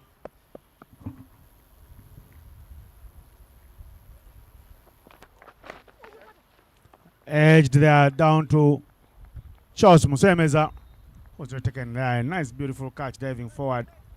A wicketkeeper, by tradition, he finds himself having to field that third man, and he does well to snap onto one. Yeah, that's the demands of T20 cricket, modern cricket. You should be versatile. I think you very well remember Simon Sesazi with the team having Fred Achilam in the T20 World Cup, doing the wicket-keeping role in there in the West Indies. So that's what a T20 calls for.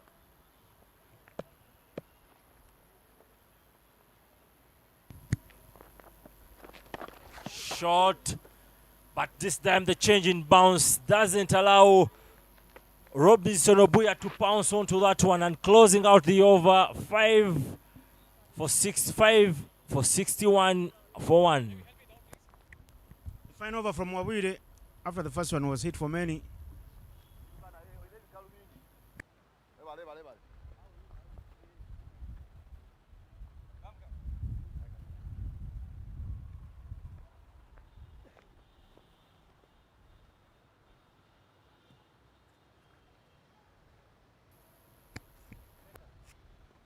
Tali Razat opting for the now to calm down proceedings with a bring in Sharif Hassan to offer his office and sort of put down, slow down the proceedings. The two batters were on fire, but Anas Beg back into the dugout.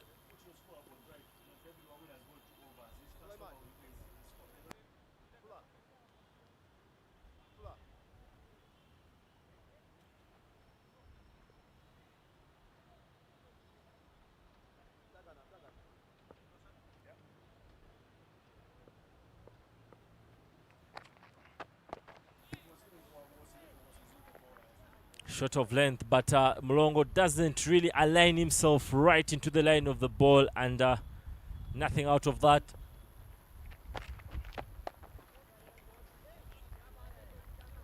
Ball has come here and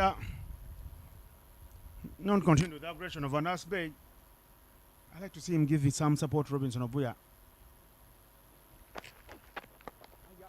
He fell playing a similar shot yesterday, Mulongo. He goes for the same shot. I wonder what is going on in the dugout there. His coach, Roger Mukasa, and Captain Fred Achelam, what they should be thinking about now, because they bring him when there's no pressure whatsoever. But it's the edge that Mulongo gets that will break the shackles. Edwin Nwagaba's chest will be in vain. Suleiman Sharif brought him to spin, but I tell you what, he really threw in a dart there. Yeah, sometimes that's the belief when it comes to when you look at the trend of T20 bowling. Bowlers tending not to go for that traditional ripping of the ball. There you go, just aiming. I think he's trying to aim for the dot ball, but that hard swing from Mulongo with the flying edge gives him a 4.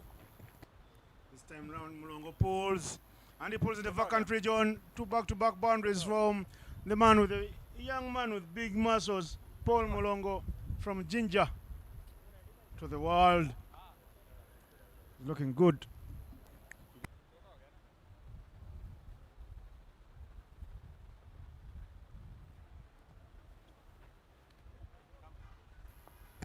Yeah, Mlongo, just contrary to how he got dismissed on the very kind of ball, this time round he crouches a little lower because there's an uneven bounce with the way it is coming up and lower. So this time round he simply crouches a little bit lower to just pick the bounce of that ball and just crashes into that one through square leg.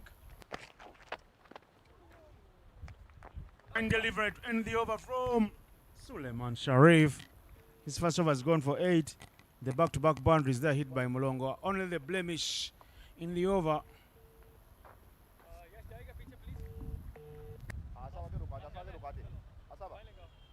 That brings out the end of the power play with a score 69 for 1.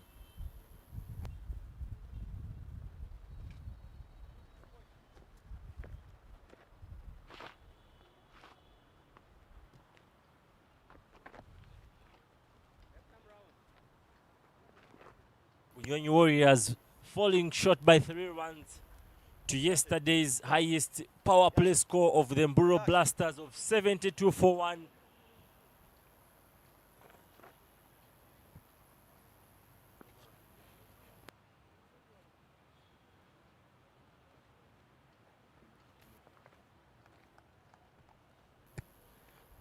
There brings the introduction of Hamid Munigwa from the shell end.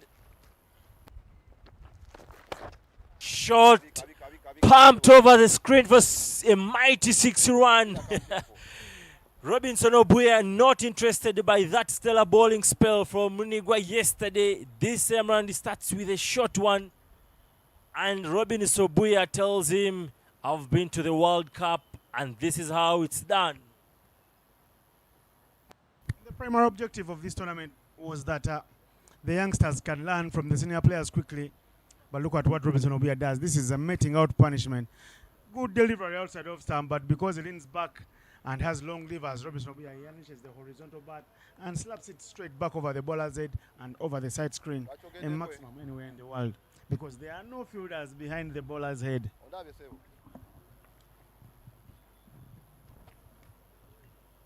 At times the coaches could say the safest part to play was the screen, but more intending about the drive. Oh, that's a slapper, but brilliant piece of fielding from Asaba there alongside Charles Msemeza, who backed him up exceptionally nice. It's punch for punch between the batter and the fielders. Nothing is coming easily, but everything on merit and should be worked for. Pitched up, smashed through straight to Bilal Hassan. Butter hands, gifting away 4 runs. He's really ashamed of himself. Typical butter hands.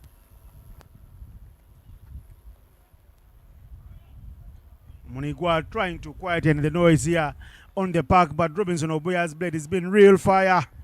And as that one crept through the hands of Bilal Hassan, he looks away because of his butterfingers. 49 up for Obo. They run quickly and he's home safe and dry. What a 50. 50 up for Robinson Obuya. This is the 3rd half century of the tournament. And he raises his bat. Robinson Obuya says, thank you guys, thank you mates.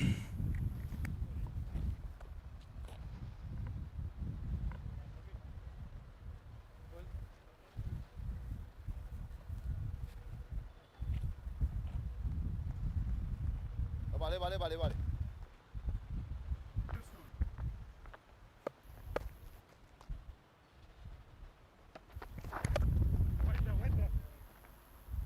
Mulongo wanting one there, but no real single to be taken.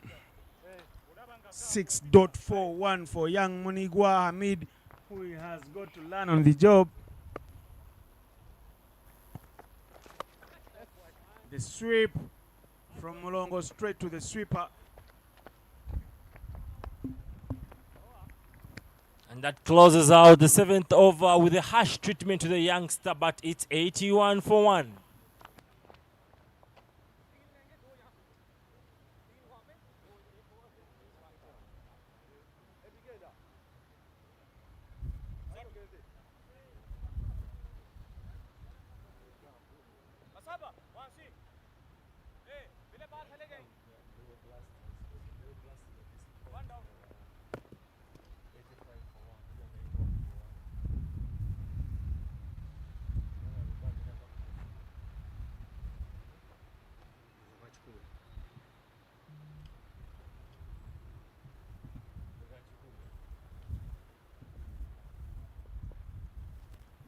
Suleiman Sharif starts with the half tracker. Mulongo pulls and it's parried out of the hands of the fielder.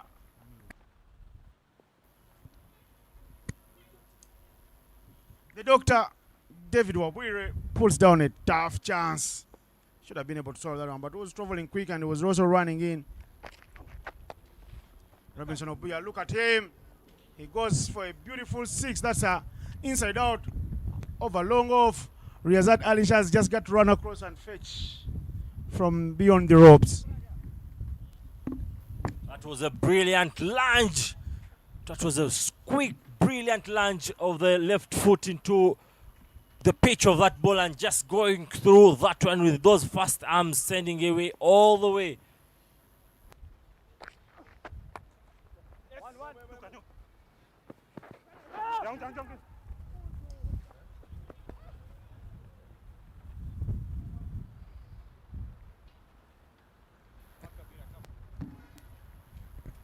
It's all been about runs here in Lugogo. Real fireworks. They didn't win the toss, the Bunyonyi Warriors. But they've set Lugogo alight with fiery shots.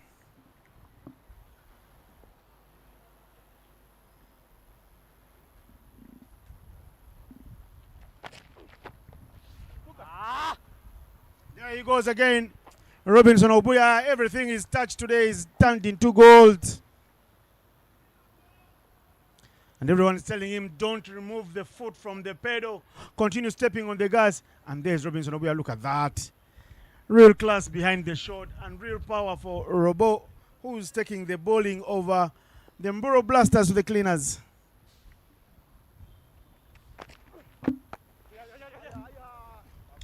Robinson's world. On his day, he's unstoppable and he's reminding everyone of the things that have made him famous and won him a place on the national team. Was still a youthful man. Right there.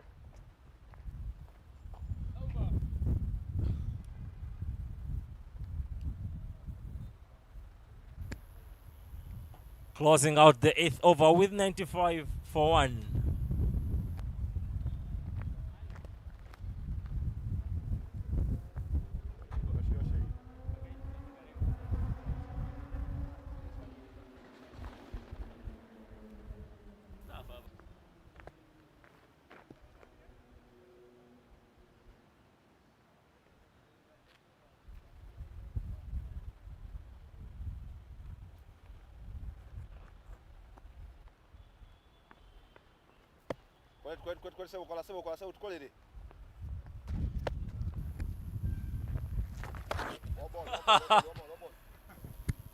Look at that. Big muscles. Munigwa is being taken here to bowling school by Robinson Obuya.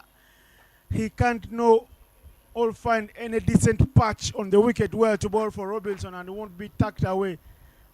This is the last delivery. Robinson Obuya, a little shuffle across the stumps and look at what he unleashes. A mighty blow into the trees. That could be traveling all the way to the hockey field. Yeah, you can look at his stance. He's using this time around an open chest stance. So any moment you strain to his pads, it just makes that quick opening up and all that ball remains in his channel, and that is where he aligns you very well, just like we have seen that previous ball. And I think it's also giving him that added advantage for anything outside of stump to simply clear off the left leg towards the onside and give himself the arc. Yes, Robinson Obuya, does it go the way or is it another 6? Yes, it's a 6 into court number 3 and 4. Robinson Obuya's innings has been full of power. He's really shown that he's got the muscles and he can hit to any part of this ground and no boundary is big enough for him today. Checking of the ball has continued all the way because of what is going on here. But again, sometimes it's not only the power and the skill, but the intention, the trust in yourself that I'm going to do this. I can do this. And this is exactly what is being the difference. But as we keep talking, 25 runs short of Obuya to make the first century of the tournament. have not jinxed him. Every time you talk about a batsman's milestone before it happens, they're going to struggle. And I hope that milestone doesn't get into his head. I would love to see him continue to play and continue to hit everything in the arc, out of the park. Edwin Nwagaba yet to bowl. The young Hamid Munigwa has been exposed to the brutality of the big blade of Robinson Obuya.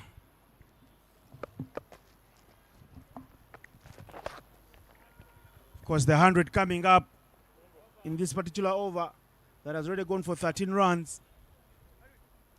Yeah, but it's a dot ball for the young Munigwa, who manages to find dot balls amidst the carnage. His 2 overs have gone for 25. Learning day for him and the learning curve for all the other bowlers. But it's 108 for 1 after 9 overs.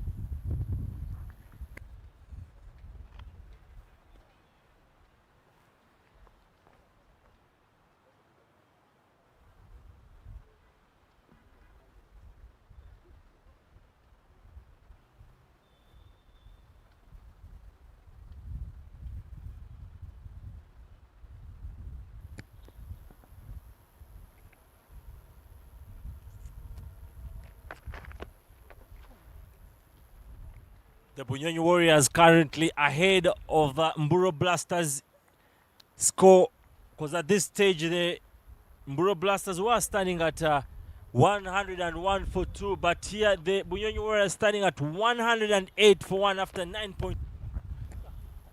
Ball is catch him, is it caught? But doesn't carry all the way to Charles Musebeza, who's running in from the deep.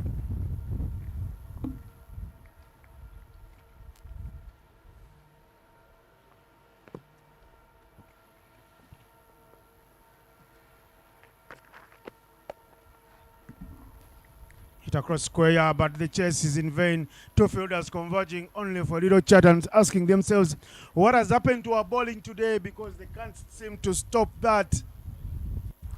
Joshi Ashavji, nothing wrong with the delivery, but looks like Mulongo Paul saying I'll copy and paste from Robo.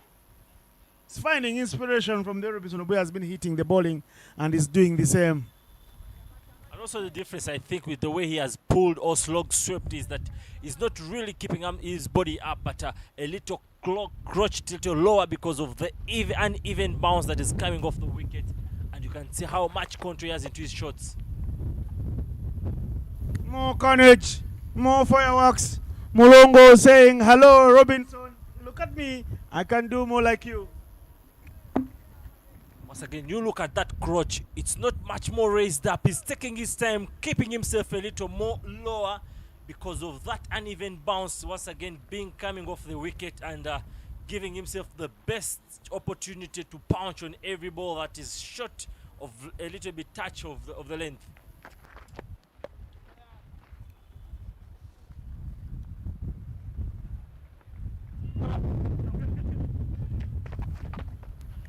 The misfield gives them a couple of runs. They're not only punishing them with poor deliveries, they're also punishing them for sloppiness in the field.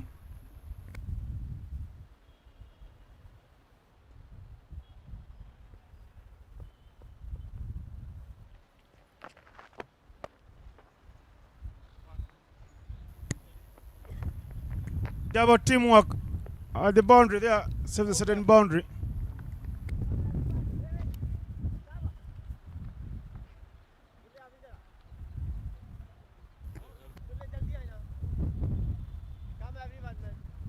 Okay, that marks half mark of the innings with a score 120 for 1, 46 runs short of the highest year score so far in the tournament of 176.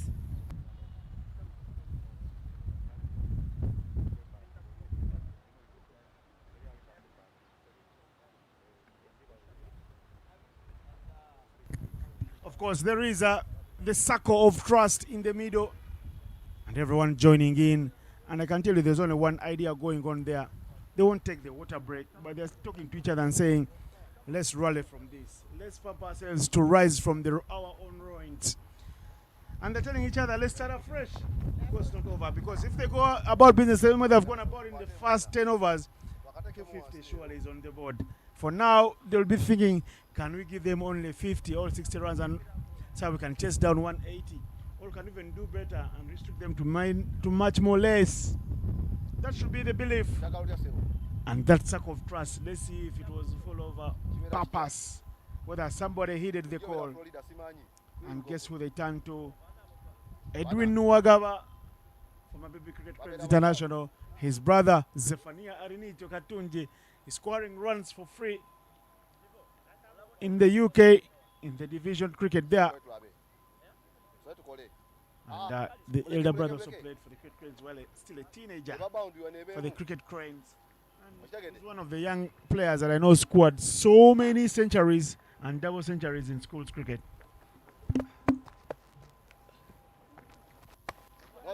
Yes, Edwin. No run. Starts with a dot ball. Molongo trying to overhit that one. But I think there he goes. Airborne. Does it carry? Yes. Onto the bunkers here over Lugogo. If it was a golf game, if this was ever a golf game, you could say that the Bunyonyi Warriors batters are only using their drivers to unleash big drives down the park. Look at that shot. Beautiful from Molongo. Once he saw it into the zone, he said that no one is going to stop me. Yeah, I think it is a nice reaction from the way he was dismissed. He was really disappointed in himself, but he has done a very great change in his setup. He's now for the slow ball, as you can see his setup. He's not he's crouching a little more and more lower, not rushing to rise up. And there you go once again. So it's giving him that proper reading of it gives you that proper perfect reading of the flight of that ball, and it's helping him to line those ones pretty nicely.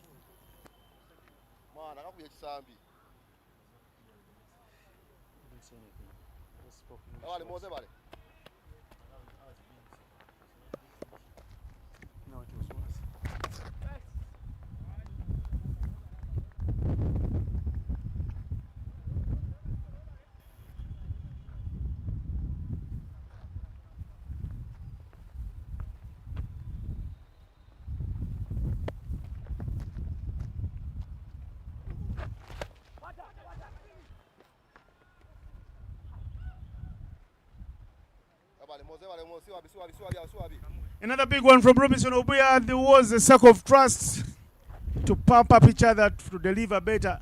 But look at Robinson Obuya, how he's hit Edwin Nwagaba to the scoreboard. Outside of all the room for Robo, just swing his arms. That was almost chopped on. Robo to luckily just get away with that and getting him closer and closer to the first century of the tournament. With that brings down the end of the 11th over with a score at 1.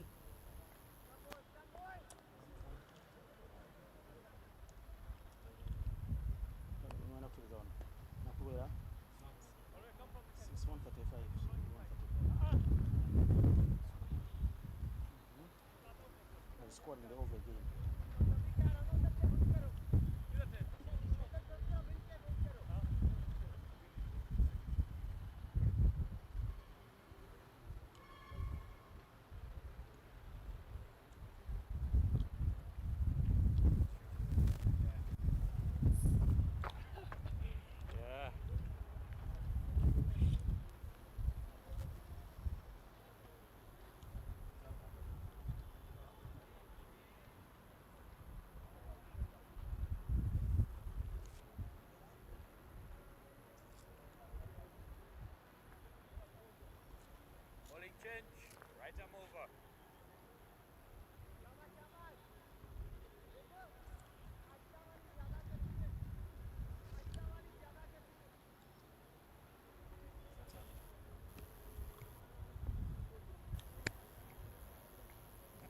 Zatali gets into the attack, starts off with a short one, that's slap through point.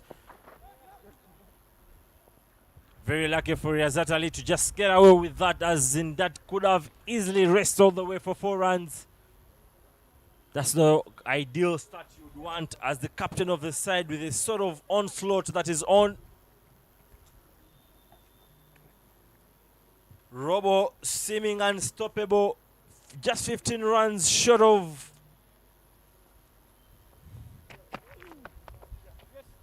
That's jammed off the back foot towards extra cover. There's a call for 2 runs. Should that be taken? Yes, that is in. And Riyazat Ali calls for change in field between Joshi and the youngster in Munegwa. Okay, there's again a change up. It's Bilal Hassan to replace Munegwa at deep extra cover.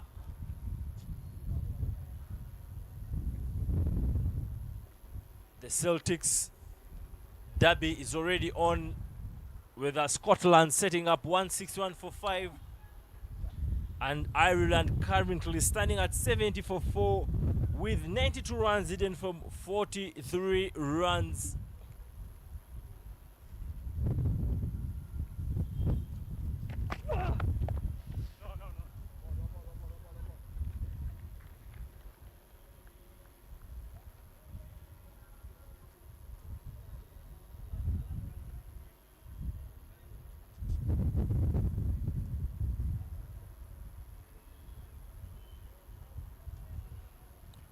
Obuya Robinson is strike rate currently standing at 235.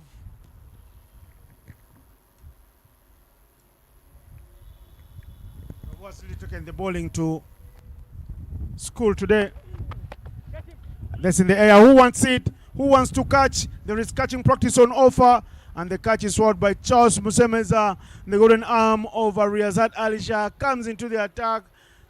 After 4 balls, he has something to say. Obuya falls for 87 of 37. I told you. I warned you, Yasin. You'll jinx the man. And thank you for jinxing him. That was not a jinx, but it's the brilliant bowling there from Riyazat Alisha, who has simply decided to bowl at that cross-seam bouncer. And Robinson Obuya couldn't get on top of it, couldn't have much control over it, but that top flying, that top edge, and granting a dismissal for the, a breakthrough for the Mburo Blasters. But you'd want to say still the damage is already underway. But Big Freddy steps up for the occasion. I like the responsibility here taken by Big Freddy again. I don't stop saying this. We're going to come in up the order. That is fine stuff from him. He needs to continue to do the hard work. 138 is already up. Mulongo 29 from 21 is meant business. So Achela must continue to do the good work as well.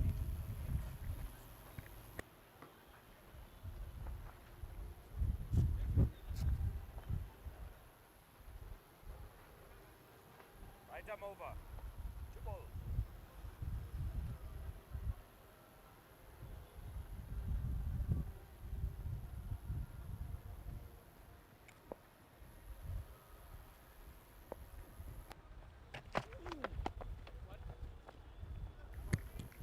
There he is. Fred Achela off the mark immediately with a single. But everyone telling Rizzo that our warden men, you're fighting for us as the skipper and you're keeping us in the talk, in the conversation. Otherwise, the game will blow away from them and they will be chasing wind in the second innings.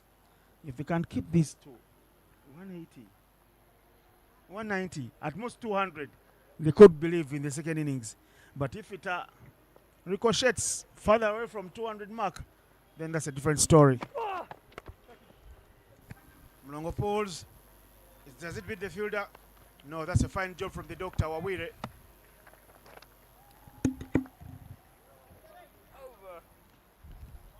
And that brings the end of the 12th over with a score 140 for 2.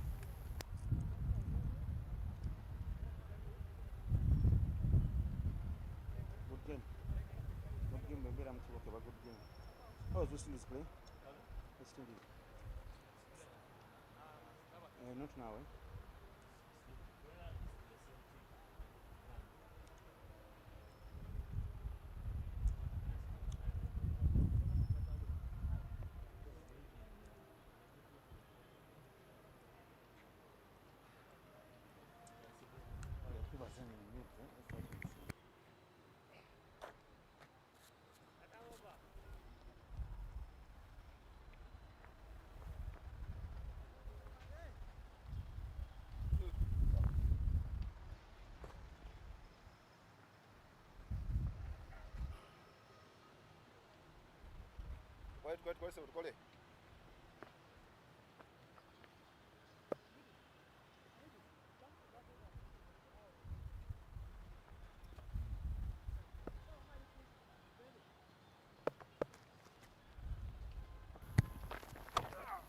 Time for some leggies, and Fahad is new in the attack.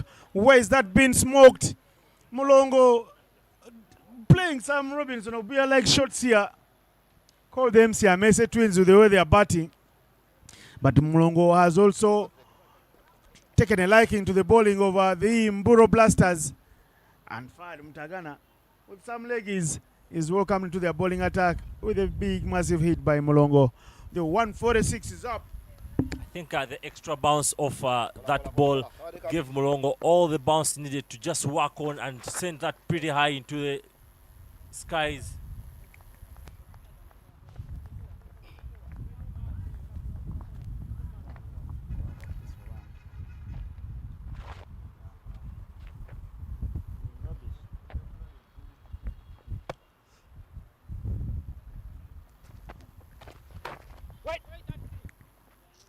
Fred Achelam not finding the gap, but leaning back deeper into the crease, trying to power it.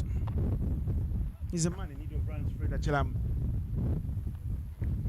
For him to continue to consistently stay in that side of the cricket cranes, he needs runs.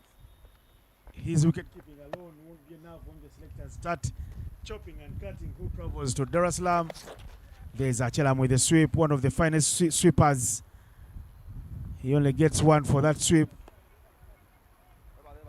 Selectors start chopping and cutting the final 15 men or 14 men that will travel to Dar es Salaam for the Cricket World Cup Challenge League B, and also chopping and cutting to see who travels to Nigeria for the T20 Regional World Cup qualifiers. It won't be about only his keeping. There is Mulongo. The man named Mulongo after twins. He's dealing in pairs of sixes, boundary after boundary. You look at the boundary column in this innings and you feel that the Mburo Blasters have not bowled so many boundary balls, but they have found the blades of the Bunyonyi Warriors very hot, very ready. You may think Mulongo was here earlier, very early in the innings, but I can tell you he's now cruising at 43 of 25. You can see already Fahad Mtagana under that pressure and losing control of his bowling. He's trying to, can I just bowl this to end the over? But Mulongo is ready to pounce onto that once again.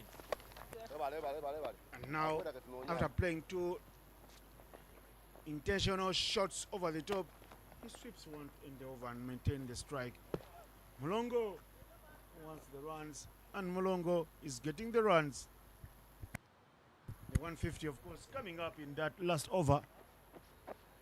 And I tell you what, we only played 13 overs. 156 for 2. These guys are constantly moved above 10 runs every over.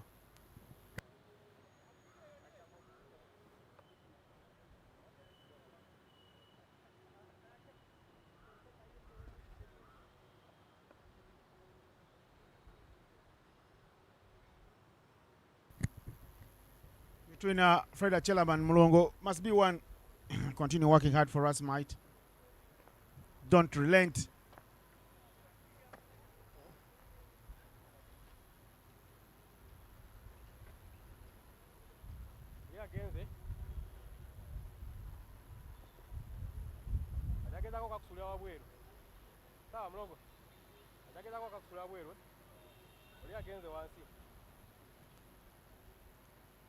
Bilal Hassan getting his voice heard from the boundary by the skipper saying shabash, asking him to do well for the team.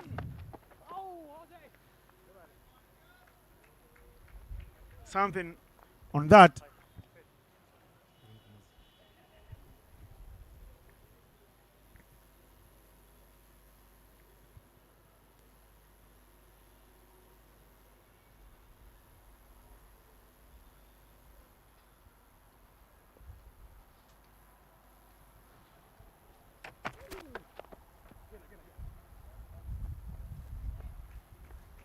One run to the total. Rezat Alisha continuing the good works from the first over.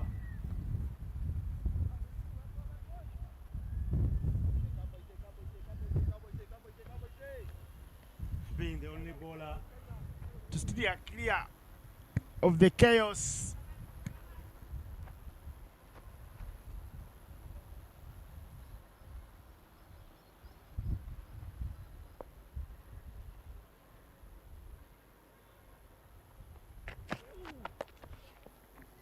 Fred Achelam hits very hard to the side screen, but there will be protection. Musemes are doing very well to cut it off for one. Mulongo wanted his keeper to come back for the second. The skipper known the quickest of runners between the wickets. They had a very brilliant outing yesterday, coming here at a very number and 9 now. 1 run shy away from what you always want to call earlier. Look at that. Textbook like shot, piercing the gap and looking like a real top order bat. that was pretty short outside off stump, granting him all the time and space to just guide it all the way. Jinx the man. This is how it all ends for Mulongo. You've taught me your bad manners, Yasin. I see how I jinx the man. He falls for 49. The edge to the keeper. Mulongo Paul, what a beautiful knock. 49 from 29. I'll make that 49 from 30. And that's how it ends. Okay, I think that's a brilliant bowling from Riyazat Ali Shia. He simply continued with that length. This time round, alternating with the line and once again cutting off that bowling that off cutter that simply kissed the bat of Mulongo Paul to bring in Baguma Joseph.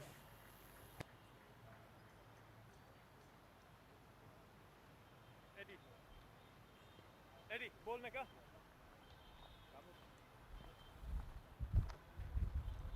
Within the field, yeah? Huh? Within the field. But it was out? Yeah. Within the field. It was out. It was out, yeah, but if within the field. No, the thing is, they are field.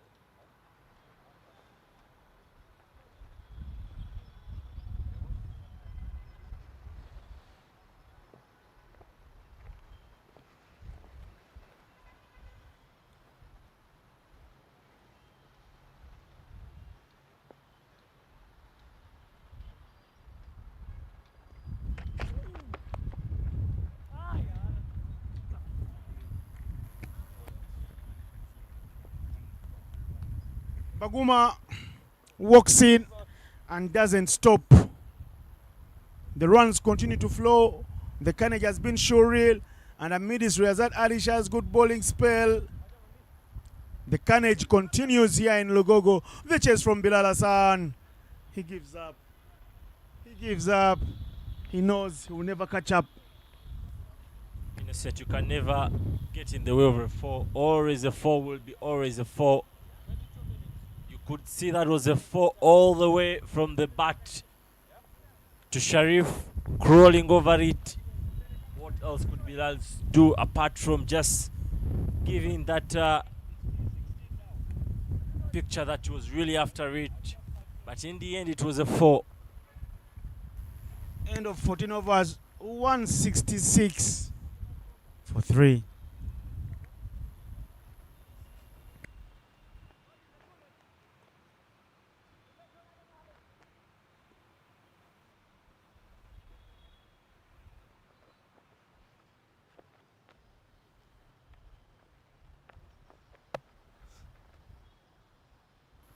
Bilal is back. It's in the air. Who wants that? There's someone underneath it. Doesn't carry. Fred Achelam want to take on Bilal Hassan. First ball. And he shadows the right shot.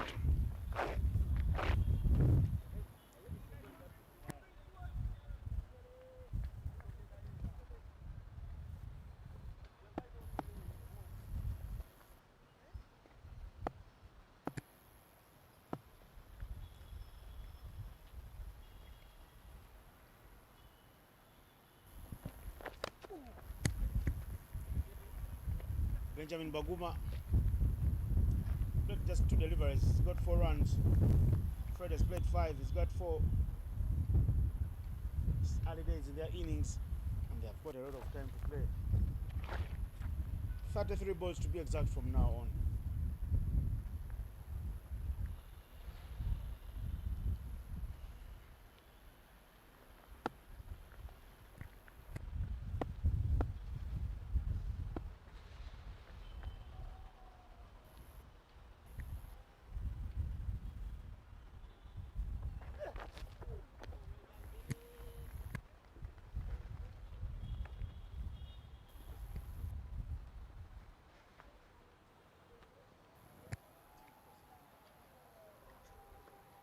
Baguma going for the wild swing and nowhere close getting to that ball. It's only stand and deliver, but I don't think with a bowler like Bilal Hassan will be offering with him that. You have 5 overs, .3 in your hand. You have a chance to set up a high score of the tournament. Why would you be playing that, Baguma?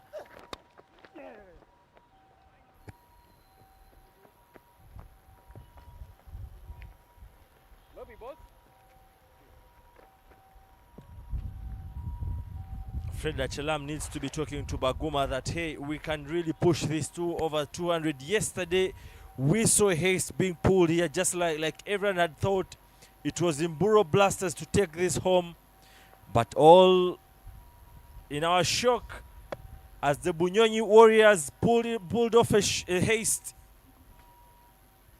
So that's where lessons have to be learned from the Bunyonyi Warriors, that anything is not safe here. That's a dipping full toss and pumped through the mid wicket for 4 runs. Big Freddy.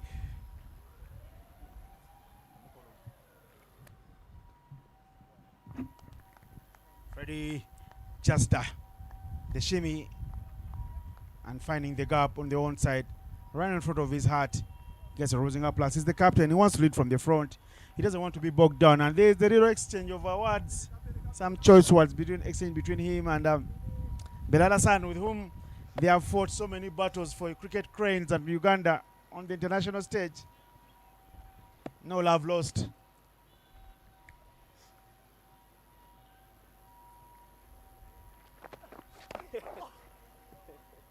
Oh my goodness, that's painful.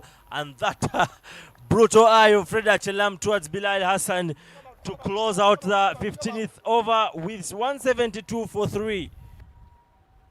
He could have fit that one anywhere he wanted. But looks like he had said it early that he's going to play the lap over the fielder, over the keeper. He doesn't get any connection. 172 for 3 after 15 now.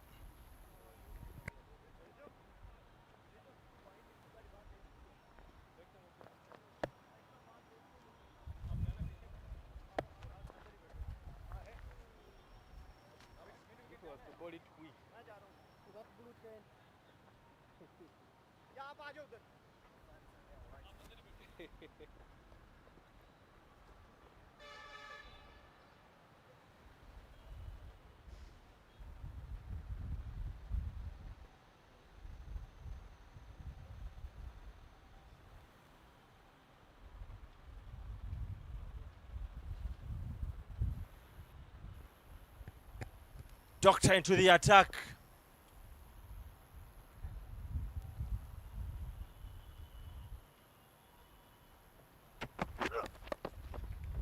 That's squashed.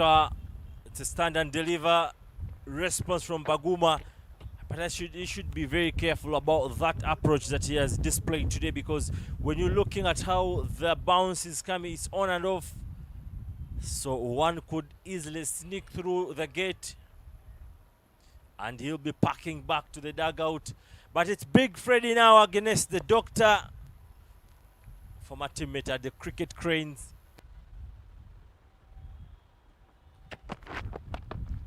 Wanted to go for the full toss. What a brilliant catch there from Riazat Alisha, plucking that one off to deny Big Freddy a maximum and a breakthrough for the Mburo Blasters. But the score is 173. 3 runs short of passing the highest score yesterday. Doctor And Freddie going across the line. See how that happens. Take it back. Riazat Alisha takes a good catch and points at the sun. It was a full toss. Fred could have hit it anywhere, but see, he holds out. It's a good take, skipper. Doctor's goal, you would want to say he was going for that Yorker and miscuing it. Fred Achelam not maximizing on that one. Lacked a touch of conviction into it too. But you can see how far he sent it. So if there was any aspect of conviction, it could easily have sailed over Superman in Riazat Alisha. But here comes in one of our own, a man that Innocent has mentored, nurtured pretty nicely in commentary, Ali Juna Fortunate.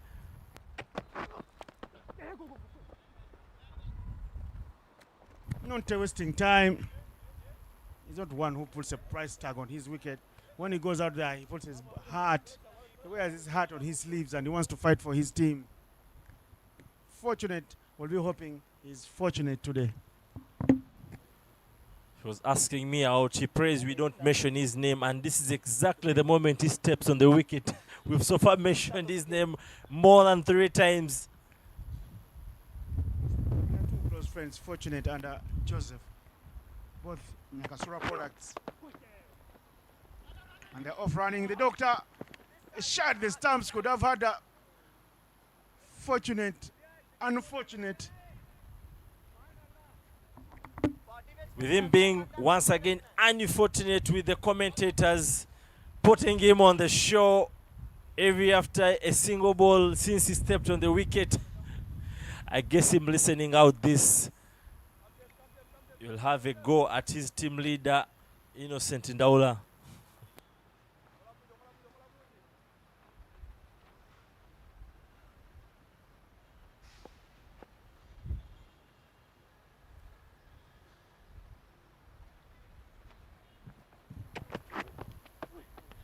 There's Fortunate again. But once you shuffle across the stumps, the umpire will never give you wides. That's why it happened like that.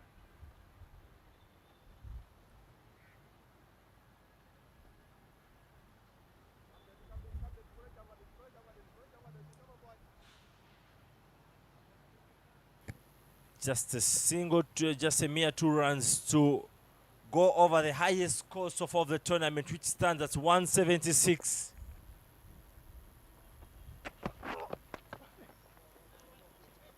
Backward move just to create himself some space, and gets that for a single to close out 16th over with a score at 176 for 4.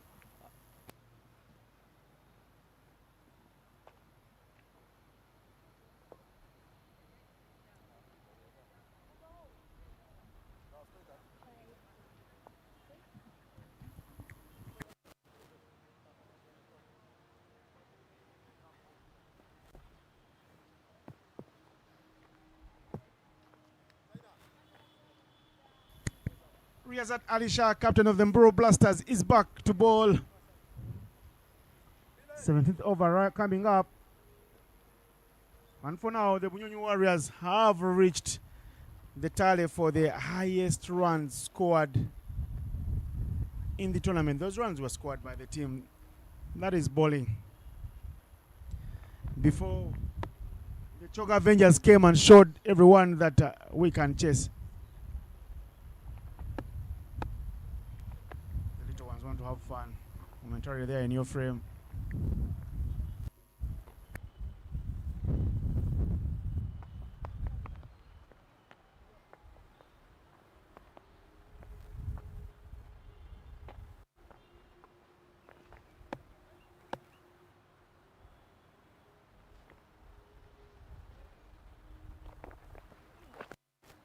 Swinging widely there and missing.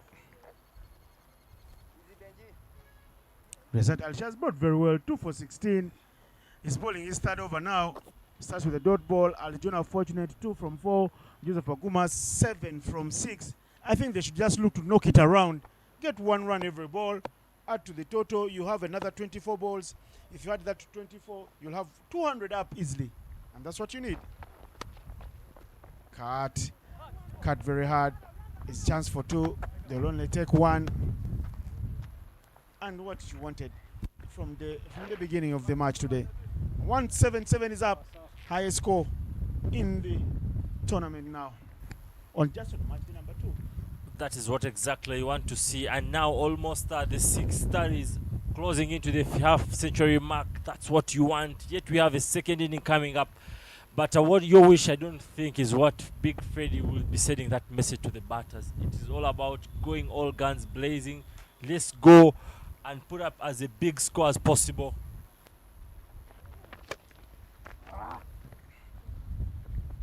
There is Edwin Nwagaba getting to stop that one. You see, they're using a lot of power to score 1 run. Or rather, they knock it around easily and then try to size up one delivery every over that they can mash out of the park. But if you go swinging at every delivery, even the bowler is wise. He'll know what to do. But sometimes you have to play and suffer some fools. Yet you are laying a trap for them to fall into your real carnage.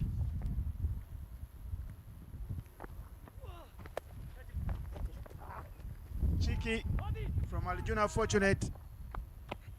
Again, a lot of innovation, but still for 1 run. There's no difference with someone who just taps it and goes. The impact is when you see what Arjuna did, the right foot outside of stump, but keeping the left foot behind, is he sort of put Riyazat in some sort of confusion as to what he was intending to do, whether to go for the reverse one or the front one, and that sort of creates doubt into the bowler's mind.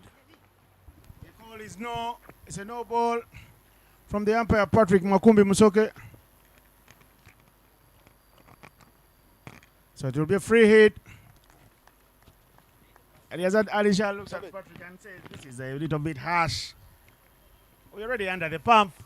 Why call it no ball? But the games and the rules are all clear. There's no letting off. I think you can see now the impact of the creativity that is going that the two batters are trying to put up. Already you can see the pressure sort of Riyazat is facing. No ball, so even if the catch is taken, no dismissal, and they run through for a single.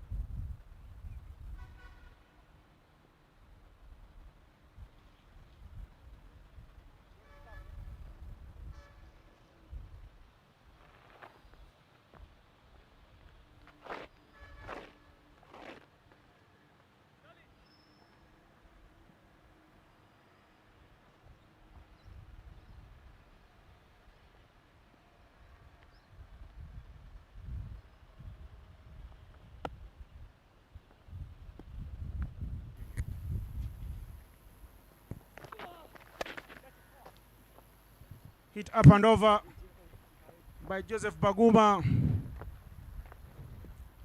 And there is more runs on board.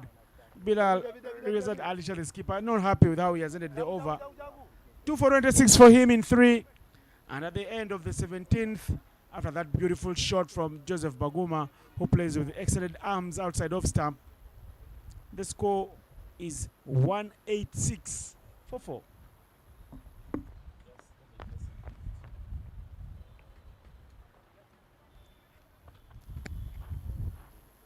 That was a total freebie from Riyazat Alisha. When you look at how he has exceptionally bowled, he's bowled it half of the short of length, short bowling there, and just bowling within the channel to not give the batters enough room. But this time round, puts out outside of stump and just gives that much needed boundaries to the Bunyonyi Warriors batters. And now a 200 mark in sight with 3 overs to go.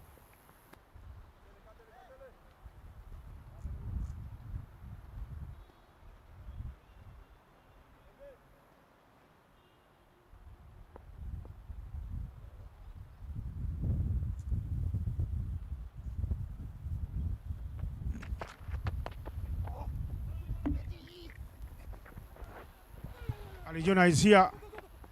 Misfield there from Charles Musemeze. All is it? Give them 2 runs of Bilal's bowling.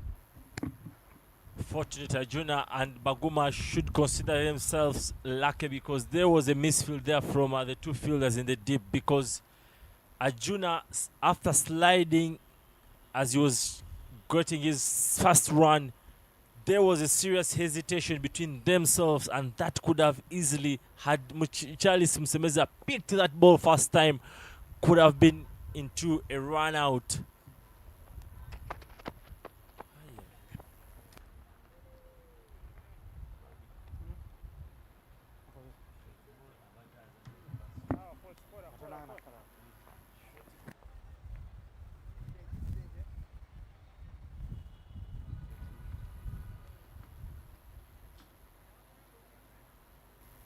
Innovation at its worst. Fortunate Arjuna going for the reverse against a very short ball.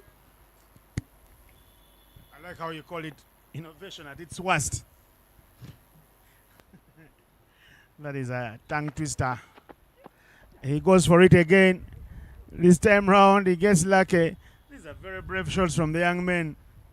And that's the way they've been playing when they were playing for Bojo. And they survived the previous season. This year they have drowned deep down the river by trying to be very audacious. But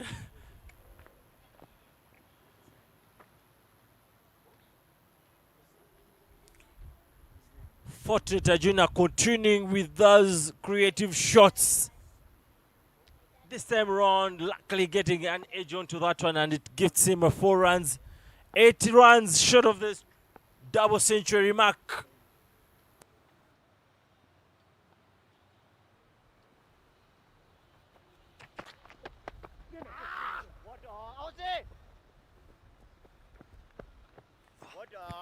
Fortunate Arjuna really struggling to make sure he gets into the groove.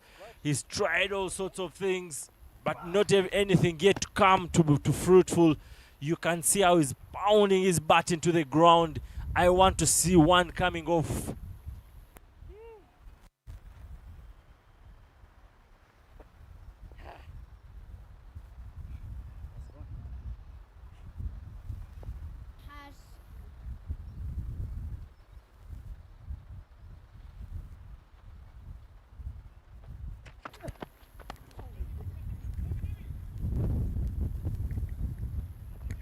They call and say catch him, but there's nothing to catch.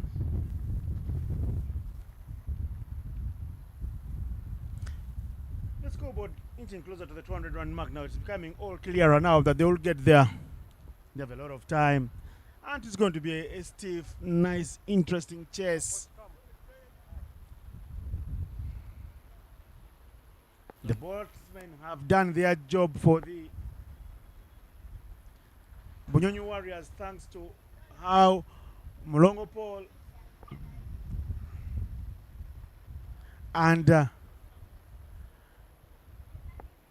Robinson Obuya went about their business.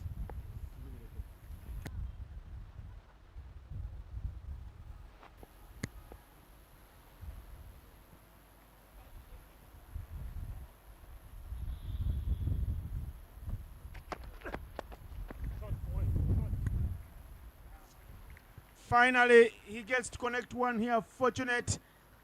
And the dugout there responds in special applause for him.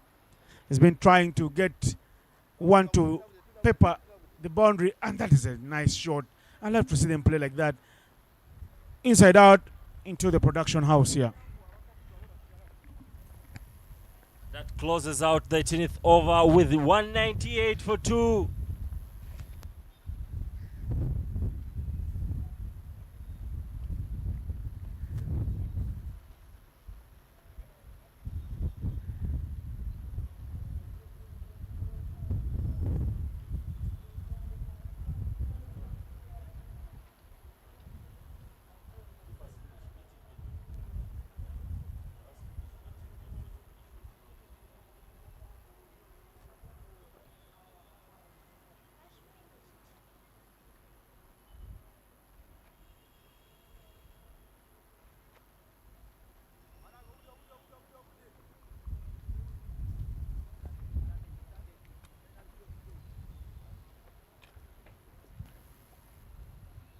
almost the fourth time we are seeing the umpire cross-checking. I don't know what must be going there in the middle, having a discussion with Riyazat Ali. I think they must be behind time, and in a T20 match, when you're behind that time needed for the very last bowler, could be something to do with time. I think he's letting him know that he's behind time, and that's when you need to bring one extra fielder into the ring. Not many options. Look around. These young spinners, Hamid Munigo, were tonked all over the park. Fahad Mutagana got the same similar medicine.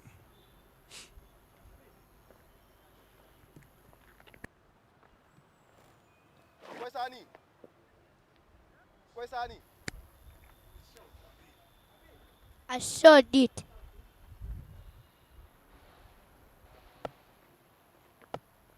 Welcome to my daddy's work.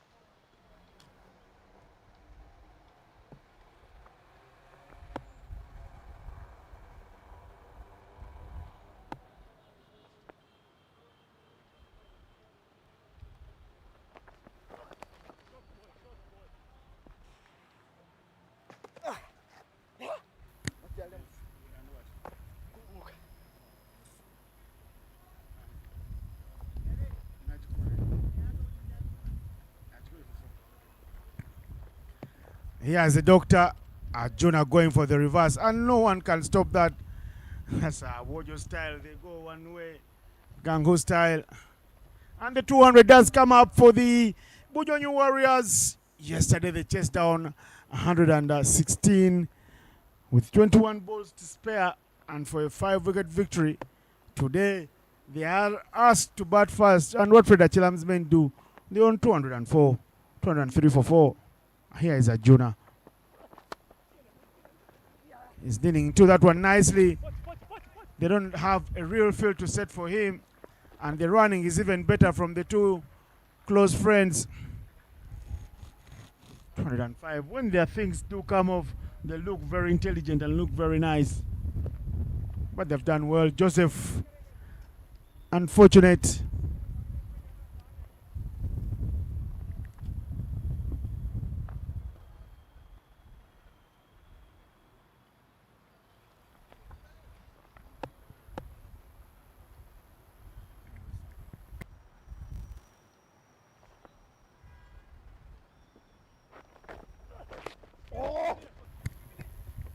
Cheeky, the throw is. They want another run. The two. Penalty over going on here. And the penalty for the Mburo Blasters for the slow over it, and which requires, instead of the traditional 5 fielders outside the ring, now they needed to bring him one. That was the discussion earlier on between Patrick Makumbi and Riyazat Ali Shah. So as you look right now, it's 4 fielders outside the ring.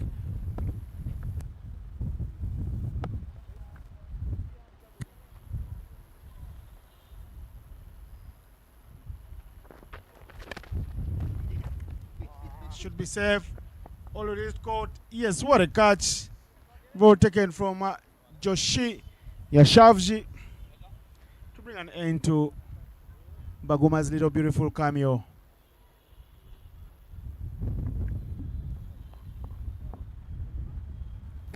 There you go, banged in shot, angled it towards Baguma, and there was no enough width for him to really play with that.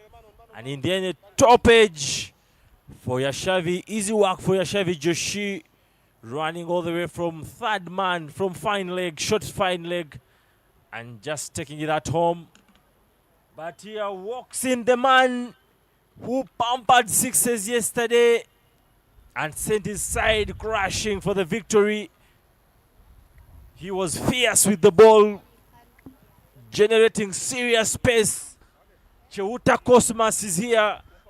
Could we see a 220 finish if he's to pepper a couple of sixes?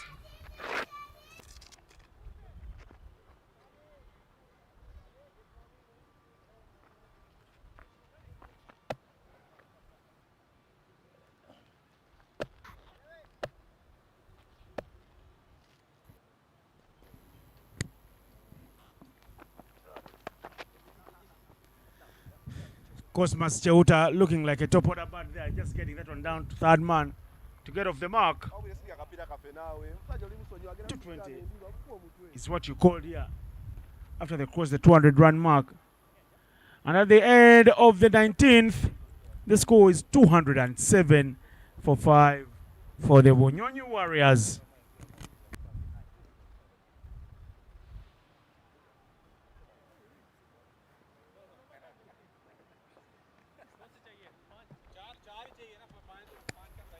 Before today, Cosmas Cheuta was among that elite league of the past of those that have smashed most sixes in this tournament, alongside Robert Owili, Fahad Mutagana, and Cosmas with 4 maximums. And here he is. He has kept strike for himself, and he will be taking on Sharif Suleiman from the Kampala Road end. Could we see what Yuvraj Singh just did to Stuart Broad in that World Cup in England? 6 sixes. That is the dream from Innocent. Maybe yes.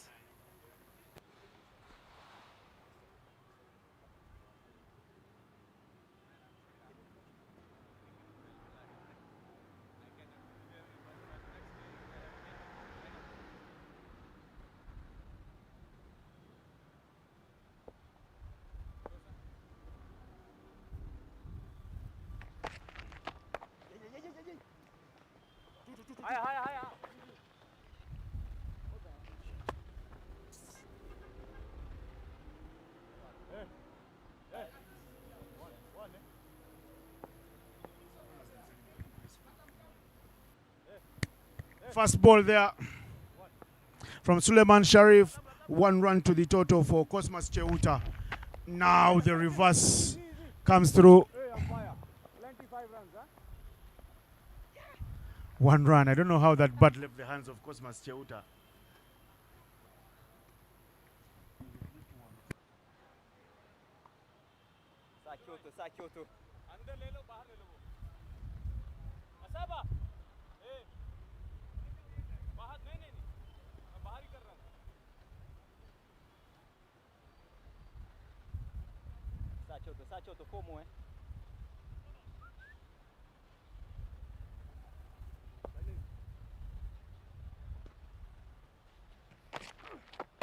One. The call is 1, but Cosmas wants 2 under Baguma, and they'll get 2 easily. They are jet-heeled. Is there a chance for a third? They look at each other, and there's no third. Can they get to 220? Yasin, what can they do to get to 220 here? Tell the guys watching. What they need is what has been done. Cosmas keeping strike. Cosmas Cheuta throws the kitchen sink at this one. Look at how it's traveling. This man has got long levers. And if he continues to keep strike like you want, he will get there. That huge 6. Getting them ever so close to the 220. Just 2 more delivers left. But the 6 takes the score to 217. Look at how he hit it. Falling over. No real stable base. But the man has easy reach. And once he lines you up, you will disappear.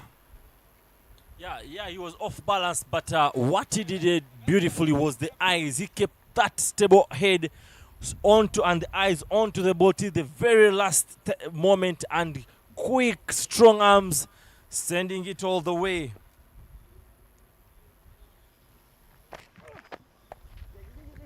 Cosmas tries to go again hard. Is there a chance for 2? It is 4 runs.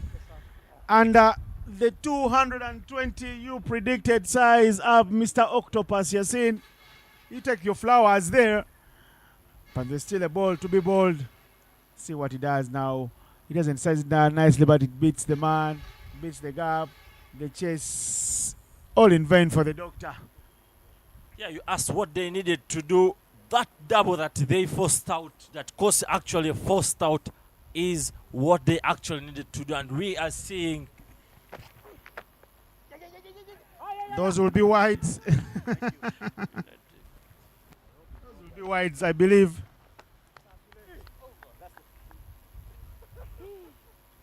Or not. Umpire not very kind to the batting unit. He doesn't call the wides. Cosmas Chauta says, these were wides. Come on, man. But that's how it ends. Suleiman Sharif gets a dot ball, the unlikeliest of dot balls he will ever get in his career as a bowler. His 3 overs have disappeared for 36 at 12 per over. The last over was pounded for 14. And look at that, Cosmas Chauta 14 from 6. Just a show of power. Unfortunate Ali Juna 24 from 16. The Bunyonyi Warriors asked to bat first. They said, thank you for giving us the honors. We will get you some runs to chase. And they get 221 for 5. We will see the score summary for the first innings in a jiffy.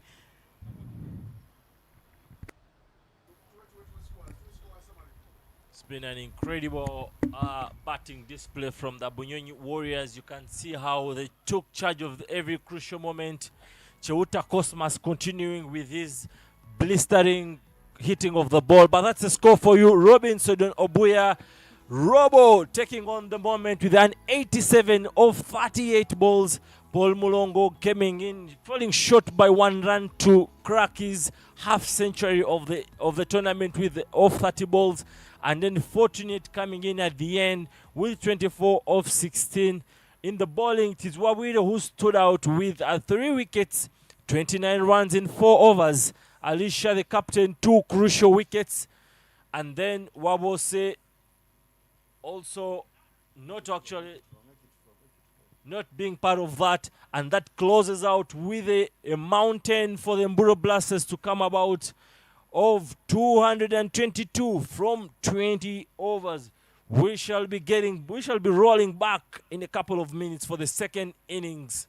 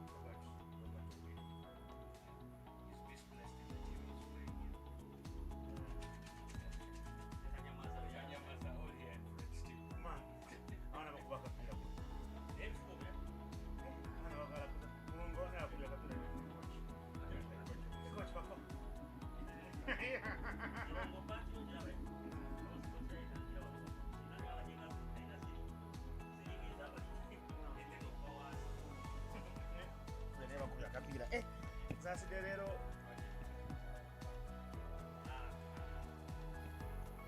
buli aliwamu passport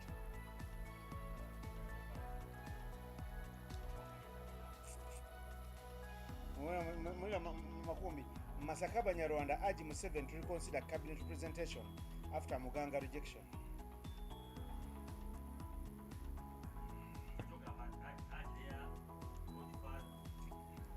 Naye Munyarwanda tajja naye Munyarwanda.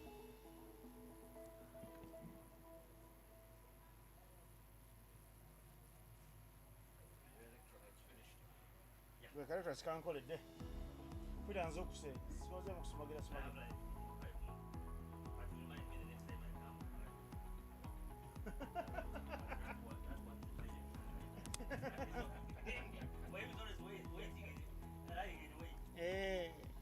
Kankoledde mbadde nsumagira wano ku makya netidda akato wotasa netidda akato. Banaye oto gye tuvudde. Naye once I put it in, system all good.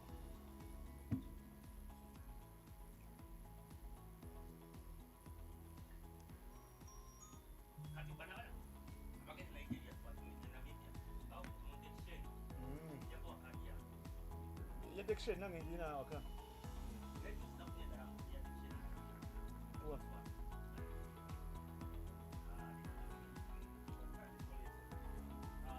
Shopping.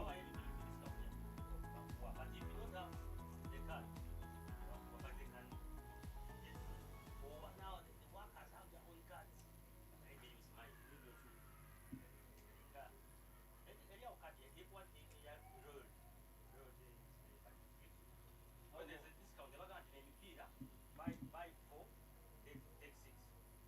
If you don't have that card, you will not get the opportunity. They can say buy 4, take 6.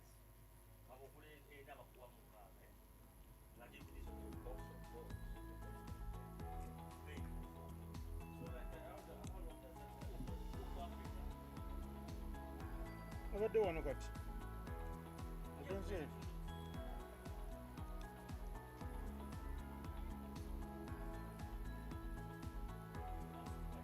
Ayagala genda kukola ki?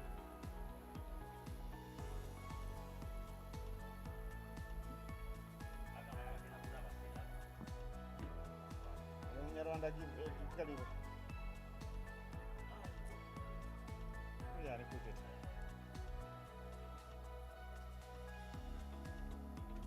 Kano Kanyarwanda makumbi, kano Kanyarwanda ke wazaala kano.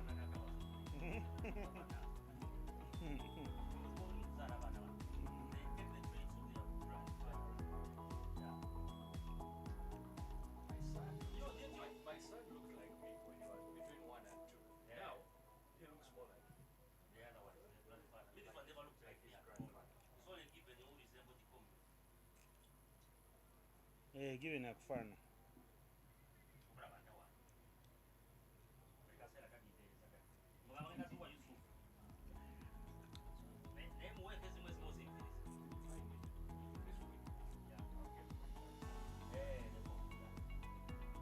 Ncheni yakola doctor.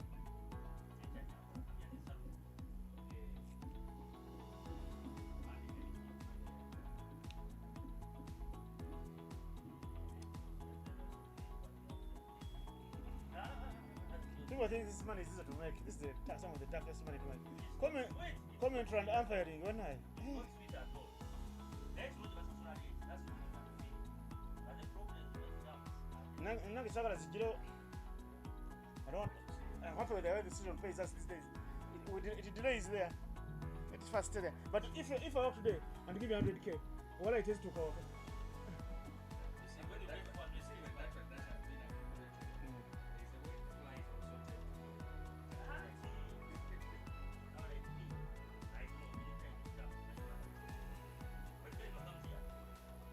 Doctor, yes, you can give that as a lump sum also and give it to mother. But this 100k is hard to give to mother.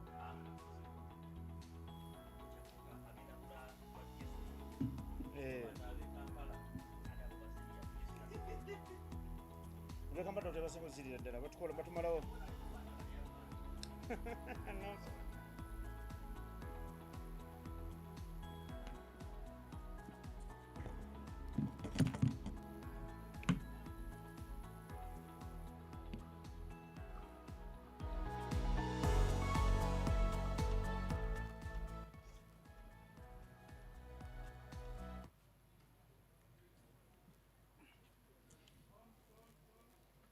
Comes. Rolling, I want to Yes, it is the much anticipated second innings of what has been a mouth-watering first innings with that highest tournament, that score of the tournament, 221 for 5. But here is another inning, another opportunity for both sides to write off their statements in the tournaments. Bunyonyi Warriors will be looking to continue with that momentum if they are to go on and secure that. Earlier on, Choga Avengers clinched in their second win of the tournament, making it 2 out of 2. And here are Bunyonyi Warriors in pole position to keep up with the same winning trend. It's a team that is full of big hitters. When you look at the history of the coach himself, Roger Mukasa was the man known for tearing that ball apart, and we saw that happening from Robo alongside the likes of Cheuta late in the innings, Molongo Paul coming in the middle, and again we have the man who has been topping the bowling, who got a play of the match innings earlier on, play of the match award earlier on yesterday in Gurjivan Singh. But they're also up against a very formidable batting side in Mburo Blasters. We saw yesterday they just deposited the highest score of the tournament. And here they are marching outside. Fahad Mutagana in the companionship of Charles Musemeza, Riazat Alisha, Brian Asaba, Stephen Wabose, Yeshevi Joshi, Suleiman Sharif, Edwin Nuwagaba, Bilal Hassan, Wawire David, Hamid Munigwa will be taking field today. But for now, it's Charles Musemeza in the companionship of Fahad Mutagana. It's been a beautiful afternoon. Innocent, what do you make of this encounter? We saw yesterday a thriller in the afternoon. Here we are, highest score already on board. We have sixes nearing a half century. We have balls lost. It's been exciting. The Great Lakes Men's T20 has been exciting in every true sense of the phrase. The batsmen have come out fearless, and the bowlers have been chasing wind, not clearly all wholesomely shut out. But the way things have gone about, you would like to think the Great Lakes Men's T20 Elite League has been all about the batters. And the runs have come through and fast. The balls have been flying on that highway, the Ginger Road. And more will be flying. You're talking about the numbers, the statistics. And there will be no stopping for either team. Even now, with the Mburo Blasters coming out, they got 176 yesterday, not by mistake. Today, they will be asked to chase 222 for victory, because the set target by the Bunyonyi Warriors is 221. Exciting stuff looms. And if you're on the channel, share the link with a friend, and maybe even come down to Lugogo and catch this live. This is priceless and it's all free. Starting up things here with one flying all the way for 6. Pace on offer, and the pace is punished. Charles Musemeza looking at Cosmas Cheuta says, well, you are in the zone, and I'll take you to the cleaners for a 6. Not the lines. Cosmas should be bowling. Keep it straight and full in the channel. Ask the batsman to play, but don't go trigger happy. Yes, they may need maybe 12 per over consistently.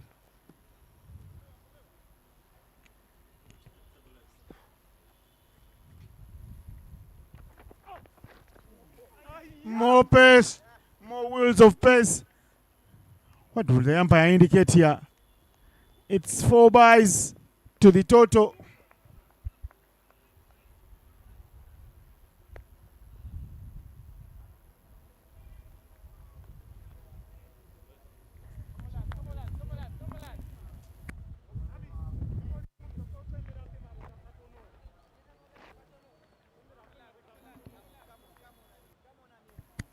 Flew over the keeper.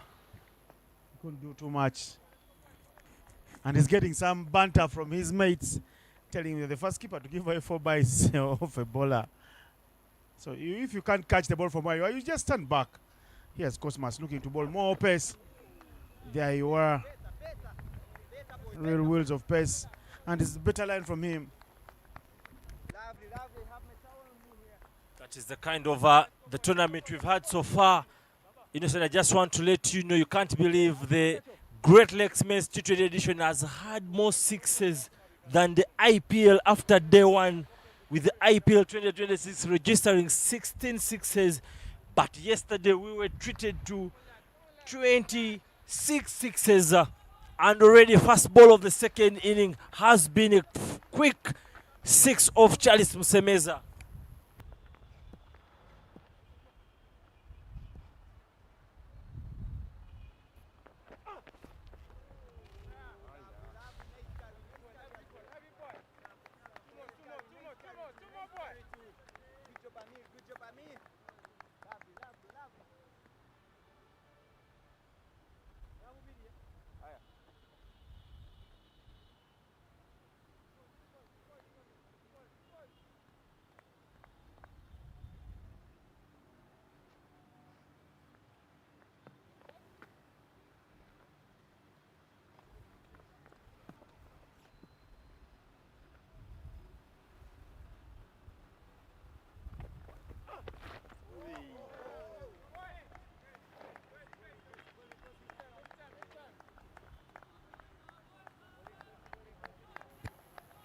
Pace is on. The charge is on from the two batters. There is nowhere Cosmas, with the kind of pace he generated yesterday, he's going to cool down. Leave alone that extra he's just given out, and that six is going to continue pumping up that.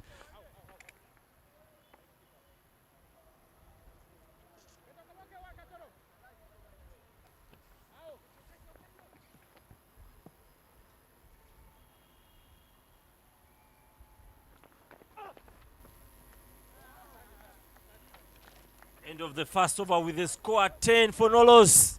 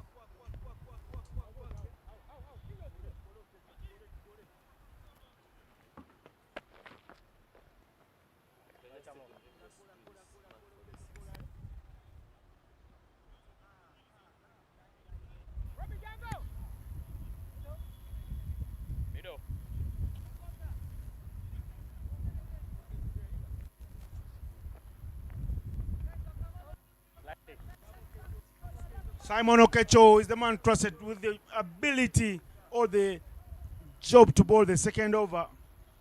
First over by Cosmas went for 10. Okecho now must bowl some tight leg spin. In the power play, tough ask, big job. Fahad Mutagana has played inside the court fire. He was entertaining for his 42 of 19.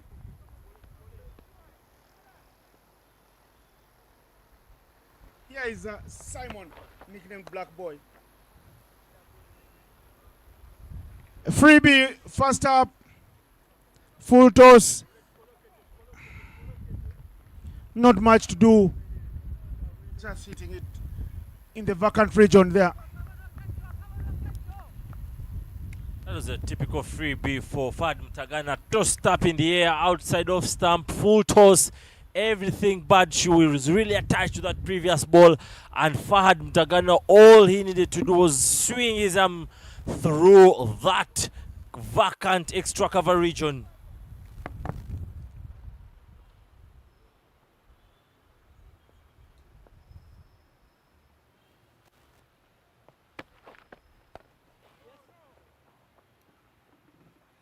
More boundaries on offer here.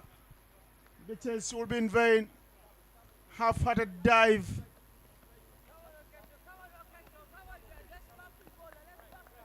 They need to do better here. Jonathan Nyiro and Asbeg can't leave everything for Cosmas Cheuta to be fetching from beyond the ropes. They need to chip in a good effort. Okecho continuing to offer those freebies for Fad Mtagana. Tossed up outside of stump.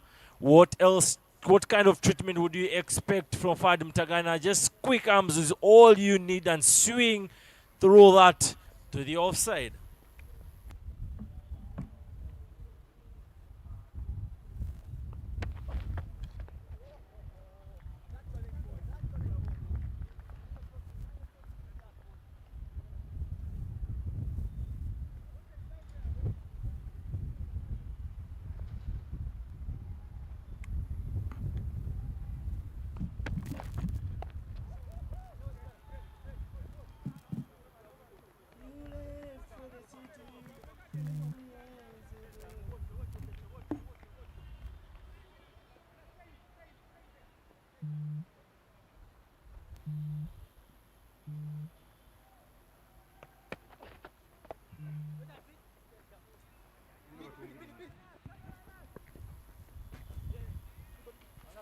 Another boundary there, cut off by Cosmas Cheuta. Is fielding body and soul for his team and is demanding more from his teammates.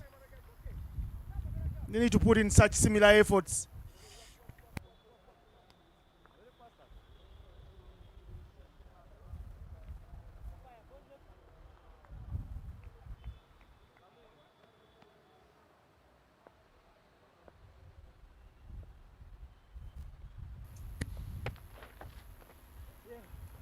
That's in the air, but there will be no one to catch. Will it race to the boundary? Yes, it does. Right in front of our coach, Steve Tikolo there, with Felicia Mukasaki into also watching former Victoria Pearls keeper batter. But that's a very poor delivery from Simon Okecho. He should do better. He should know that there are no fielders there. And Ogwang on the phone, the stand coach, with the coach. Very poor delivery there, but that closes out the second over with a score 24 for no loss.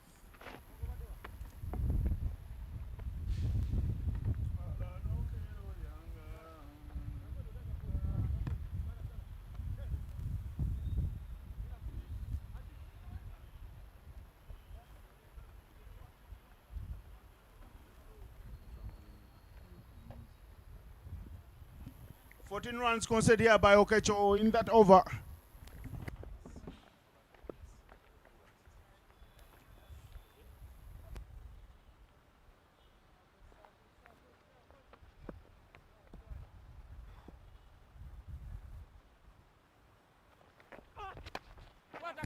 That's a shot of length. Fred Achelam riding under it. Gurjivan, Fred Achelam, all letting that opportunity going down. Cosmas Cheuta gutted about that. What a disappointing opportunity. Put down. There you go, banging really hard.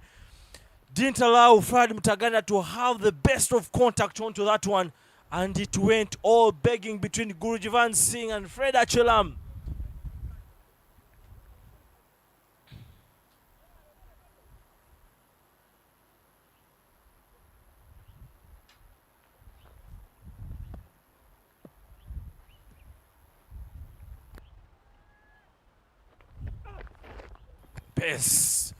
Pace, back of the length and brilliant pace. Cheuta smiling that off because Chalice was nowhere close to that one. Just saw that oozing through to the wicket keeper.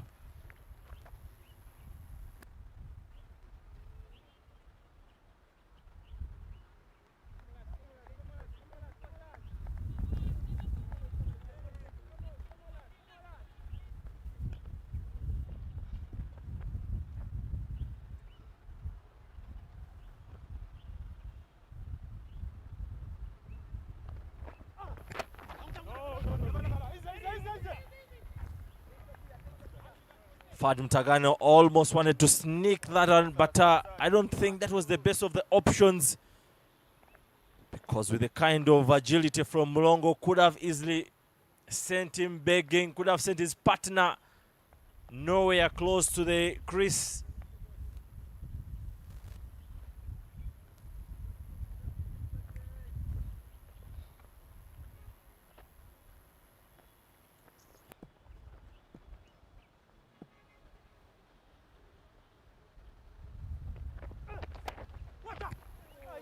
Shot quick outside of stump, and that's the way it slapped through point for 4 runs.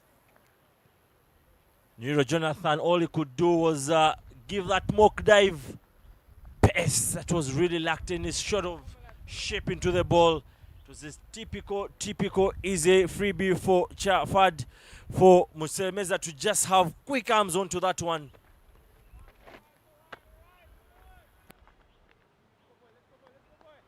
All he needed was just get on his toes, get on top of the bounce, and crash into it. Very brilliant bowling, good comeback point when he ran out. Very, very close, very close. Actually, I'm really wondering how could I miss that one. That was really close, but just look at that beautiful bowling, angled in towards Charles Musemeza. That was an exceptional piece of fielding from Fred Achilam. Could have been easily the run out of the tournament so far if at all he had picked that one out. Another day for the two batters to live and to smile.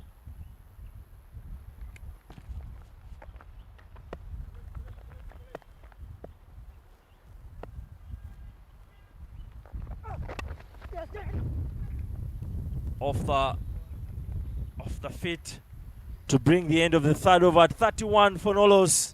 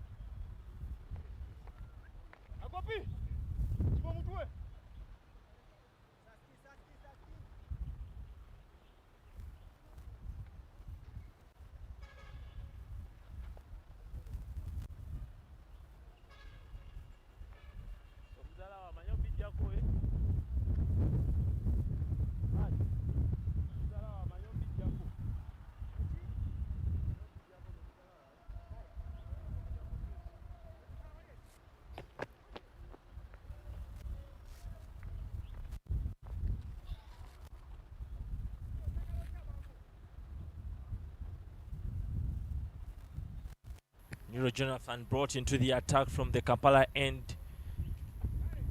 Yesterday he was only brought in for 1 over, but the moment he was taken on by his captain down at Jack, never got the chance to get into a spell. But here he's been brought earlier on to have a couple of inroads for his side.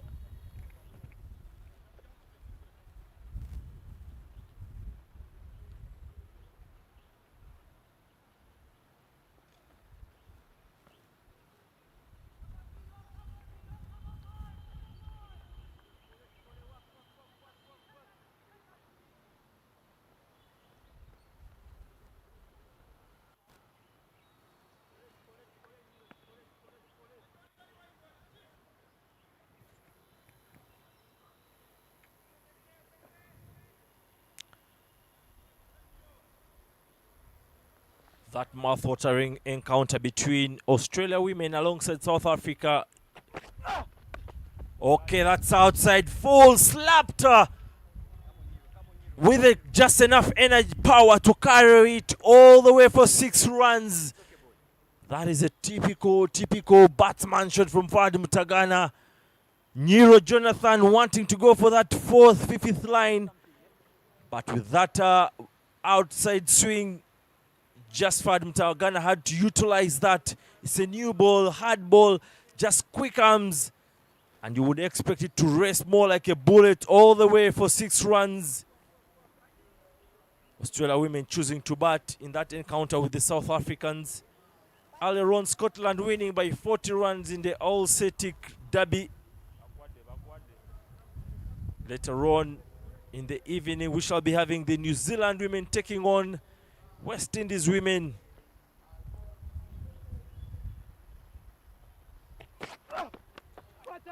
Pace off, wild swing, is under it. Yes, that's taken. Fahad Mutagana has to be matching back. What a comeback from Nero Jonathan. Brilliant concentration from Simon Okecho. Just had to make sure he kept eyes all the way onto that ball and snapped it. Fahad Mutagana has to be walking back. The chase has been put under jeopardy. Oh my goodness, that was a good piece of skill from Nero Jonathan, just cutting the pace off. And Fahad Mutagana salvating for that one, going for that wild cross the line swing and top edging it straight to Okecho. Brilliant take, brilliant breakthrough.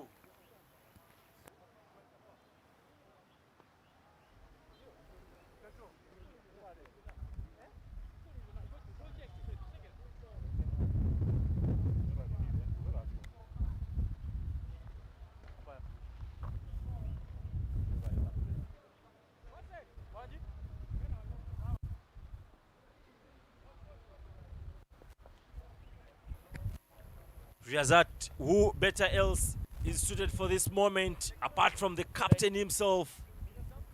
Riazat Ali Shah into the fray.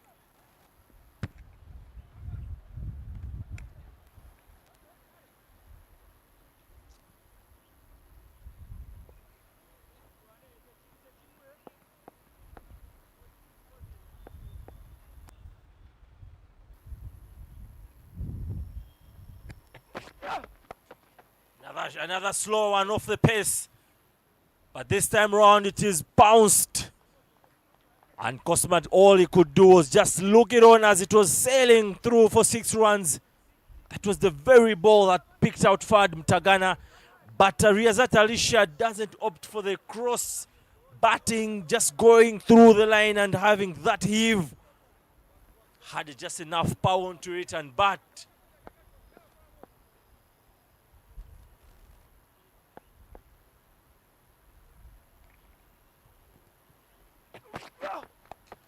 Shot out at off stump, slapped all the way, but just lucky enough not to carry for 6 runs. Riazat on fire, Nero Jonathan on fire, that's how it was. Enough width for Riazat Alisha to make easy work for himself. Same position here, Riazat Alisha at this very time. He was cruising at 31 off 19 with 3 sixes. We are yet to see a mighty one from him. But the score is at 48 for 1.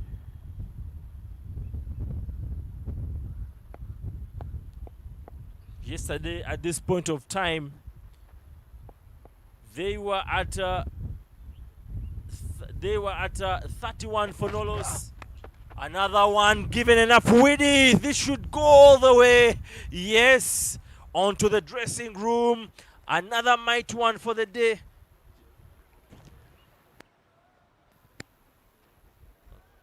Outside of stump, enough room for Riazat Alisha just punch onto that one.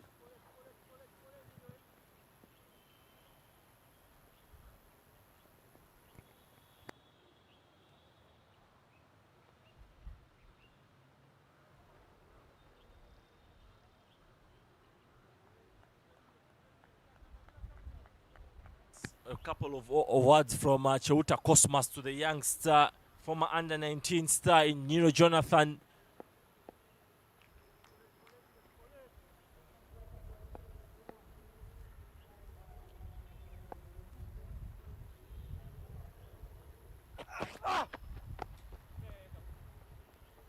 Short pace off, lucky just to go away. That would have easily given Riazat Alisha enough room to just pound it, but the change in bounce didn't give him enough to work with, and that closes out the fourth over with a score at 55 for 1.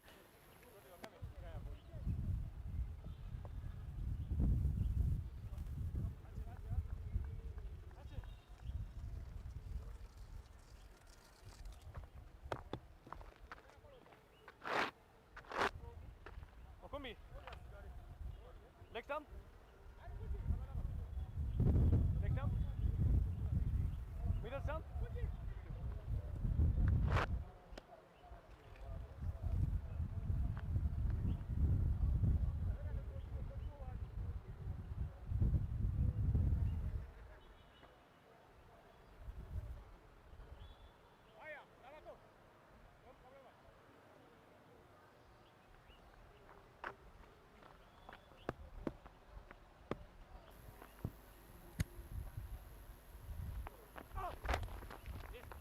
Hard length there, banged in pretty fast, hard.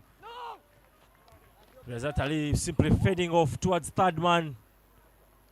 Chewuta Cosmas having a word to the wicket keeper. I think he's telling him, you better tell that Simon Okecho should be on his toes. We're here for business. It was really efforty from Chewuta Cosmas. You can look at that, look at that, look at that, look at that. Just avoided Chewuta Cosmas avoiding to have a direct conversation with Simon Okecho, instead using the wicket keeper to pass over the message. Full quick and sent quick straight into the screen. That was a proper cricketing shot from Charles Msemeza. Just any day, anytime, half volley, you're going to be simply given that sort of treatment.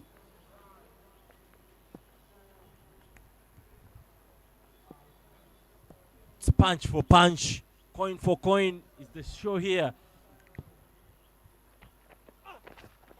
Better length there from Chewuta. An eye towards Charles Msemeza, who backs away not to look at the hostile face of Chewuta Cosmas. Interesting pictures here. I don't know who Chewuta was asking to keep quiet.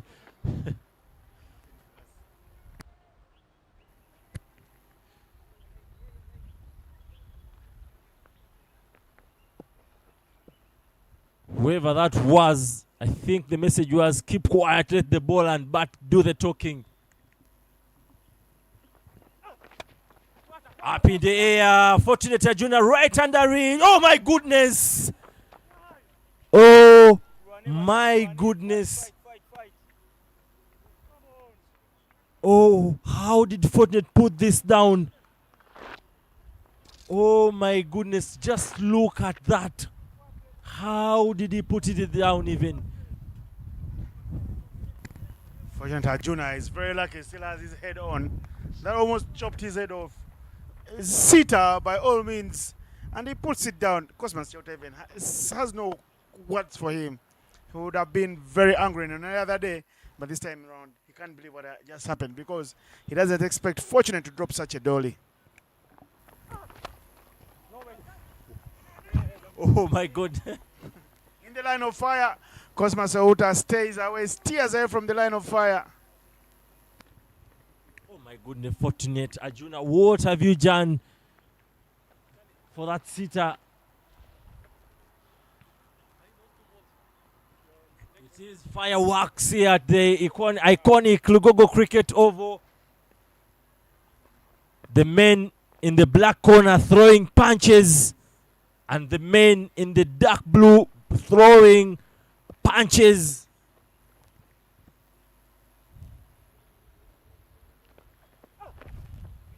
Hard swing, hard length, but the pace makes the difference. And closing out the 50th over, score is 62 for 1.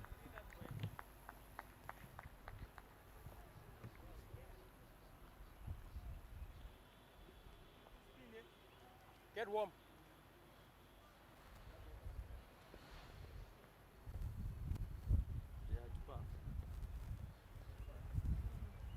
61 for 1 after 5. This one's actual 1 run ahead.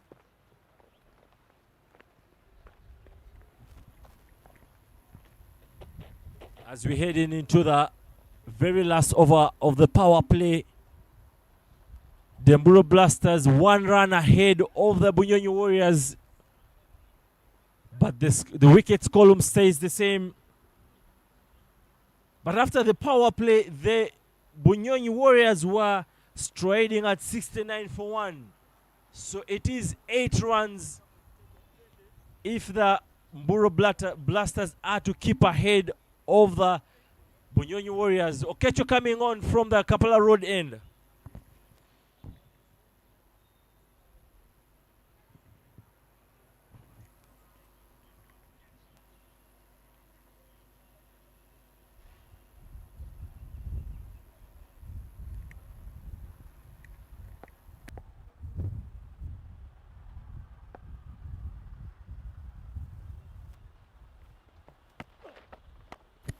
There you go, big one, all the way into the Kampala Road end, and that brings the half century of sixes of this tournament. Innocent, can you believe it? Match day number 2, second innings underway, and it's 56s. That was really, really, really big.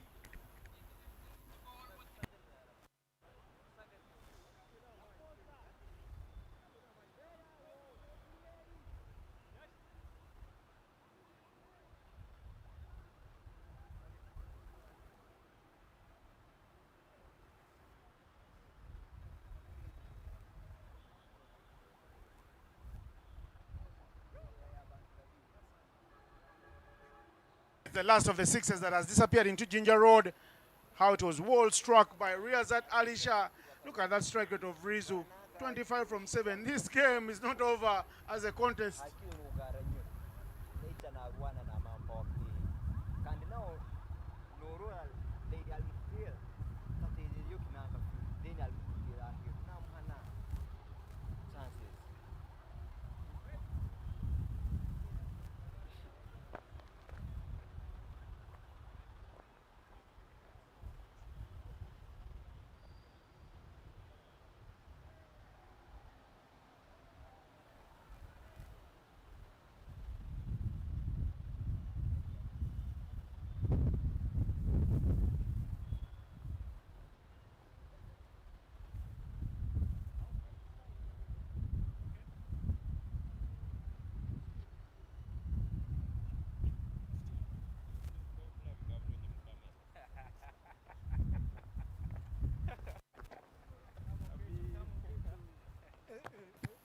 It's all happening here at Lugogo. If you thought the morning game was one of a box office affair, now this is Supreme. This is a brand new release. 68 for 1 in 5.1 overs. Riazat Alisha, look at his strike rate. 25 from 7. He's striking it at 300 plus. Every ball he faces, he's scoring 300 runs or more. And look at that half tracker. Okecho is hit. Where is he hit? Into the kitchen of the tennis club. Half tracker will always be punished. And that goes beyond the kitchen into the road. Logistics manager Cricket Uganda has his work cut out. He must look for more balls.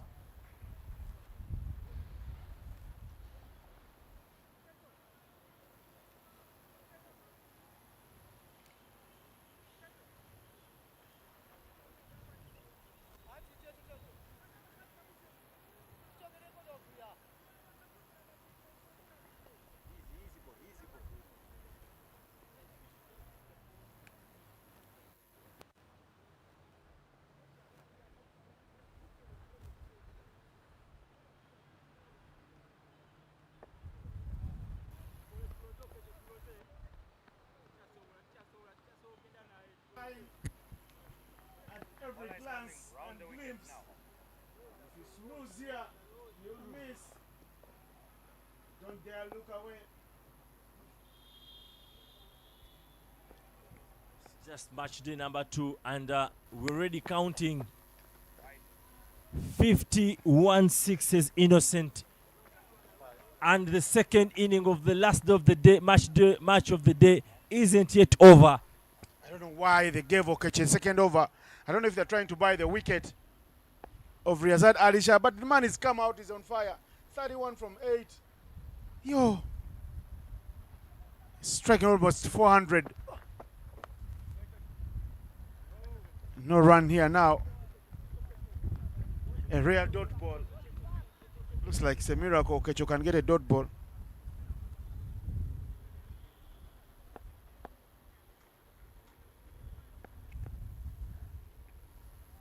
If you love rugby like me, or if you love Ugandan sport, I tell you, it's the semi-finals of the league going on at Chadondo. The big boys are in the picture, but look at this. It races out to the boundary. Okecho has suffered at the hands of Riyazat Ali Shah. And he continues to get pummeled all around the park. That is a big hit. He's bought so many poor deliveries. And he's been bought at the wrong time in the power play. Look at his figures. In just less than 2 overs, already gone for 31. Black boy Simon Okecho. Goes around the wicket just this time around. Just gets it into the line of those pads. Riyazat Ali Shah's pads. Who sends that with that sheer power. He needs to pitch it up. He needs to pitch it up. Not like that. Not like that. Right there, he's bowling for the opposition, Okecho. But he needs to pitch it up. He needs to pitch it up. He's bowling all poor deliveries. But if he was pitching it up, it would have been a different story. Pitch it up, but look at that. He's trying to bowl it quicker. You pay the price if you play like that. Quicker, shorter, all the time for Riyazat Ali Shah to react quicker and send it quicker into the tennis court. This is not good bowling. This is not like it. Yes, Riyazat Ali Shah is a very good batsman, but you don't bowl like this to Rizu. You need to keep it slow. Your leg spinner, give it full flight, let it land in the crease. But what he's doing here, he's playing for the opposition, Simon Okecho, and he's being taken to the cleaners. Riyazat Ali Shah's bat is caught fire. 41 already from 11. He's going to score the quickest half century in the history of Ugandan cricket. Better. That is better. Much better. Very much better. He needs to pitch it up. Let Riyazat Ali Shah be drawn into a false shot. Don't be bowling half trackers and full tosses to Rizu.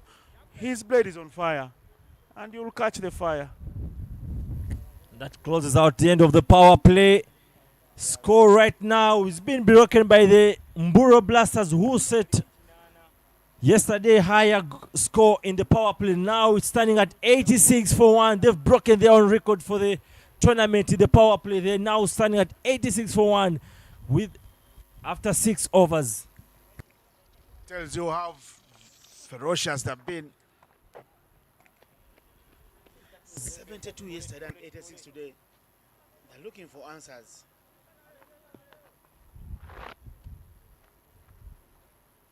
And guess what the captain does after Okecho disappears for 38?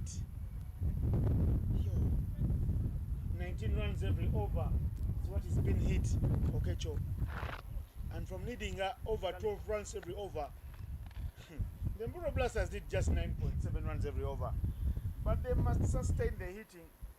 The last over going for 3 sixes, that's 18 runs. A boundary, that is 22 runs. 1 wide and 1 single. Yeah, you'd want to say Fred Achelama's kept up to just sort of keep Baguma and Grujivan a little later, where the game will be mattering a lot. So it's a point of giving Okecho to sort of get through those early on overs, because I feel Fred Achelam thinks he has a lot of runs to play around with, to play with. So that is the knowledge now. Baguma is into the attack. Okay, that's an edge, possible edge there that is racing to 4 runs. That's not the kind of, no, that's off the bat. Must have been a very faint edge. Charlie Msemeza that is reminding us of Pedro Azombe in the morning. The edges are like edges.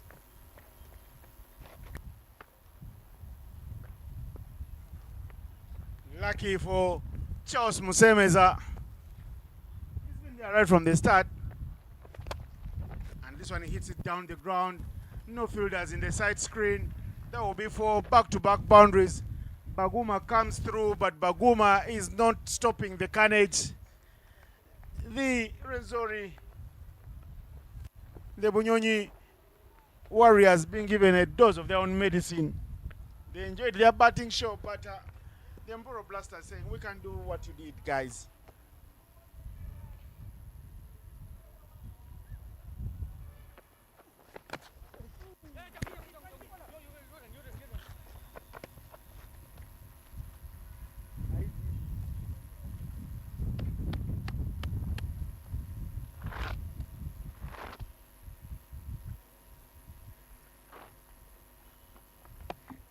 Buys it is.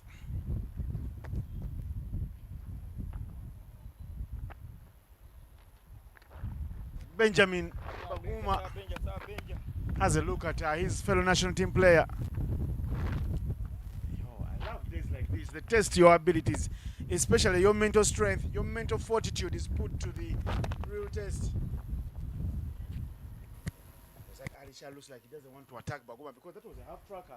If he wanted to play like the way he was facing Simon Okecho, he could have hit that anywhere. But he says just tucks it around the corner for one.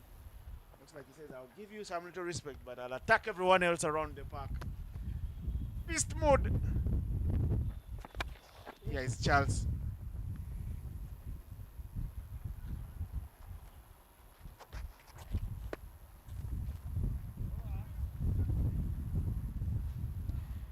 Well, the fine over, yes, it is going for 11 more than what is required per over, but a fine over that brings some little semblance. 11 it goes. The requirement for it is to go down from 9.97 the previous over. Now they need 9.5. Who said 200 is a lot?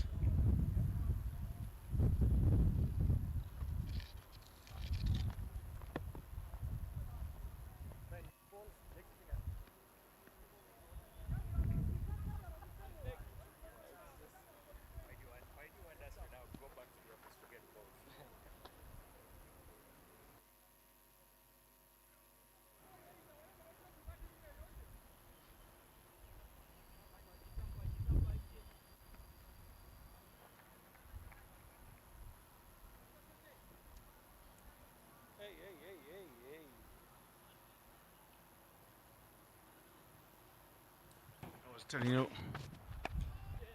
this is hit down to the sweeper. Is there a man to sweep?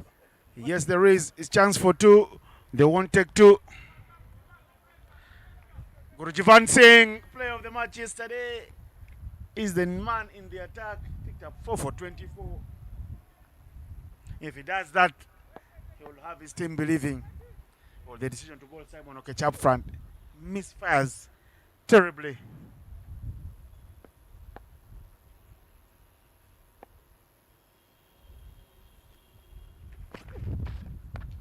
Uppercut for Yazad Alisha.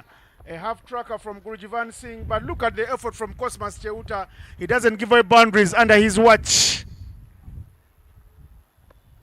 And it tells you everyone, reminds everyone on the park. I am not selected just because I'm a bowler, but because I can also save runs in the field and I can hit the long ball out of the park. So I am a match winner for you guys. Whoever is fighting for my number, you've got to think twice. Look at that effort from Cosmas. We saw an effort like that yesterday at the boundary, a ball that was going for 6 off Baguma. And today, look at what he's just done. Cutting very hard again.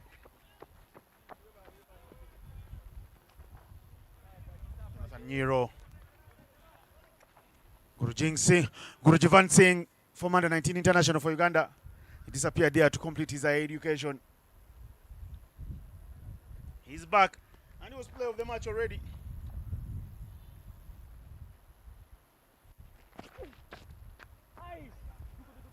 Chance for catch. They say quarter is the call, but there's be no catching. The ball there seeming to fall everywhere. Coach Tikolo goes from the scoreboard to the side screen, now to outside there. See how Charles Musemeza plays it upish behind square. I think all Gurujivan should be doing when you look at those two previous balls, just a touch fuller, as we said, you said earlier on, to draw the two batters into any doubt or fall short. But now with that kind of pulled up a little bit length, gives the batters to just rock back and wait for the plate on the bounce. He stayed there for a long time and he scored not very slowly. 28 of 20 and the 50 did come up for Riyazat Ali Shah already. He's on 50 from 17, a fourth half century of the tournament.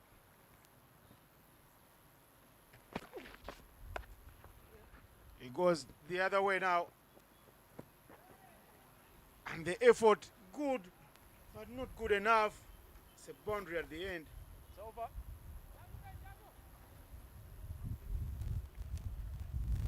There is the last boundary from Charles Musemeza. See that effort from Baguma as he tried to stop it. Oh no, it failed and died on him very, very late. End of the over there from Guru Jivan. Not happy with his effort in the first over. He's gone for 12 runs. Look at that required rate. Continues to go down from 9.5 to 9.3 now. That's about too much fun to just that. Don't.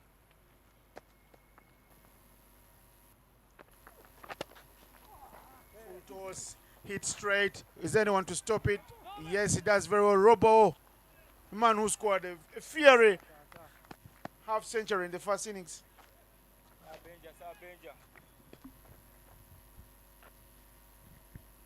It's fireworks all over the place.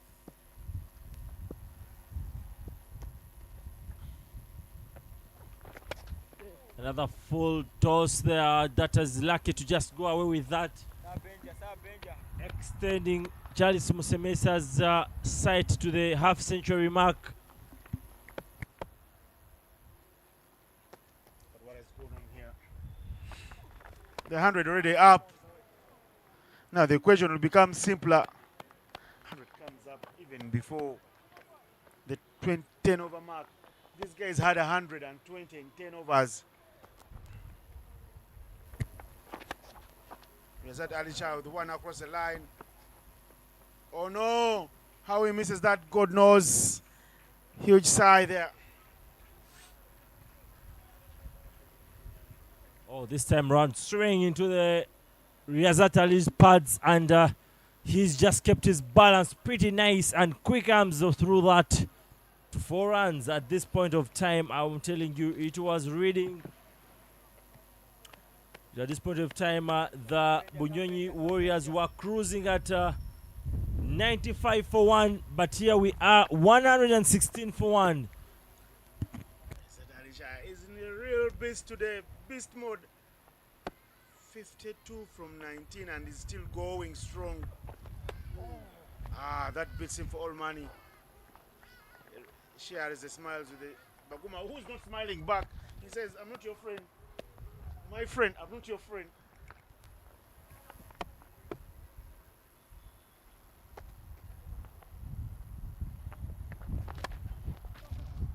Square driven straight to the fielder and covers Simon Okecho. And it's a better over from Benjamin. Look at what he does. 6 runs from the over. Another 3 overs like that, 4 overs will wrestle the game back to them. Because the required rate will go up. But it's not over as a contest, this one. Still going on.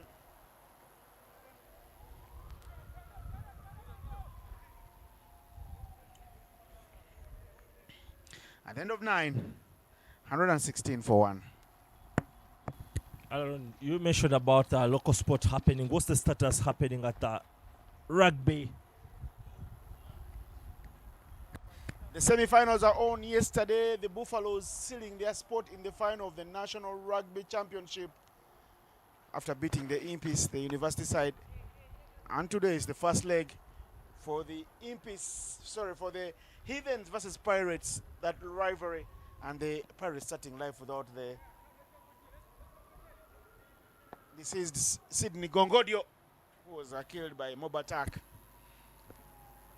But they are leading 8-0 at Chadonda away from home. Chance for a catch. And Riyazat Ali Shah is dropped. 2 chances. Riyazat Alisha has been dropped. And guess who puts down the cut? Robinson Obuya, of all people. Look at that. Huh? There is the chance. Anas Beg, Butterfingers, I beg your pardon, not Robinson Obuya. What is he thinking there? What are you thinking? You dropped the man who's killing you softly on 53 from 22. Second life. And they even still a single. And it's off strike. Brilliant bowling from Gurujivan. Changing the length, he's hitting now, pushing it a little closer. And we saw that earlier on opportunity created, creating that false shot from Riyazat Alisha, going across and top edging it. This time round, there's a flying edge, should be getting to the boundary. Yes, 4 runs. Very electric outfield today. Gurujivan Singh not happy that the skipper of the Mbro Blasters was put down, and then immediately there is a flying edge like that from a man who's been very lucky in his innings. He's moved into the 40s already quietly there. He's on 42 from 27. He's been literally inexistent, but he's very much available. Catch him.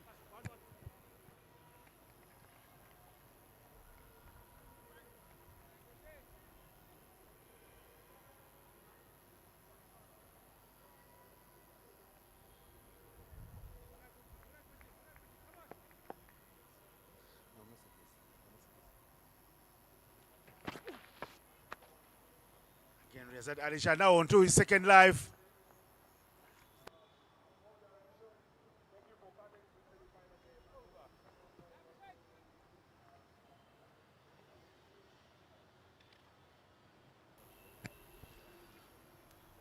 Situation looking similar, only that the Mboro Blasters are not only 4 runs ahead, they also have an extra wicket in hand. Because at this same stage, the Bunyonyi Warriors were on 120 for 2.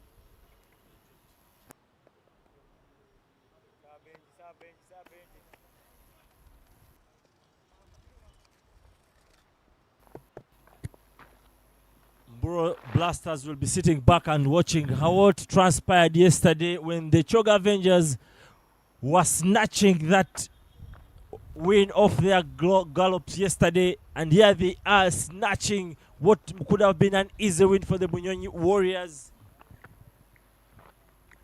Here is Baguma Riyazat Alisha. 2 chances put down already in the match. That man on strike, the skipper, put down by Anas Beg. And then also Charles Musemeza, put down earlier by Fortunate. A dolly, a seat of sorts. You could have caught it with your eyes closed, they are seeing.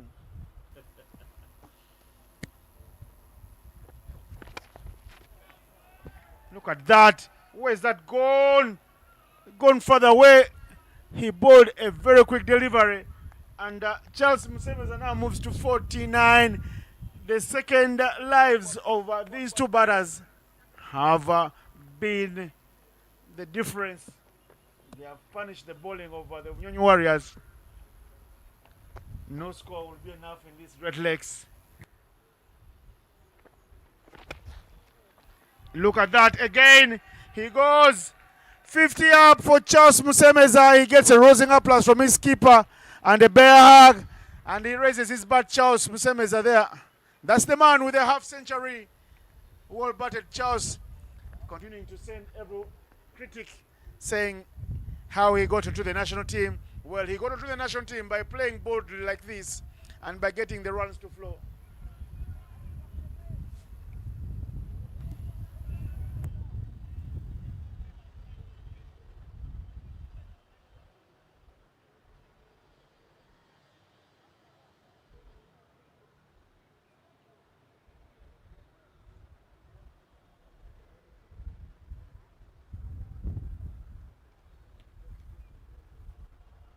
IPs in Copper Chibuni enjoying this brilliant brand of cricket. Yeah, it's a day to make merry, but look at the cricket happening on the park. And there is the dugout of the Mburo Blasters, many smiles across. Look at the young boys, Jaffo Chaya smiling, and Edwin Wagabaz. Look at Kampala, Ginger Road.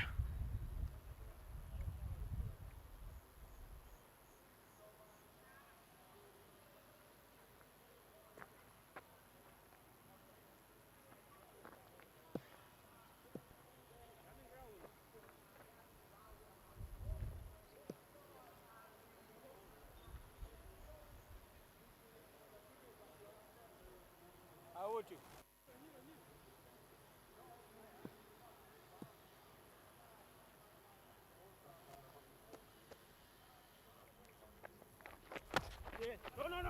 No.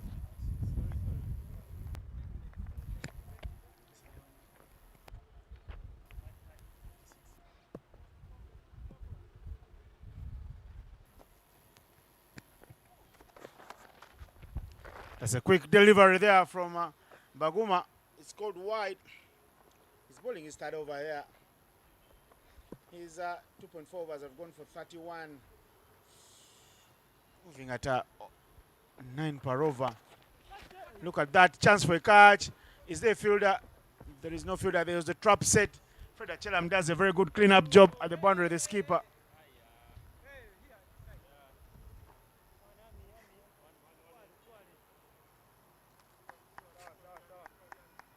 There's still a delivery left for you, Baguma. Don't run away. That's what sports can bring to you. You don't just run away. You need to complete your allotted overs. But on such days, you'd want to bowl 3 balls and just get off. It's in the air, but lofted. Does it go all the way? Fortunate, he's put under the charge to cut it off. And he doesn't pick it up at the first time of asking. Hey, Fortunate, you sound very smart when in the comms box. All flowing, but it's not been flowing. Easy peasy for him in the field. I don't want to be the one taking games at Fortunate. I am lucky I'm not playing in the Little League, or less I'll be getting payback. That closes out the 11th over with a squad 140 for 1. They've continued to get boundaries for fun. 6-6 already in the over, plus 3 singles and a wide. That's already what they need. And the record run rate goes down. They need 9 runs every over with 9 wickets in hand. That should be easy. No wonder there were smiles all over the park in the hat. And they're not picking up the catches. They need to pick up the wickets here to cut the flow of runs. The carnage has been immense.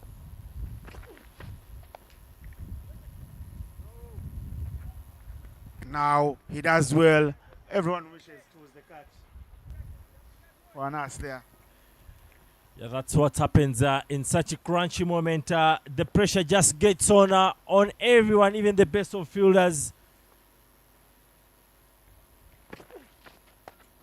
Yeah, it is in the zone, in the slot. When Riyazat Ali Shah shapes like that, there's a lot of power behind that shot, and that will be 6. 6, number 29 on the day. And I can tell you what, those are 59 sixes in the tournament.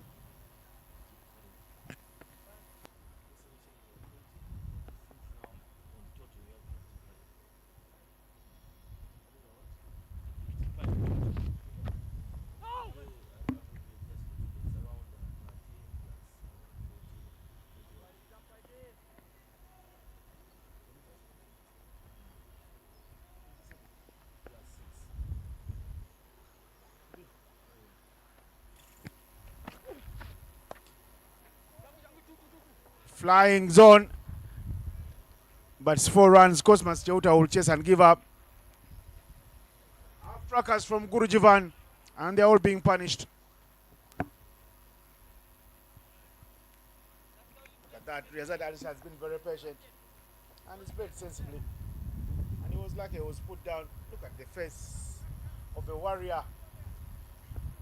And Riyazat Ali is still grinding.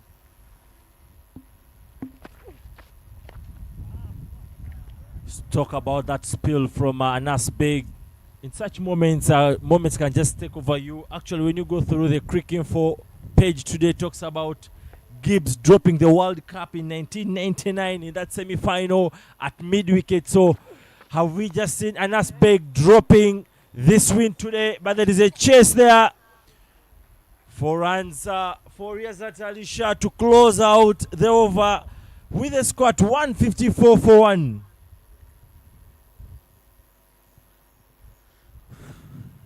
This has been real fireworks from both innings, but this is even better from the Mburo Blasters, who got the highest score yesterday. And today they are coming and showing that we still have some energy in our reserves. They're chasing down the highest of them all on match number 2, the opening 2 games, opening 2 match days here of this Great Lakes T20 men's tournament have been like final days. Players showing and playing with intent. And there's no love lost because they've got scores to settle and they have taken liking to each other's bowling. 70 of 31 for Rizu. And Charlie is on 56 from 30. Look at that. A half tracker helped along nicely. And that is 4 runs hit right into the Combs area. Momentarily in trouble here in the Combs box. But all is good. All is safe and dry. Fortunate coming through and giving freebies on offer. That one almost took the toes of my feet. Will survive by the whisker of margins. That was short. The other previous shot was pretty short. Straight into the leg side, and Charles just bounced onto that one. But a great comeback from Fortinari in that previous ball.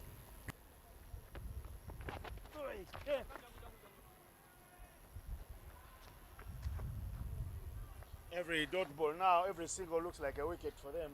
Because just roll overs, they're already 159 up.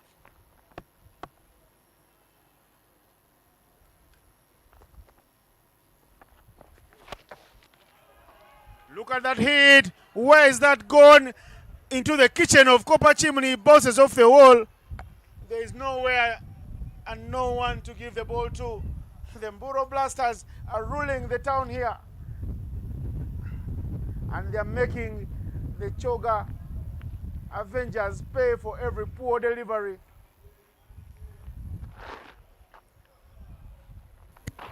That was a real power and sheer power just under that.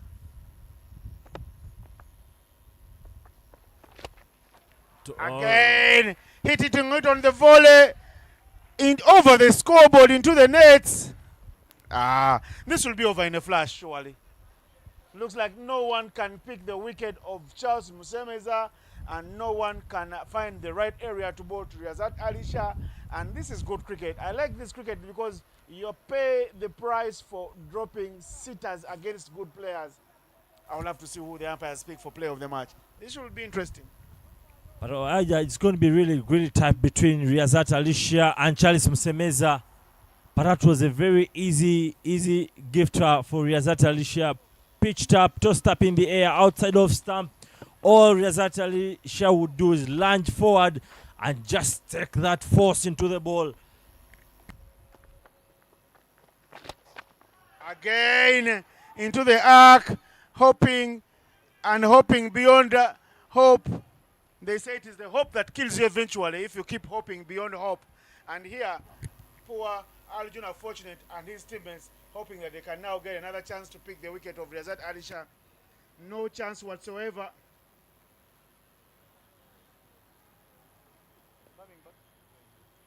Look at that, Riyazat Ali Shah. 3 sixes to end the over. That is 18 plus 4, 22 plus 1, 23 runs in the over. This has been a serious crimination from the Mburo Blasters. Just like the name suggests, it's the Blasters blasting away to mass.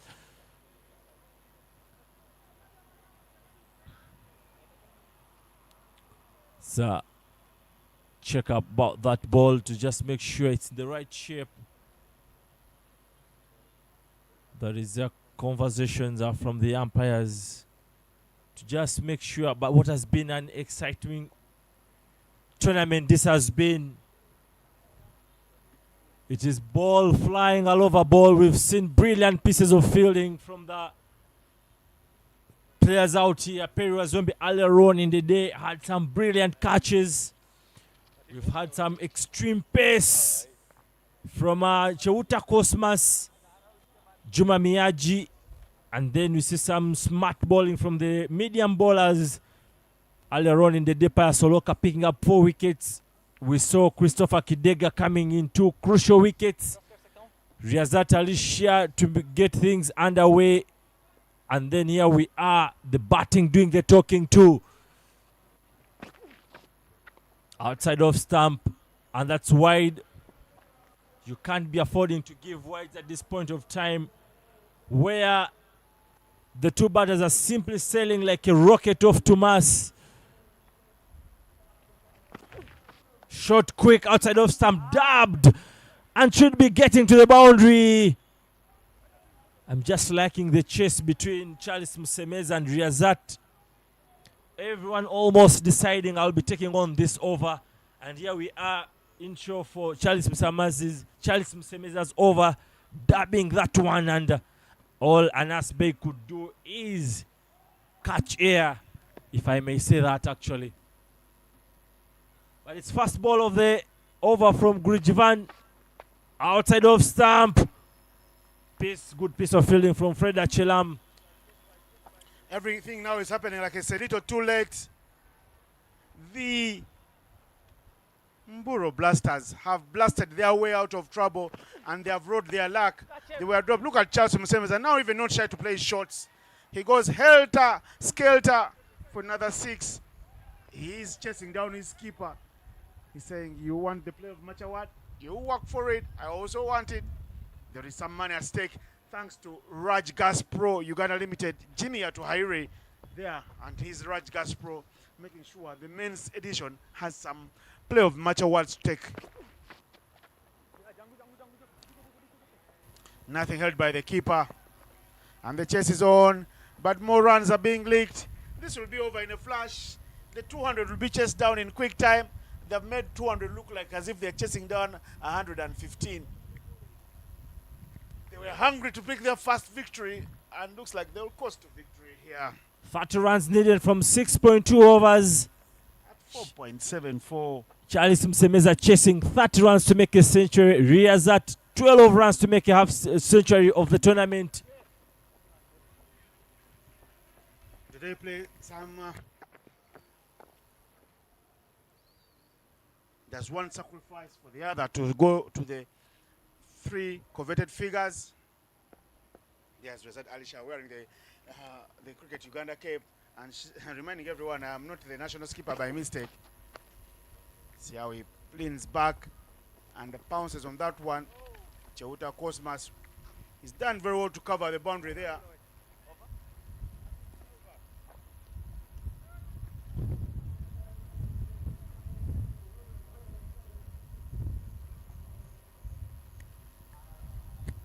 Riazat Alisha will be taking strike with 11 runs to have to crank in that century, first century of the tournament. We thought earlier on Robo would have easily clutched that one, but this time round we are seeing Riazat Alisha in close range. But he has to first of all negotiate the skillful bowling from Baguma Joseph from the shell end.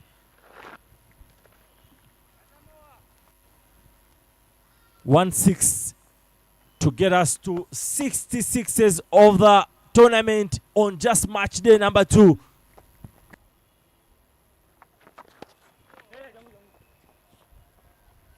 If you thought the game was done and that's the first innings, now this reminds you a very good humble lesson in cricket that it's never over until it's over. They made so much merry in the first innings here. The Nyunyu Warriors. Umpire calls that wide. I think that is a little harsh from Patrick Makumbi Musoke. Very, very harsh. It will hurt.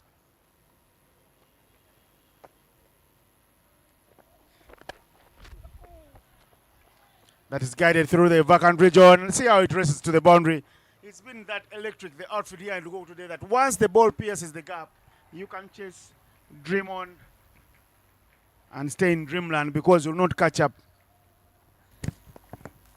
Joseph Baguma chasing for that 4th off stump, fuller to just deny the batters enough room for them to walk through. But Charles Smith getting wise of that and just guiding it all the way to the boundary for 4 runs.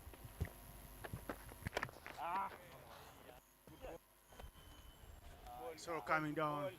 No one remember the fireworks from Robinson Obuya in the first innings.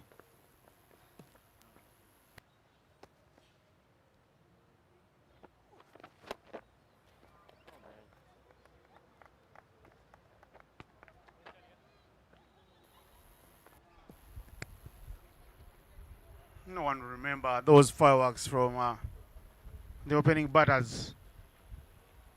How Robinson Obuya went about business with Anas Beg, and then how Mulongo came through and scored a blazing, a quick fire 49. And Cosmas Cheuta's late lavish hitting. Look at that from Charles Musemeza, hitting it over Anas Beg and hitting it right in front of the coaches. The national team players have come to the party. Musemeza earning his second stint with the Cricket Cranes. Earlier in the year, he was in Namibia for his debut, and then a month ago in Mumbai for his second stint, and now showing why he's continuing to earn those stripes and the faith of the coaches. The AJs have been finer. Very lucky day for them.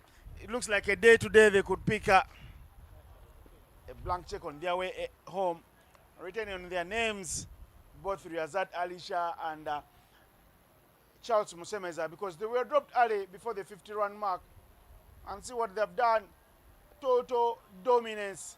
They are in cruise control mode, and they have meted out the rightful punishment to the bowling attack over the Bonyonyi Warriors. End of the over now. 200 coming up in the last over. Look at the figures of Baguma. They are unlike him. He finishes with 0 for 49 in 4. Almost the half century. Almost raised the ball in another world. But 210 for 1 in 15. Actually, his figures today have simply been competing with the sixes hitting the tournament, with 1 6 away to get us to the 60 over mark in just day number 2. This has been a typical onslaught from the two batters. But here is Cheuta Cosmas, who has been generating that brilliant pace. He's been really cranking it up over there in the... So here he is today against two batters who are almost seeming unstoppable. Riyazat Alisha, 10 runs to get the first century of the tournament. Will he make it? 12 runs needed to get home. 5 overs to go. Charles Musemeza, 15 runs to get the first tournament century of the tournament. All is there to play for.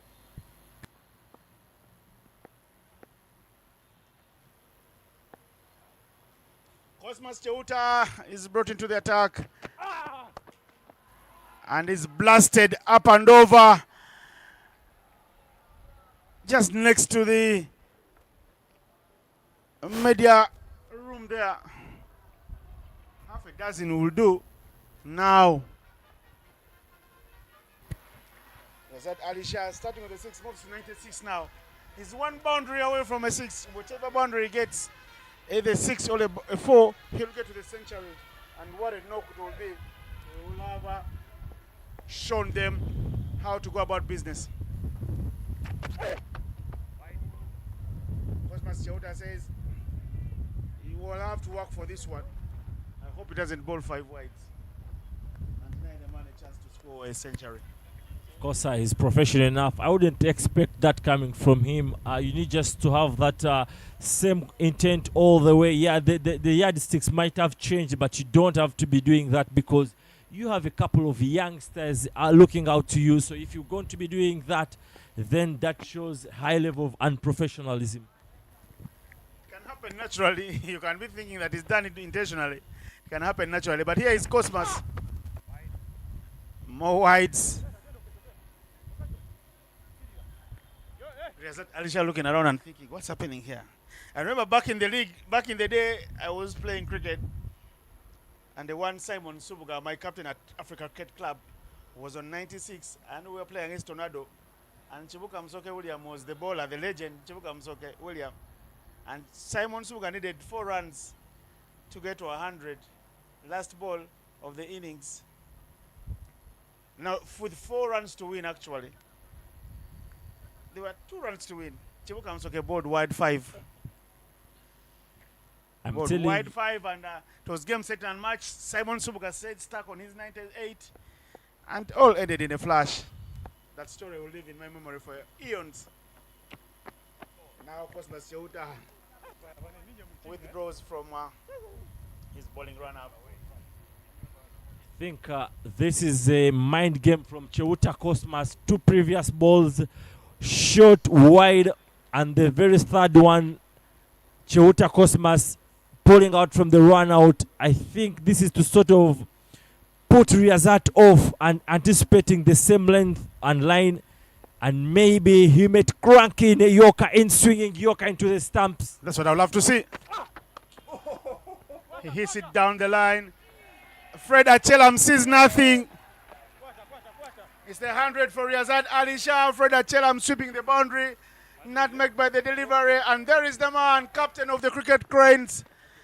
Finishes on a century, and you'll get a rousing applause from Cosmas Cheuta, from Charles Musemeza. He's been a beast with the bat, and he has punished everyone today. There he is.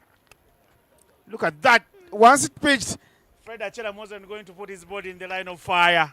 Says, I need to be around to play tomorrow. Hugs for Charles Musemeza.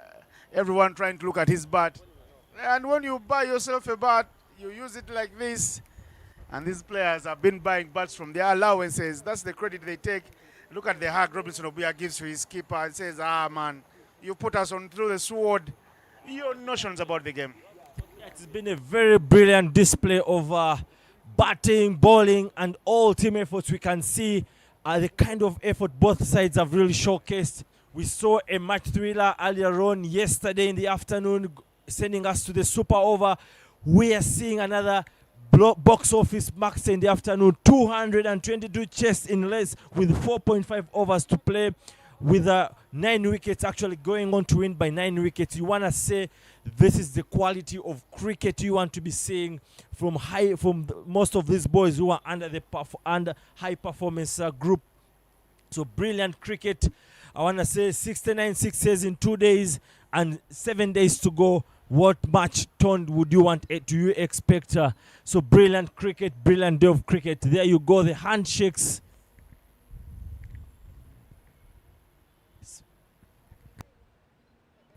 Yeah, it's been an incredible day.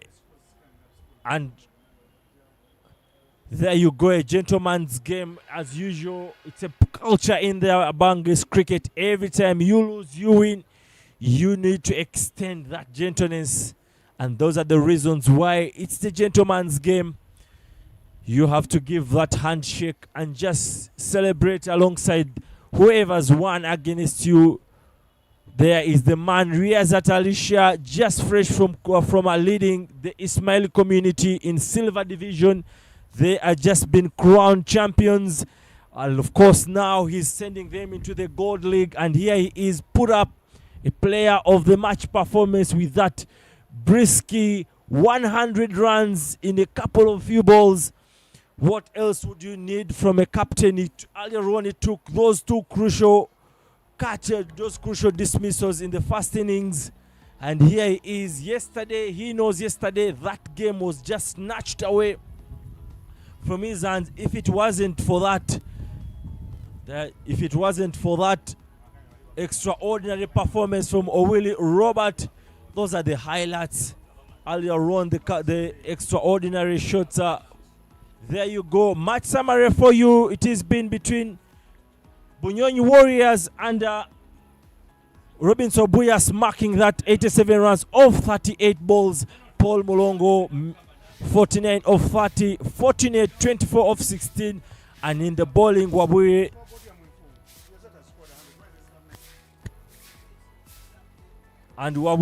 coming in handy with 3 wickets in for 29 runs. Alicia Riyazat Ali, the man, 2 wickets in there.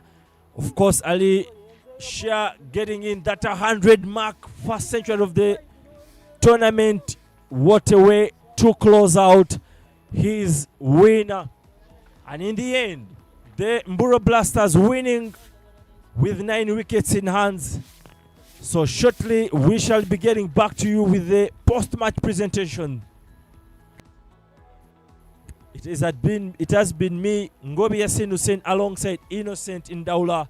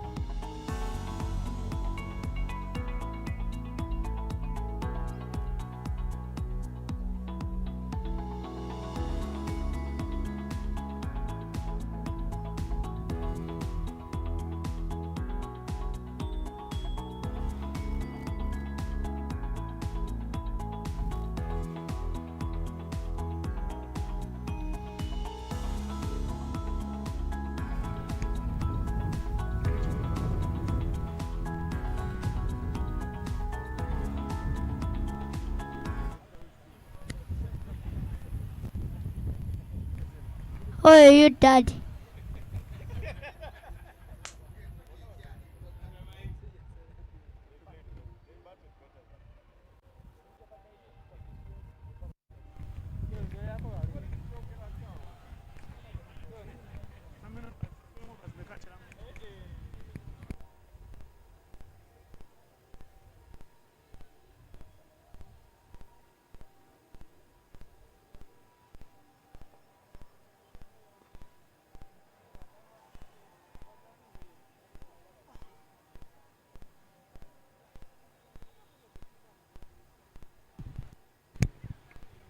Ndi ready.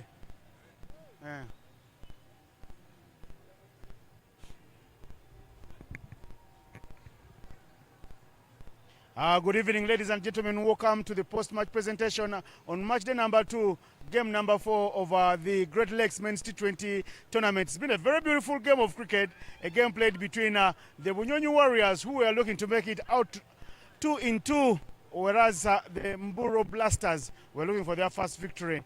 Well, the game started very well with the Mburo Blasters asking the Bunyonyi to bat first. Bunyonyi got 221 in the allotted 20 overs. But well, in the chase, easy peasy is what the Mburo Blasters made it look like, winning by 9 wickets, chasing down 221. A stiff chase, winning by 9 wickets. Let me first share a little chat with Fred Achelam.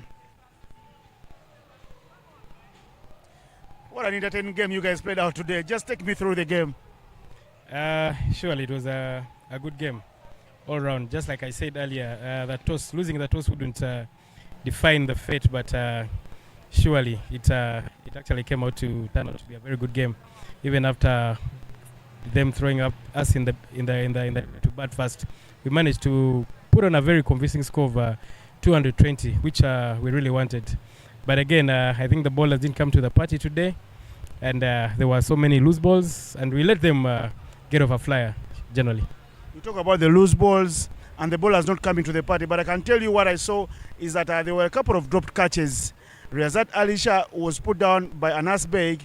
Unfortunately, Juna, one of your best fielders, also put down Charles Musemeza. Is that the turning point of the game? Is that where you think you lost the match?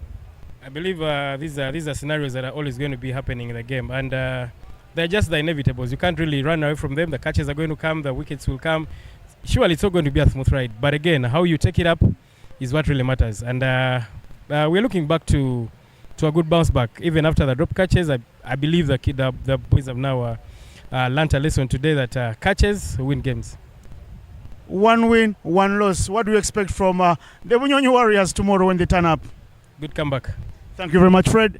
You heard it from Fred Achelam. They are promising a very good and strong comeback when they come out to play tomorrow on a Super Sunday. But for now, I'll tell you about the top performers of the match. From the first innings, you saw the 49 runs scored there in the first innings by Paul Mulongo. There was a big 80 scored by Robinson Omuya. And in the second innings, it has been a 2-man show with Charles Musemeza getting 85 runs, getting stuck, not able to score the century, because on the other end, there's a man who scored the century. First things first, to give out the Player of the Match award is national coach Steve Tikolo. Our player of the match is Riazat Alisha, 100 of 37 balls. That is pummeling of the bowling all around the park.